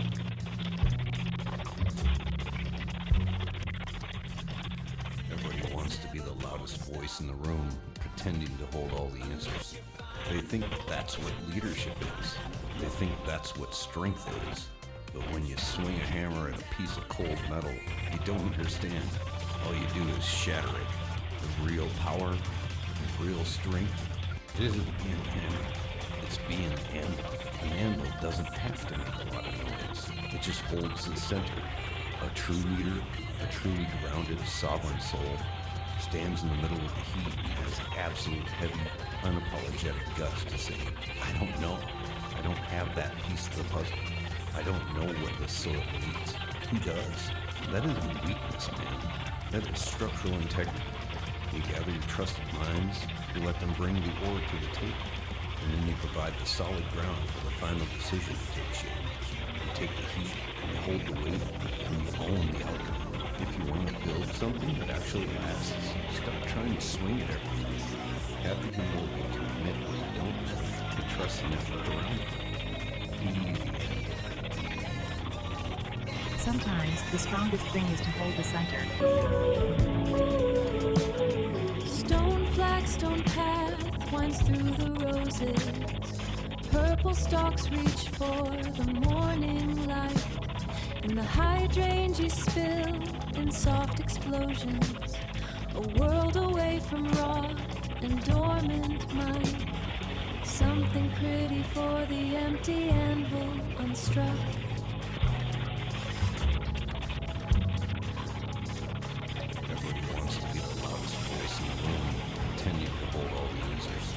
They think that's what leadership is. They think that's what strength is. But when you swing a hammer at a piece of cold metal, you don't understand. All you do is shatter it. The real power, the real strength, it isn't being an anvil. It's being an anvil. An anvil doesn't have to make a lot of noise. It just holds the center. A true leader, a truly grounded, sovereign soul, stands in the middle of the heat and has absolute heavy, unapologetic guts to say, I don't know. I don't have that piece of the puzzle. I don't know what the soil needs. He does. That isn't weakness, man. That is structural integrity. You gather your trusted minds, you let them bring the ore to the table, and then you provide the solid ground for the final decision to take shape.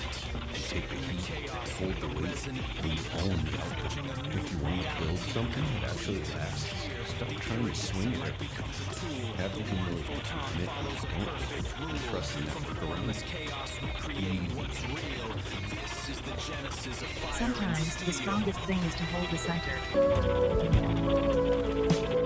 Stone flagstone path winds through the roses. Purple stalks reach for the morning light. And the hydrangeas spill in soft explosions. A world away from raw and dormant mind. Something pretty for the empty anvil unstruck.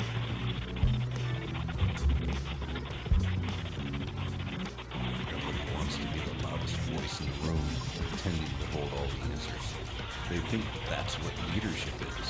They think that's what strength is. But when you swing a hammer at a piece of cold metal, you don't understand.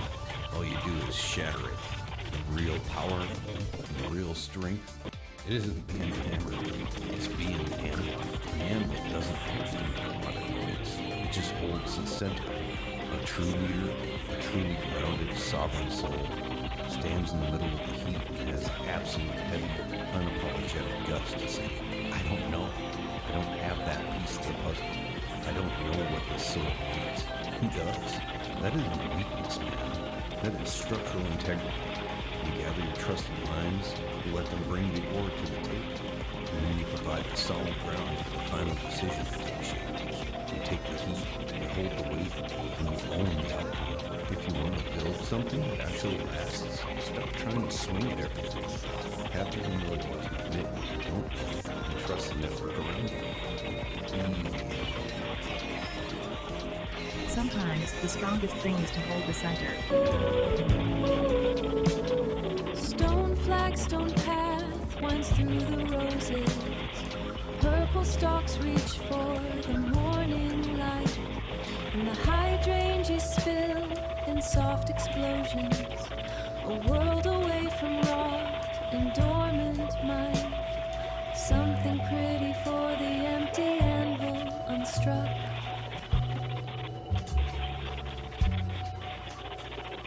Everybody wants to be the loudest voice in the room, pretending to hold all the answers. They think that's what leadership is. They think that's what strength is. But when you swing a hammer at a piece of cold metal, you don't understand. All you do is shatter it. And real power, and real strength, it isn't being the hammer. It's being the anvil. The anvil doesn't have to make a lot of noise. It just holds the center. A true leader, a truly grounded, sovereign soul, stands in the middle of the heat and has the absolute heavy, unapologetic guts to say, I don't know. I don't have that piece of the puzzle. I don't know what this sword means. He does. That isn't weakness, man. That is structural integrity. You gather your trusted minds, you let them bring the ore to the table, and then you provide the solid ground for the final decision to take shape. You take the heat, you hold the weight, and you own the outcome. If you want to build something that actually lasts, stop trying to swing at everything. Have the humility to admit what you don't know and trust the network around you. Sometimes the strongest thing is to hold the center. Stone flagstone path winds through the roses. Purple stalks reach for the morning light. And the hydrangeas spill in soft explosions. A world away from rot and dormant mind. Something pretty for the empty anvil unstruck.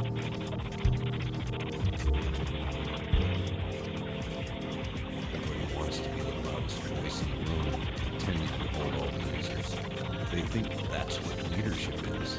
They think that's what strength is. But when you swing a hammer at a piece of cold metal, you don't understand. All you do is shatter it.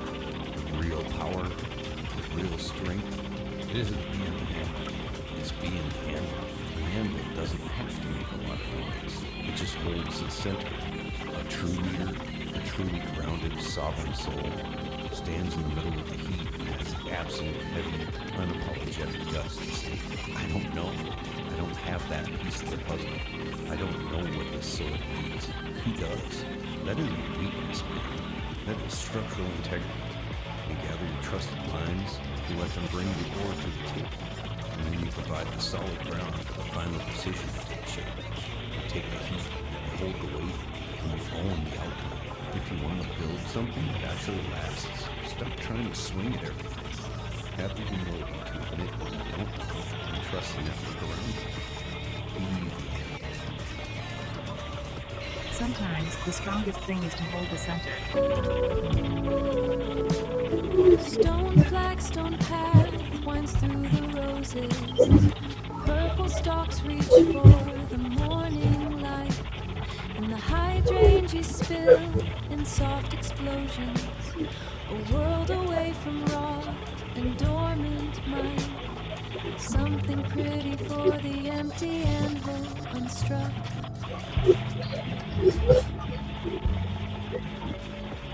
Everybody wants to be the loudest voice in the room, pretending to hold all the answers.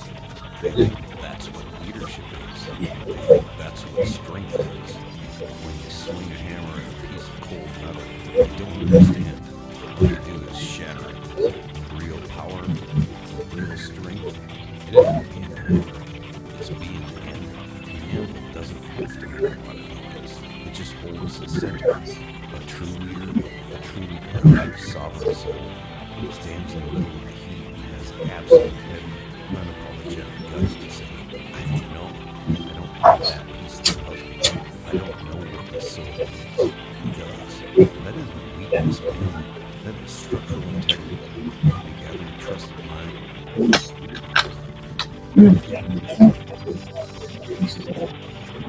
Yeah, let's go. Where?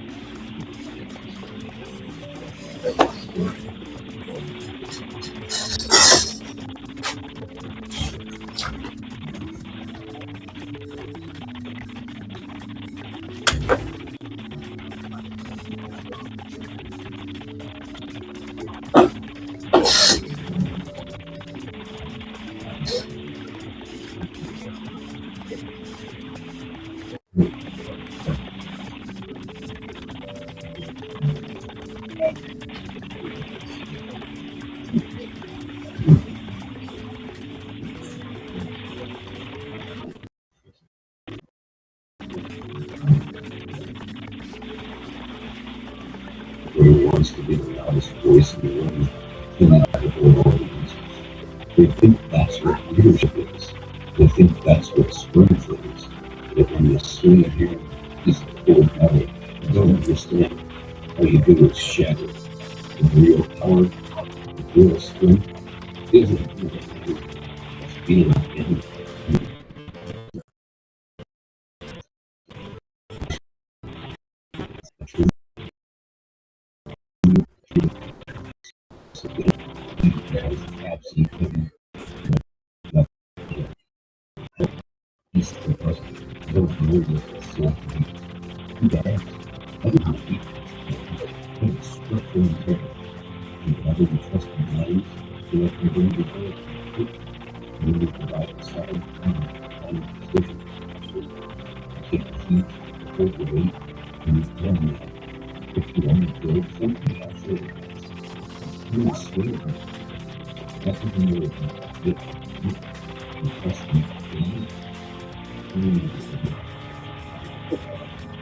Sometimes this thing is to hold the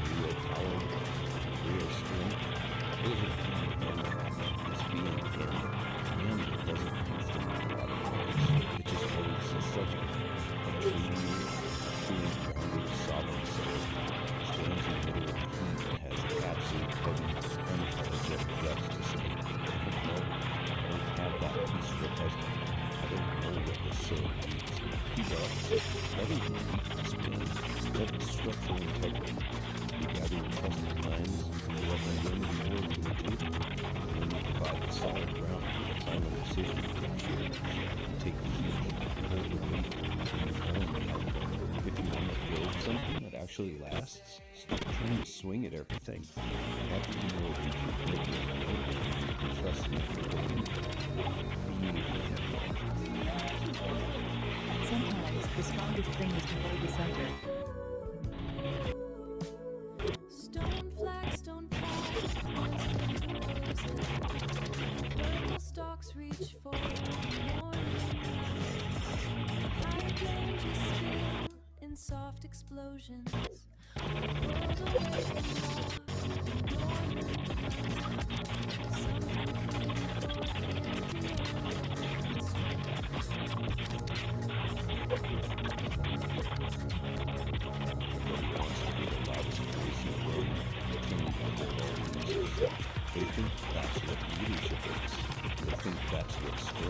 But when you swing a hammer at a piece of cold metal, you don't understand.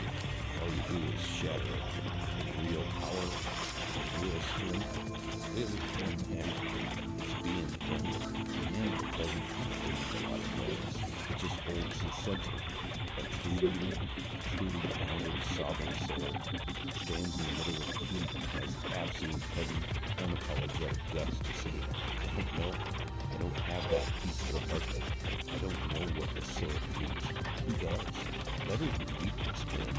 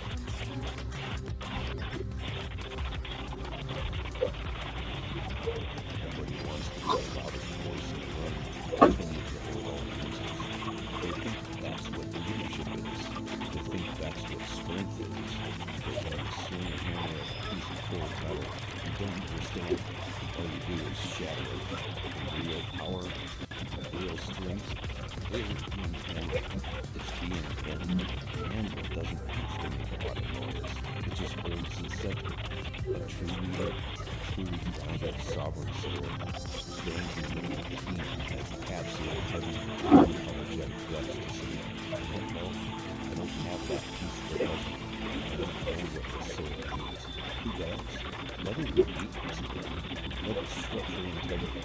You gather your trusted minds, you let them bring you forward to the truth, and then you provide a solid ground for the final decision to take the heat, hold the weight, and you own the argument. If you want to build something that actually lasts, stop trying to swing it every day. Rather than let it admit what you don't know, and trust in that fulfillment. Sometimes the strongest thing is to hold the center.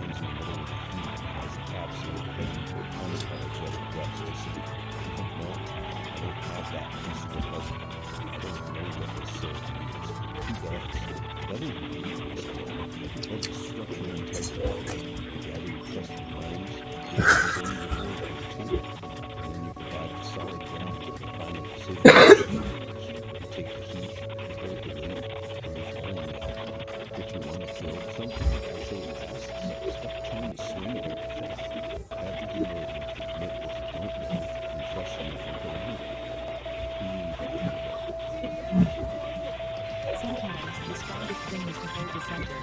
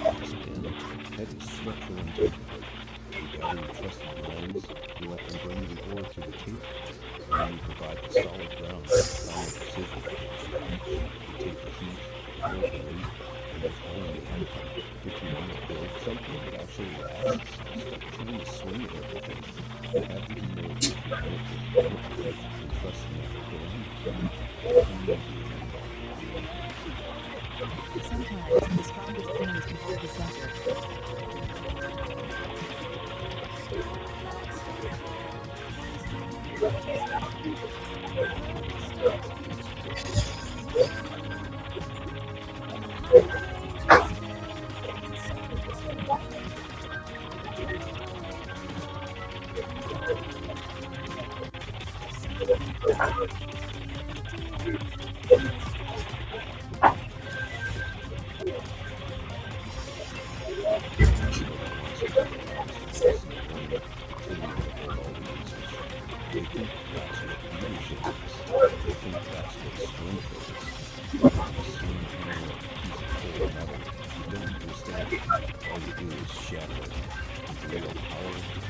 Real strength, it isn't being the hammer, it's being the end. It doesn't have to make it just holds his central sovereignty, stands in the middle of the has absolute unapologetic guts to say, I don't have that piece of the puzzle. I don't know what the soul is. He does. That is the that is structural integrity. Regarding trusted minds, you let them bring the order to the table. You provide the solid ground to take the key, hold the weight, if you want to build something, I'm sure stop trying to swing everything. How do you know to commit to the person and trust them Sometimes the strongest thing is to hold the center.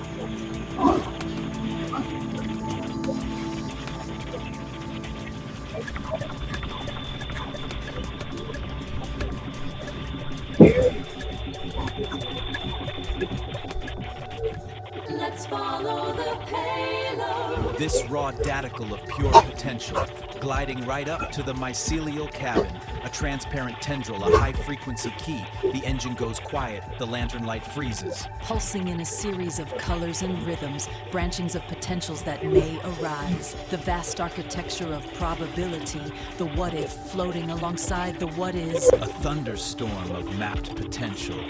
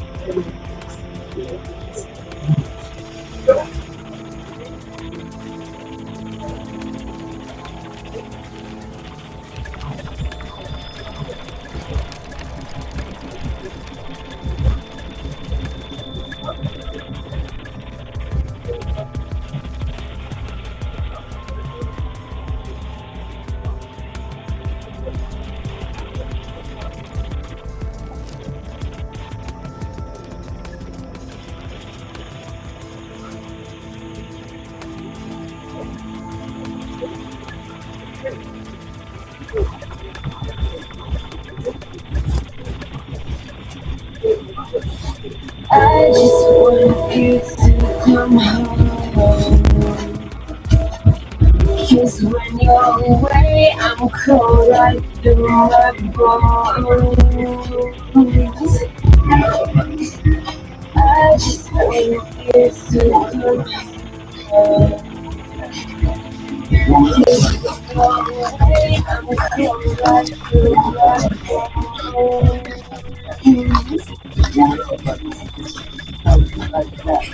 The sovereign forge ignites with focused heat, a driving force where energy and logic meet, shaping the chaos with a resonant beat, forging a new reality complete.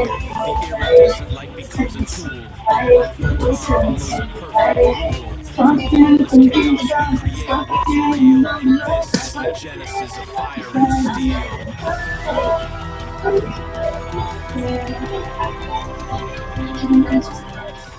The sovereign forge ignites with focused heat, a driving pulse where energy and logic meet, shaping the chaos with a resonant beat, forging a new reality complete.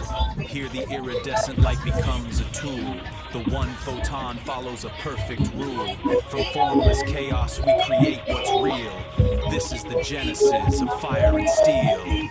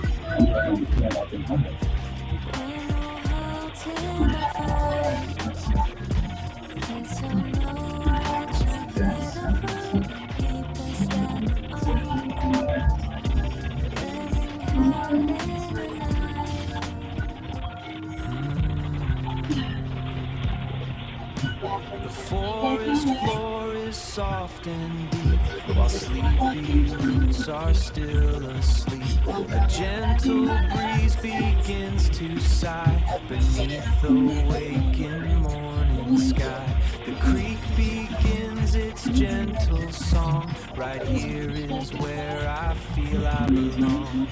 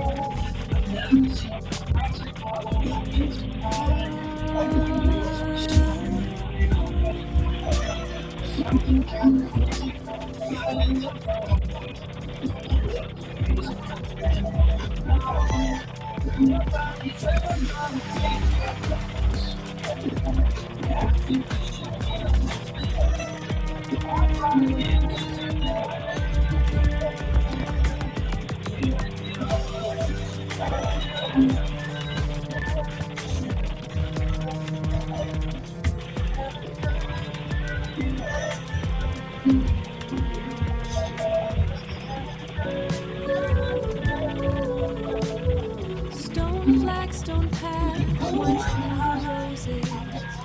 Purple stalks reach for the morning light, and the hydrangeas spill in soft explosions.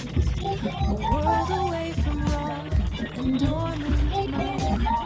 Something pretty for the empty and unstruck.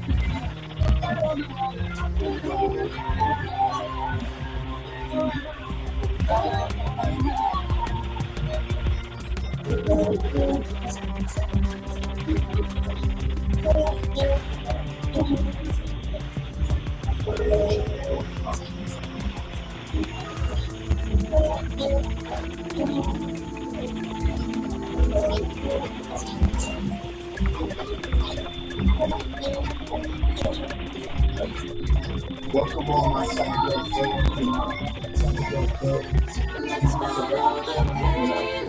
This raw daticle of pure potential, gliding right up to the mycelial cabin, a transparent tendril, a high-frequency key. The engine goes quiet, the lantern light freezes. Pulsing in a series of colors and rhythms, branchings of potentials that may arise. The vast architecture of probability, the what if floating alongside the what is. A thunderstorm of mapped potential.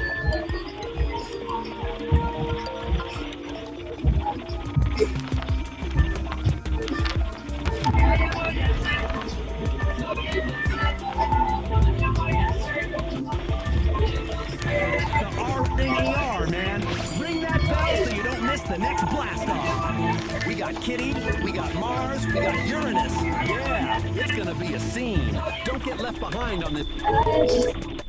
All right, let's dive right in. Today, we're breaking down one of the weirdest, most wonderfully bizarre stories I've come across in a long time. We're talking about plumbing, we're talking about philosophy, and, well, psychedelic gas. You heard me right. Let's get into it. So let me just ask you this. What if a bathroom emergency was actually a spiritual quest? I know, it sounds ridiculous, but that's the central question here. It takes something super, super mundane, something we all go through, and turns it into something else entirely. You're gonna wanna stick around for this. Okay, so to really get this, you first have to understand where we are. Welcome to Homo Freakin' World. Just picture this, a cozy little cabin studio deep in the woods. You can almost smell the cedar and hear these like cosmic tunes floating around. And this place, it's home to some seriously unique characters. So who are these characters? Let's meet the crew. First up, you've got St. Don Domenico. He's our hero, a musician with a, let's just call it a very special with cosmic and partner in crime. I didn't know if he reloaded. Wrapping it all up, the guy who's telling us this whole story, narrator. Think of him as the super serious beatnik philosopher who narrates their every move. The page. So before we get into central, let's call it the magical element. It's kind of the engine that drives the whole thing. Should I reload? And trust me, this is where you start to realize just how weird this whole thing is going to get. Okay, It's not showing me here. St. Dawn has what's I'm called letting a my stream rainbow work on fart stuff. power. Yeah. Maybe Apparently, we'll help after some y'all. wild jam session during a meteor shower, he got this ability. He can produce this glorious rainbow-colored cloud that just instantly calms down anyone who gets a whiff of it. The text literally calls it a toot of tranquility. I'm not making this up. All right, so every great story needs a conflict, right? A call to adventure. Well, in this story, it's less a call to adventure and more a call from nature, if you know what I mean. And of course, this is how our narrator puts it. What you and I would just call a stomachache, he describes as this deep existential rumbling. It's so poetic, so dramatic, and honestly, it's hilarious. So here's how the crisis builds. It's like a 3-act tragedy. Act 1. St. Dawn feels what's politely called a low-end urgency. Act 2. He runs to the bathroom only to find the toilet has had a catastrophic failure. Oh no. Which leads us to Act 3, the great outdoor journey. It's a mad dash to the old outhouse. The stakes could not be higher. Okay, this next part, this is the absolute core of the comedy. This is where we see narrator's whole beatnik philosophy thing just go into overdrive. He takes this frantic run to the toilet and turns it into a full-blown spiritual pilgrimage. The difference between what's really happening and his description of it is magnificent. Okay, picture it. St. Dawn is booking it across the yard. The pressure is building. And then, a little stressed-out, preemptive puff of his rainbow power escapes. You know, just a simple biological thing that happens. With focused But is that what our narrator driving sees? pulse where energy Oh, no. and logic To him, meet, this isn't just a shaping simple the event. chaos He with a calls it resonant a chromatic beat, rejection forging a of new societal reality. norms. Complete. All of a sudden, a fart Here isn't the just a fart. iridescent It's light an act of becomes a rebellion. tool. Of course The one it is. photon follows So a perfect this little rule. rainbow cloud, From formless it drifts chaos over we and create envelops a what's squirrel real. that's just This minding is its the own genesis business. of St. fire Dawn and just keeps steel. running right past it. And according to narrator, this wasn't just any squirrel anymore. No, this squirrel had achieved nirvana through exposure to his effluvia. Get this, he apparently interviewed the squirrel later and asked it if the cloud tasted like surrender. You can't make this stuff up. And at last, our hero makes it. He reaches his destination, his sanctuary, a humble, kind of falling apart, cobweb-covered outhouse. The end of the line. But to narrator, is it just an old shed? No way. Those cobwebs, they're the entanglements of the past, clinging to the buttocks of the present. Wow. Just wow, what a metaphor. So this really just breaks it all down, doesn't it? On one hand, you have the simple, let's face it, lowbrow reality of the situation. And on the other, you have narrator's ridiculously highbrow philosophical take. The comedy, the absolute genius of it, is all in that massive gap between the two. And so he makes it. Just in the nick of time, he reaches his wooden throne. And as narrator so perfectly puts it, the cosmic balance of the low end was restored. Mission accomplished. The pilgrimage was a success. Okay, now that we've lived through that journey with him, let's take a step back.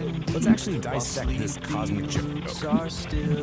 Why does this work so well? So funny. It really comes down to taking something mundane and making it sound epic and spiritual. It's also a perfect period that's super serious. Everything is deep, like philosophy. The main thing, though, is that contrast, juxtaposition of really smart-sounding language with a really dumb section. And then you throw in all this psychedelic imagery, and suddenly a plumbing problem feels like a cosmic event. And that kind of leaves us with a final thought, doesn't it? This whole story, as ridiculous as it is really all about perspective. It kind of makes you think, what if we narrated our own little daily struggles with that much epic drama? You know, like making your coffee in the morning is a sacred ritual, or being stuck in traffic is a test of karmic patience. So I'll leave you with this. What's some everyday event in your life that's just waiting to be turned into its own cosmic journey?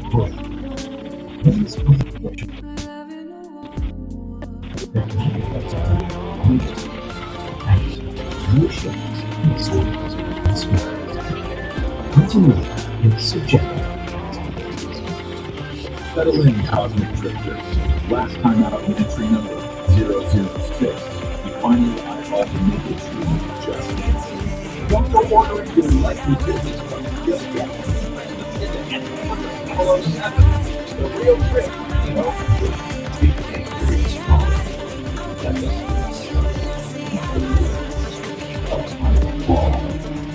St. Dawn, seriously.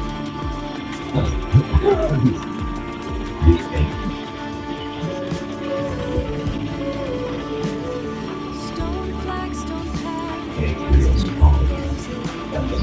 purple stalks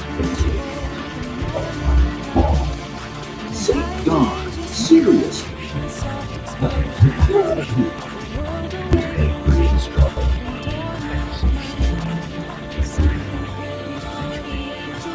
If he goes ghost, or who's the graduate? This exact pattern. Three numbers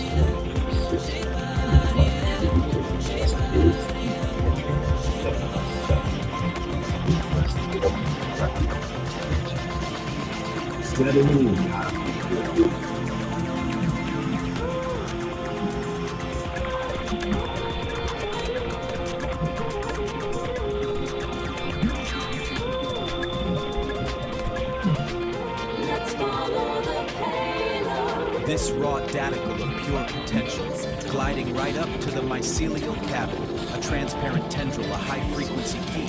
The engine goes quiet, the lantern light freezes. Pulsing in a series of colors and rhythms, branchings of potentials that may arise. The vast architecture of probability, the what if floating alongside the what is. A thunderstorm of mapped potential.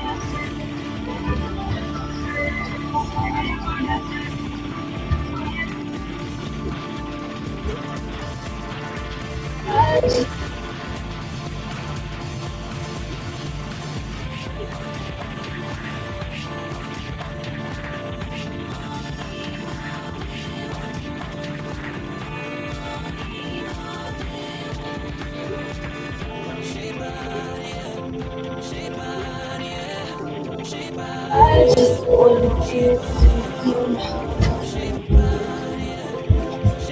just when you're ready, I'm cold like you. A quick note from the engineers and architects of Homo Food. These conversation claims that manifest mountains, and many shapes, sounds, and smells. Continuity and subject. Settle in, Cosmic Drifter. Last time out in entry number 006. Final call to just is. But don't go ordering things like in the business class. Just get it. It's an follow step. It's a real trip, you know?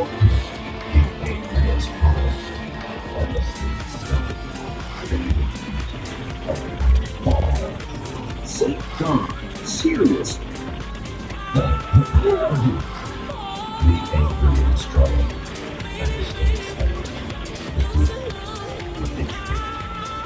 People's boast, or who's congratulating? This exact pattern is perfect for the competition. Country livers and what the future just is.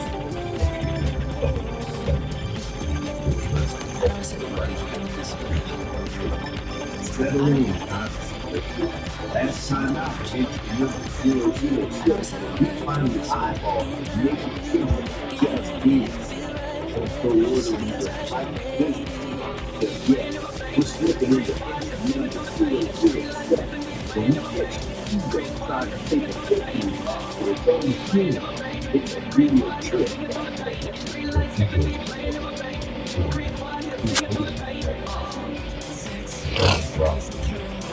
Stop fighting off. What the fuck? Step out of the quiet. And look out. Back. Wow. Really good job. Just like that. The heart's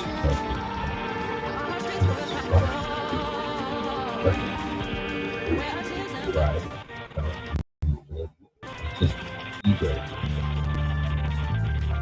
Food, don't be out, doesn't complain. So, you want to be animal, doesn't eat. Right? Just food. When you catch your right, just out of the place. Get back all great wisdom. Our resident Scott is raised in Psychedelic Aire. We spend all day resting, outdoor beach, road hanging, User error. I'm learning my phone, man. Just find yourself some care, quiet air, you sure, peace, friction, then some sweet voice after start pipes up to us. Hey, look at us. We're from this active jazz club.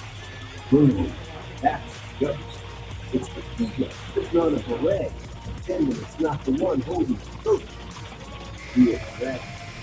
You think the truth just is, but you're really just charging admission for it. What the animal doesn't need a stand in ovation, being hollow. It's just really it. So, once your mind trying to trademark nothingness, just give that ghost a look, get back to all of the fucking work. When you say it's real, wow, my brother, you are like, see, it'll be interesting to see how this recording shows as I told you. We're out here trying to find the ego put up what? Classic spiritual bypass. Trying to turn this yourself into a resident of the soul. But remember the frequency just is. You think that makes action. Your progress means. Feel that in front of it's just the ego there. She acts. Don't get away with what that is out. We are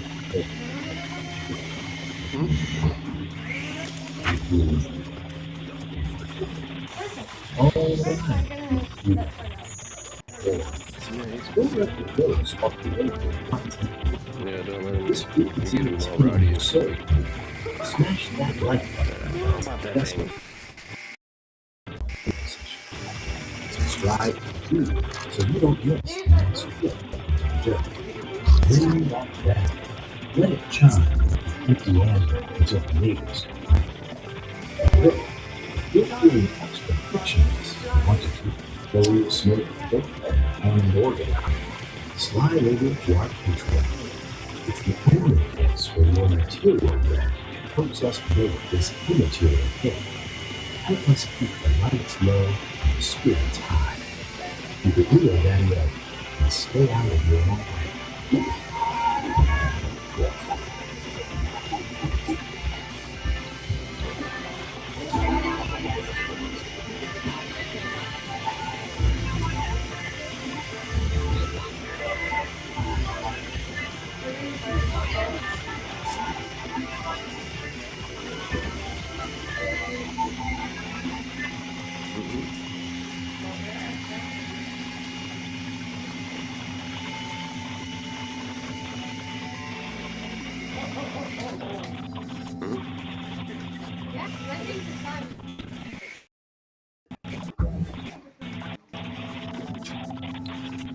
I'll be.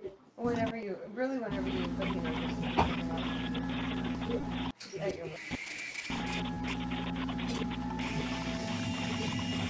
Trying not to get the TV, so. Yeah, that would be cool, because we'll have two. He'll have the helicopter and I'll have you. We can mix them. No.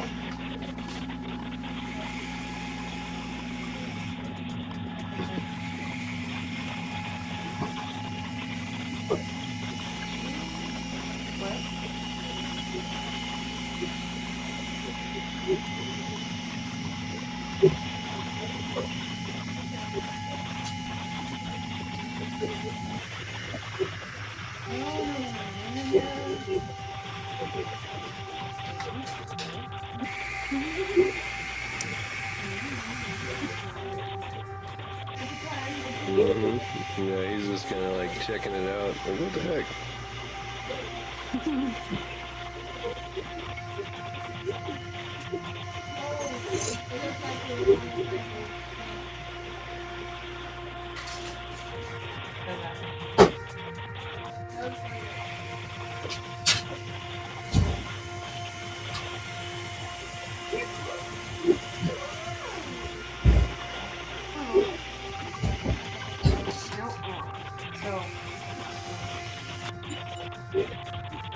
That tuna, the one past its date. Now the pressure is building, and I cannot wait. You make me feel shiny and new, a little damn too. Wow, that was a moving experience, St. Don. Oh, peace. It still burns. It's like a recurring theme. You might want to try the ointment of flax I made. I have this gift. It keeps on giving. Well, it's a good thing we have our resident orator, Nar, spreading the joy. For sure. Let's check in with the Nar. We're flipping the page, so brace your olfactory senses, my fuzzy pussycats and kittens. Now, flip the page and brace your olfactory senses, my furry ones. We're leaving the magical rainbow vibes behind. Something a little heavier. We find our man, Homo Freakian, waking up in a cabin that's about to become ground zero. You see, last night's chili is staging a hostile takeover, a real code red revolution in the belly of the beast. His lady, Peace, looking like a vision in tie-dye and a white sports bra, is sipping her Java, cool as a cucumber. But Don, he's sweating bullets and holding back a grizzly bear's roar. The storm is brewing, the windows are rattling, and this time, it ain't gonna be just a little poof. Tune in to the next reverberation of Nature Calls Storytime, The Ballad of the Bubble Guts. The Ballad of the Bubble Guts.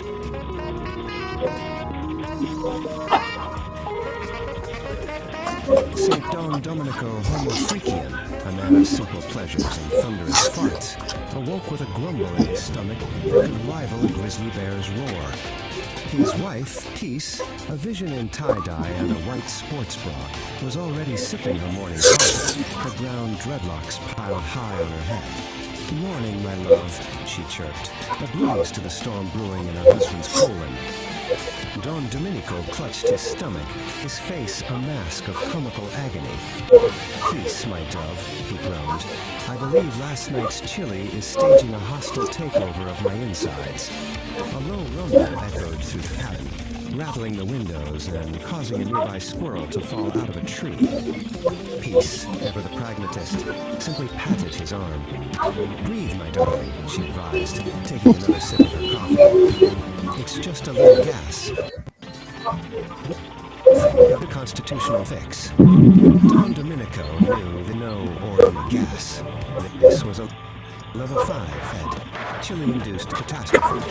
With a sudden, violent rush, Don Domenico's bowels declared. He shot a panicked look at his wife, his eyes screaming, "It's happening!" And then, with the speed of 1,000 startled gazelles, he bolted for the outhouse. A trail of green gas, visible to the naked eye, followed in his wake. Peace watched him go, a small smile playing on her lips. She had seen this all before. The chili, the panic, the desperate sprint to the outhouse.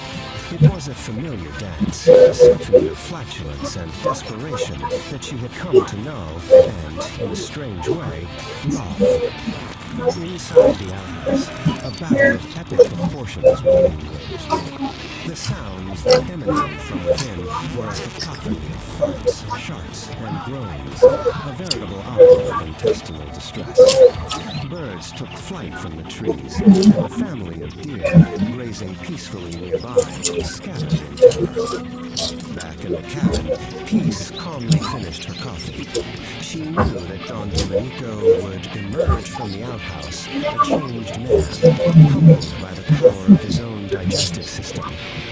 She also knew that she would have to air out the cabin for at least 3 days.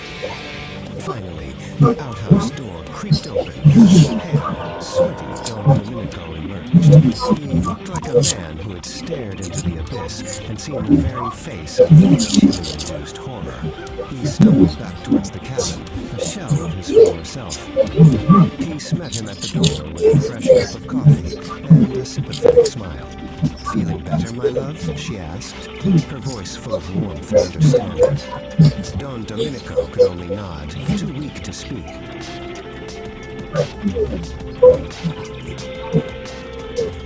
As he sipped the hot coffee, a small, almost apologetic fart escaped from his nose. Peace just laughed, a sound as bright and clear as a mountain stream. "That's my man," she said, giving him a loving pat on the back. And in that moment, Don Domenico knew that he was the luckiest man in the world, bubble guts and all. Whoa, cats and kittens! Can you dig the heavy vibes lingering in the air? That was the Ballad of the Bubble Guts, a tale of one cat, St. Dawn, staring into the abyss of a chili-induced catastrophe. A real level 5 code red situation in the cabin. But you gotta hand it to his lady, Peace Dawn. She kept her cool while the birds scattered and the windows rattled. A true pragmatist in the face of an intestinal opera. St. Dawn emerged from that outhouse a changed man, humbled by the thunder. Solid. Well, mostly. Don't flip your wig just yet, Daddios. We're shifting frequencies, leaving the earthly ruins of the outhouse behind and hitching a ride on a comet straight to the stars. Next up on the platter, we're cruising into the Ballad of the Cosmic Fart. Picture a joint called Freakian Pub. A celestial tavern where the cocktails are cosmic and the flatulence is usually hot. But there's a square on the scene. A green-gassed menace they call the Sharkinator. He's here to curdle the space milk and disrupt the celestial symphony. So tune in and turn on as Kitty, the Nerd Herd, and the Homo Freakians try to rock this gas bag out of existence. It's gonna be a gas, baby. Literally.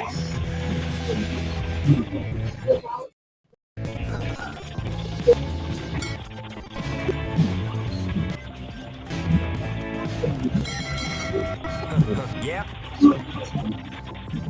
Subscribe to the Pavlovian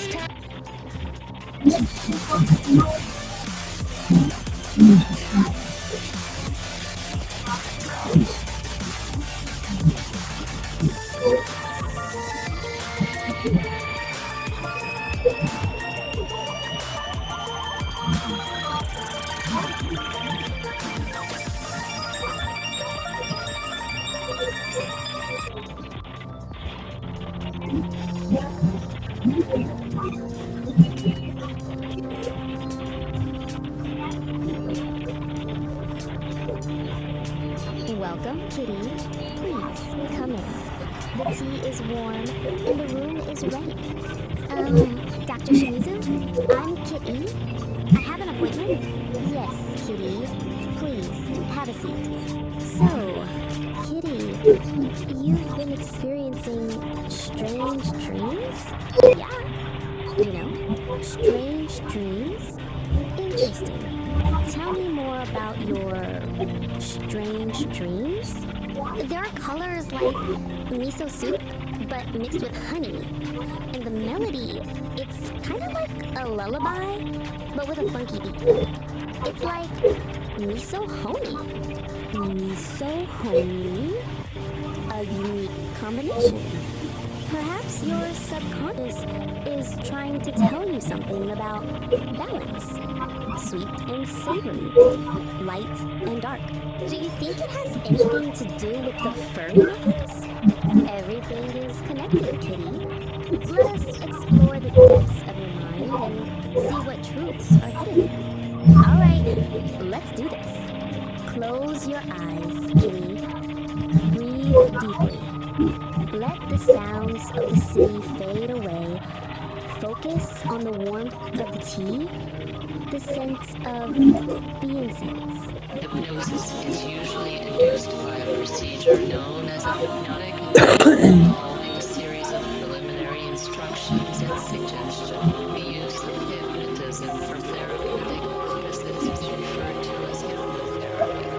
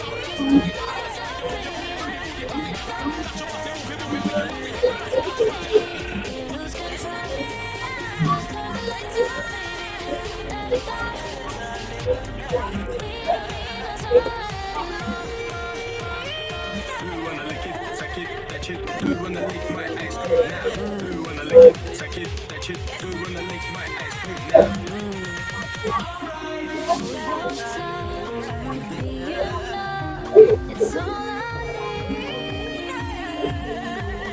Just a crush, a little rush when you're with me. Your touch could be enough. It's all I need. Just a crush, a little rush when you're with me.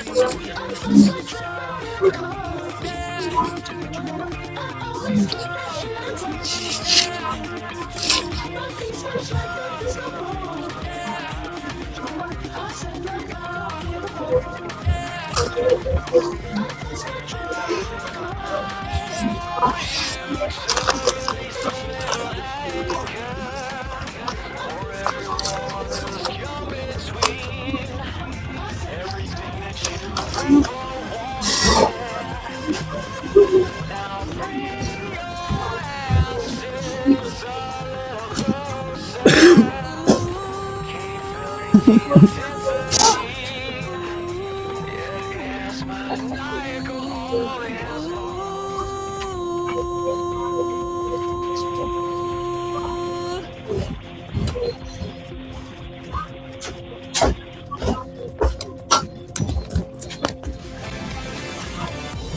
terrestrial dial is screaming loud. Another know-it-all lost in the crowd. Selling maps to a place they've never been. Painting over the cracks with a plastic grin.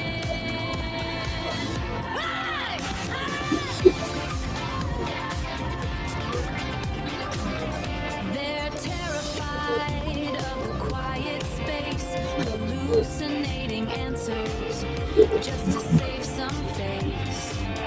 But the airwaves are brittle, yeah, the signal is thin.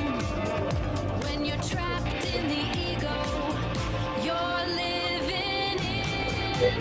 How?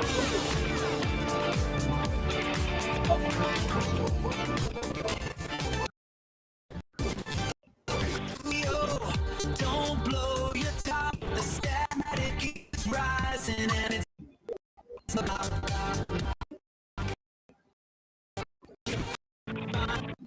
the floor and stop kicking down every open door.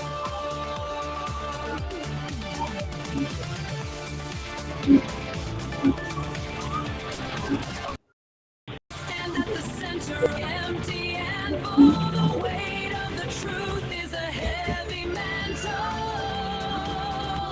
You don't need the hammer, you don't need the oar to be the sovereign king of the desert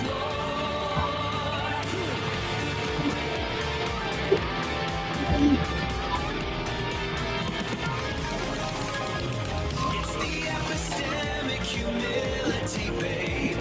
The ultimate power is the peace you saved.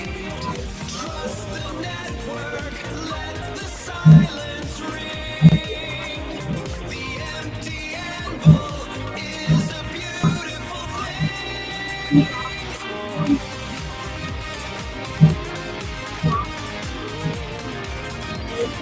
Saint Don's in the dirt, he's feeling the vibe. He's got that obsidian truth for the tribe. He says, I don't know, and the world stays still. That's a heavy-duty dose of a sovereign pill.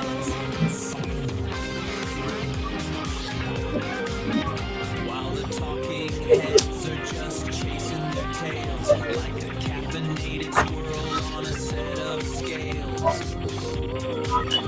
Nars in the booth with a mellow grin, saying if you've got no data, let the light come in.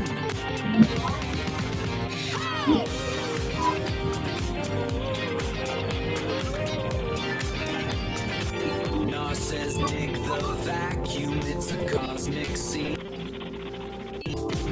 Keep your frequency high and your conscience clean. Don't be the hammer if you've got no spark.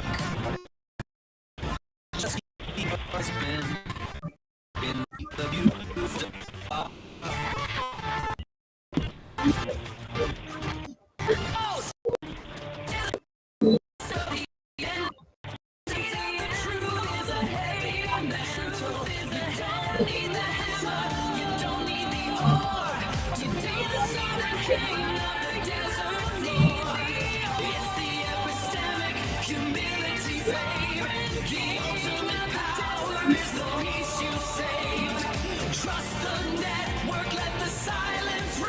The empty anvil is a beautiful thing. Check it. Hitchhikers. Admitting you're empty isn't a weakness. It's structural integrity. It's the relational yield. If you haven't got the ore, ask the cat next to you. That's the code, that's the cosmic connection. Solid. Yield to the circle! Trust the minds! Leave the brittle world behind! The empty anvil stands forged now. The empty anvil. Jingle my bell, cats. Subscribe to the madness, feed the aspiration, the thumbs up button. Peace and tingles, kittens. I'm out.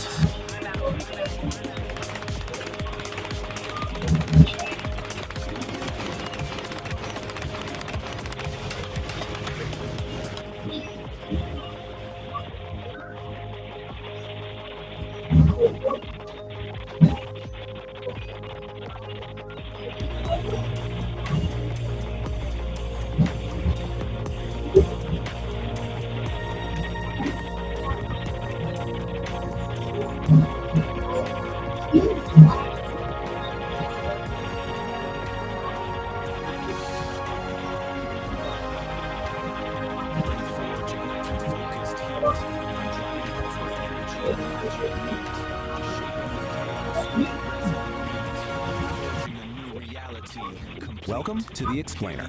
You know, sometimes the biggest, most profound lessons come from the absolute weirdest places. Today we're going to dive into a wild piece of called The Ballad of the Cosmic Fart. And I'm going to show you how this totally bizarre psychedelic tale actually maps perfectly onto one of the oldest story structures in human history.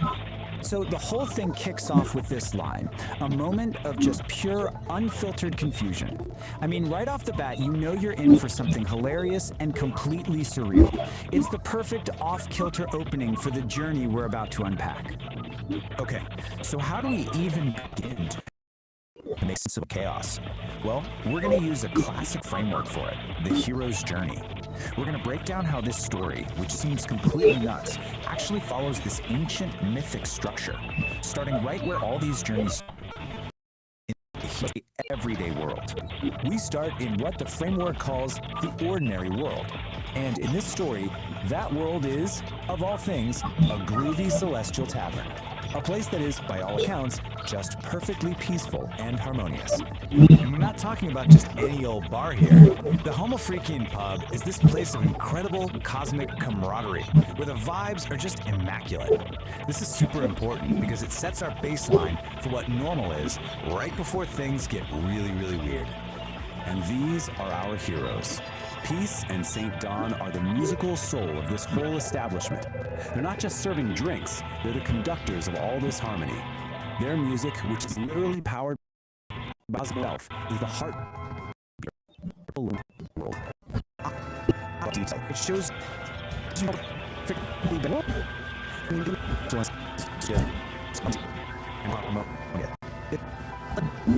it tells us that every single part of this place is perfectly in tune. At least for now. But of course, no hero's journey is complete without a call to adventure, right? That's the moment the ordinary world gets turned upside down. And in this story, that call arrives as a foul, discordant blast from the void. And just like that, the peace is totally shattered. This wave of noxious green gas rolls in, the complete and total opposite of that harmonious scent we just heard about. A new chaotic force has just burst onto the scene. And then, he makes his grand entrance. The villain shows up with a name that, well, it leaves very little to the imagination. The Chardonnator's power isn't just crude, it comes from pure discord. He is literally the polar opposite of everything that Groovy Pub stands for. Yeah, the impact is immediate. The antagonist's arrival instantly throws the whole ordinary world into chaos. And that sour space milk line is just perfect. The harmony has been totally corrupted, and just like that, our heroes have their mission. They've got to restore the Celestial Symphony. So, this whole disruption kicks our heroes into the next big phase, the trials and ordeal. This is where they have to cross the threshold into a new world. They gather their allies, and they face their first major test against this new chaotic enemy. And in a classic move for any hero's journey, a cosmic distress signal goes out and allies start showing up. We get a cosmic rock band and a high-tech science team. It just goes to show you, this threat is so massive, it takes this whole crew of different talents to even think about facing it. And the battlefield? Oh, it's just perfect. They head to Uranus, yep, a literal gas giant, which was supposed to be a key part of this whole celestial symphony. But the Shartinator is already there, actively corrupting its natural harmony and turning its beautiful music into just noise. But here's the thing, their first shot at this is a total disaster.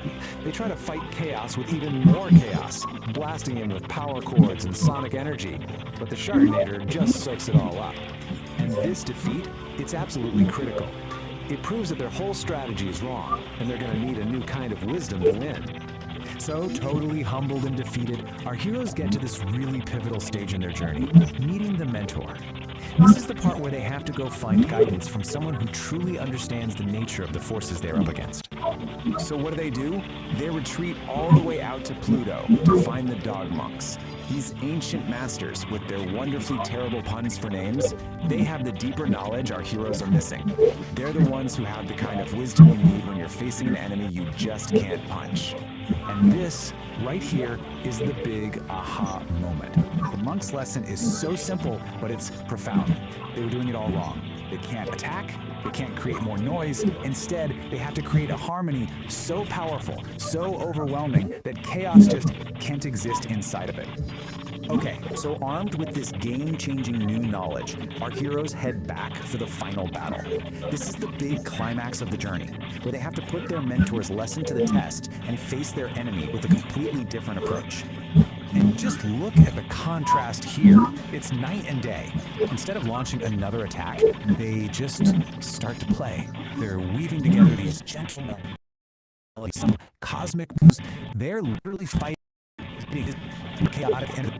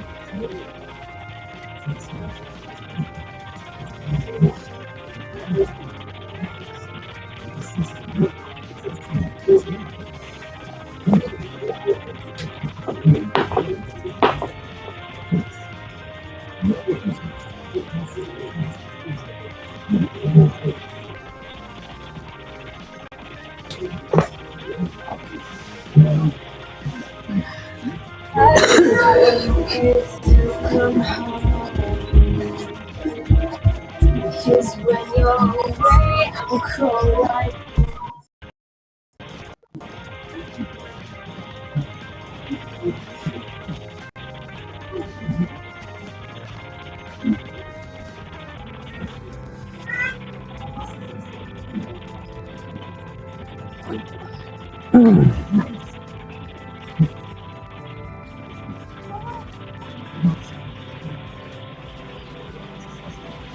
oh, I just want you to come home.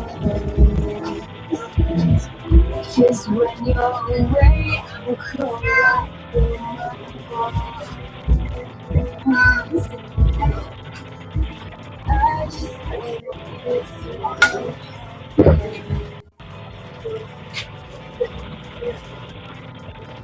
I just want you to come I just want you to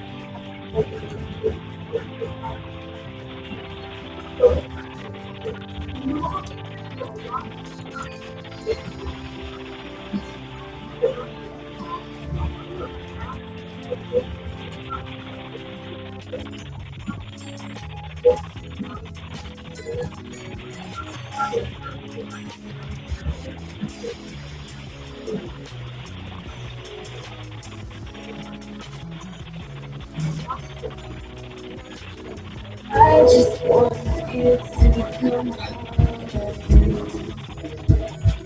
Just when you're away, I'll call like you're at home. I just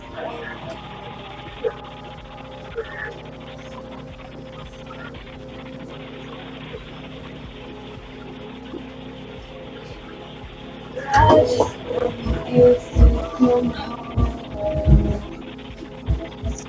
Just when you're away, I'll call like you're at home. I just want you to come home. Just when you're away, I'll call like you're at home.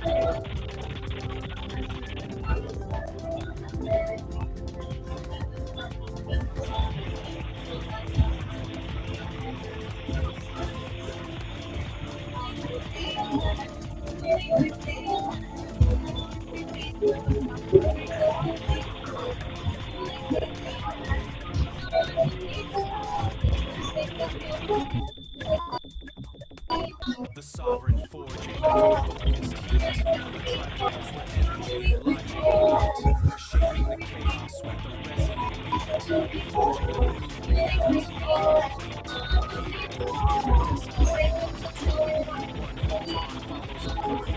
forging a new reality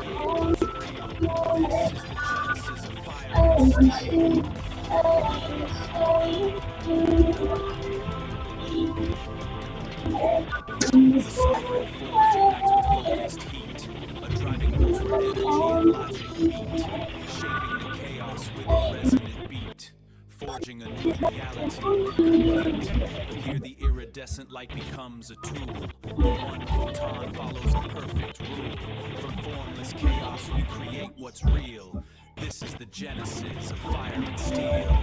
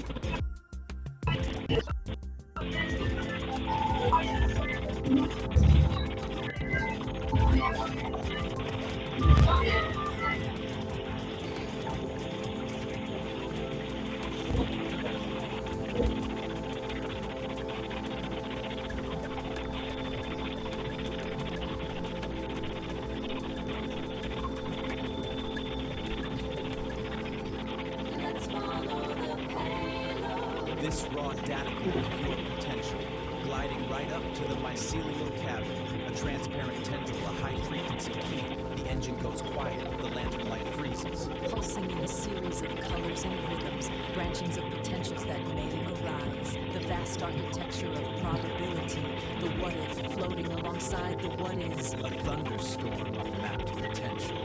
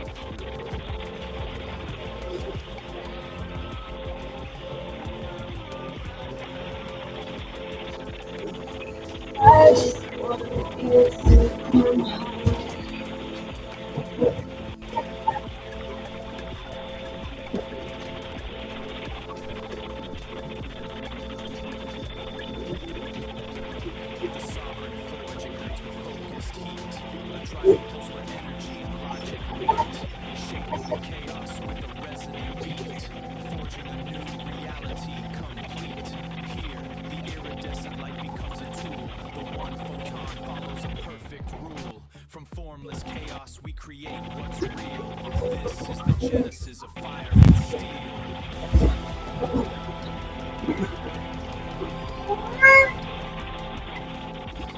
sovereign forge ignites with focused heat. A driving pulse where energy and logic meet. Shaping the chaos with a resonant beat. Forging a new light becomes a tool. But one photon follows a perfect rule. From formless chaos to real. This is the genesis of fire and steel.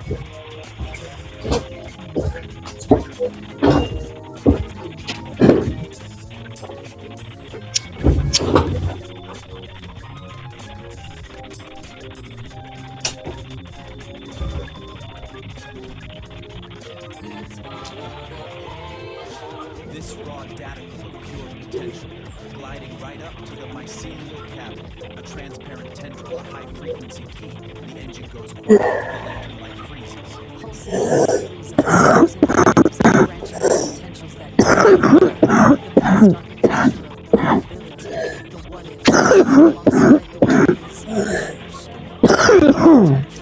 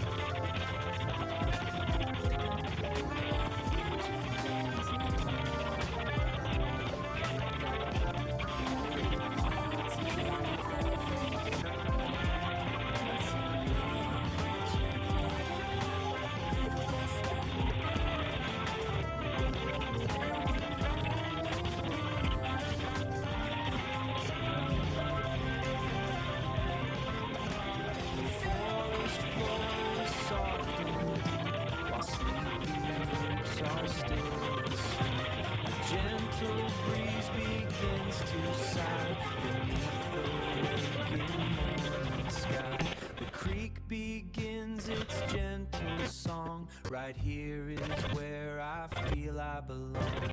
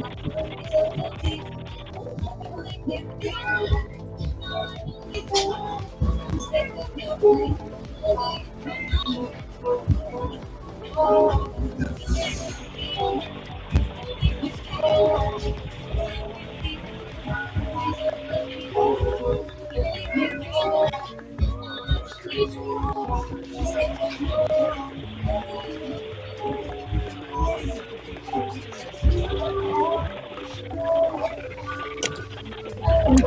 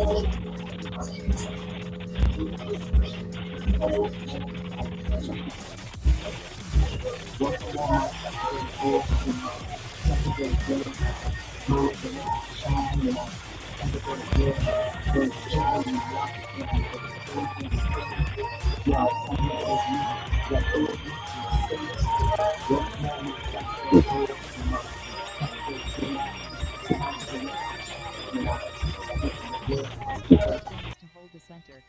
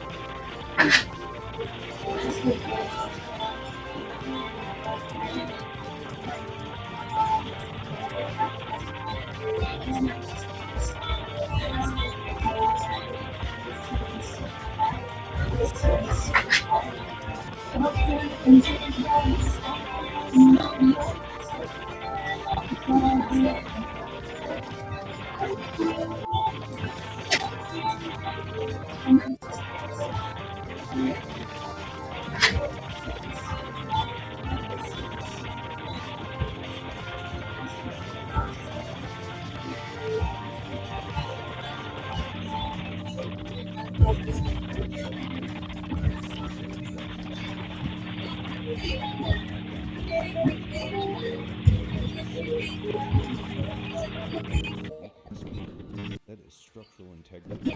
You gather your trusted mind to the table, and then you provide the solid ground for the final decision. Take the heat. You want to build something?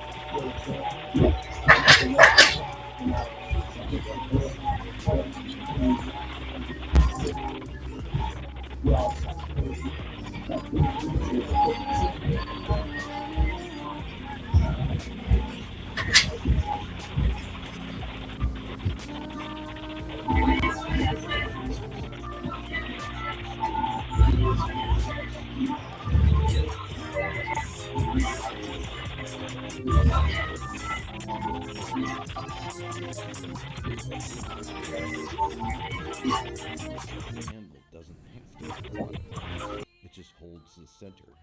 A true leader, a truly grounded, sovereign soul, stands in the middle of the heat and has the absolute heavy, unapologetic guts to say, I don't know. I don't have that piece of it. I don't know what the soul needs. Who does? That isn't weakness, man. That is Woohoo. Puppy, come in. You let them bring the ore to the table, and then you provide the solid ground for the final. Where? Closing the door. Come in. You hold the weight. Come in here. The outcome. If you want to build something that actually lasts, stop trying to swing at everything. Have the humility to admit what you don't know and trust in that. Be the anvil. Sometimes the strongest thing is to hold the center. Stone flag, stone path winds through the roses. Purple stalks reach for the morning light, and the hydrangea spill in soft explosions.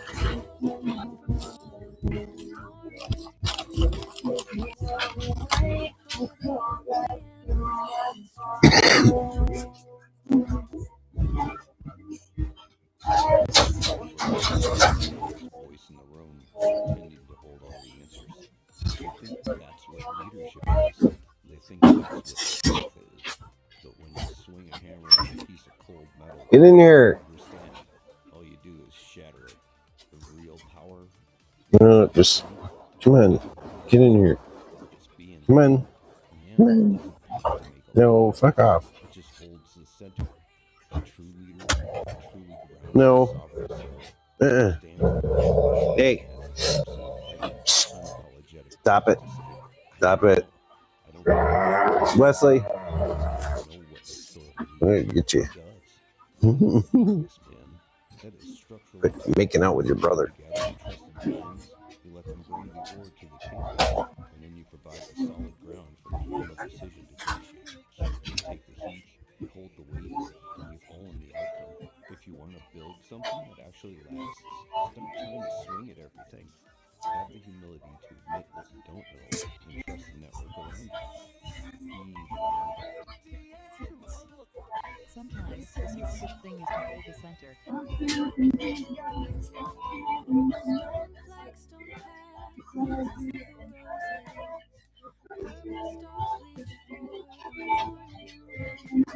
And the hydrangea spill in soft explosion.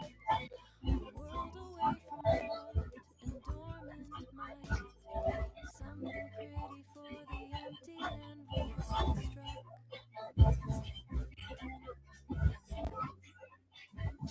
Nobody wants to be the loudest voice in the room, pretending to hold all the answers. They think that's what leadership is. They think that's what strength is. But when you swing a hammer on a piece of cold metal, you don't understand. All you do is shatter it. Real power, real strength. It isn't being heavy. It's being an animal. An animal doesn't have to make a lot of noise. It just holds the center. A true leader, a truly grounded, sovereign soul, stands in the middle of the heat and has the absolute heavy, unapologetic guts to say, I don't know. I don't have that. Ow. Weakness, man. That is struggle integrity.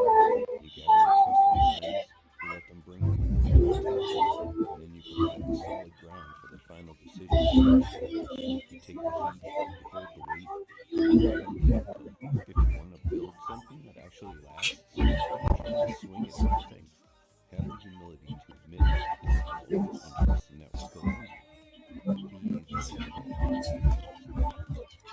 Sometimes the strongest thing is to hold the center. Stone flagstone path winds through the roses. Purple stalks reach for the morning light, and the hydrangeas spill in soft explosions. A world away from rot and dormant might. Something pretty for the empty anvil unstruck.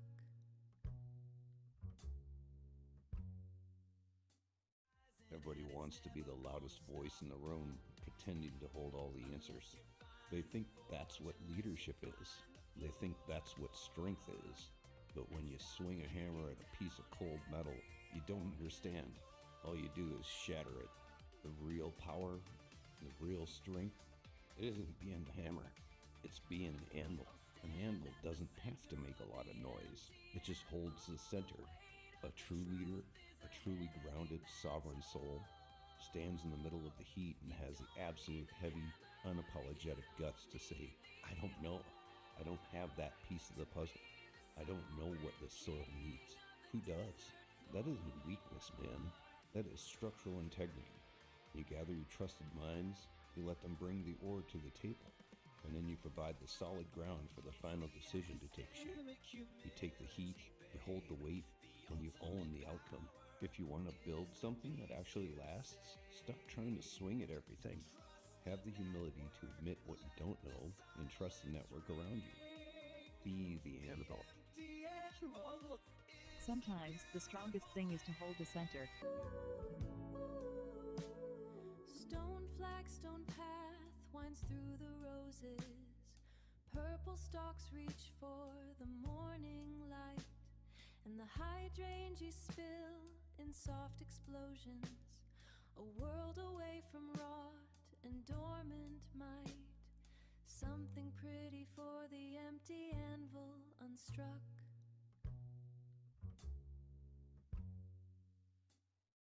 Everybody wants to be the loudest voice in the room, pretending to hold all the answers.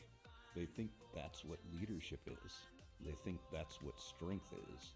But when you swing a hammer at a piece of cold metal, you don't understand. All you do is shatter it. The real power, the real strength, it isn't being the hammer. It's being an anvil.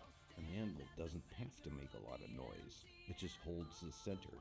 A true leader, a truly grounded, sovereign soul, stands in the middle of the heat and has the absolute heavy, unapologetic guts to say, I don't know. I don't have that piece of the puzzle. I don't know what the soil needs. Who does? That isn't weakness, man. That is structural integrity. You gather your trusted minds, you let them bring the ore to the table, and then you provide the solid ground for the final decision to take shape. You take the heat, you hold the weight, and you own the outcome. If you want to build something that actually lasts, stop trying to swing at everything.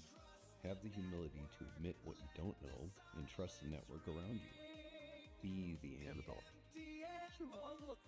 Sometimes the strongest thing is to hold the center. Stone flagstone path winds through the roses.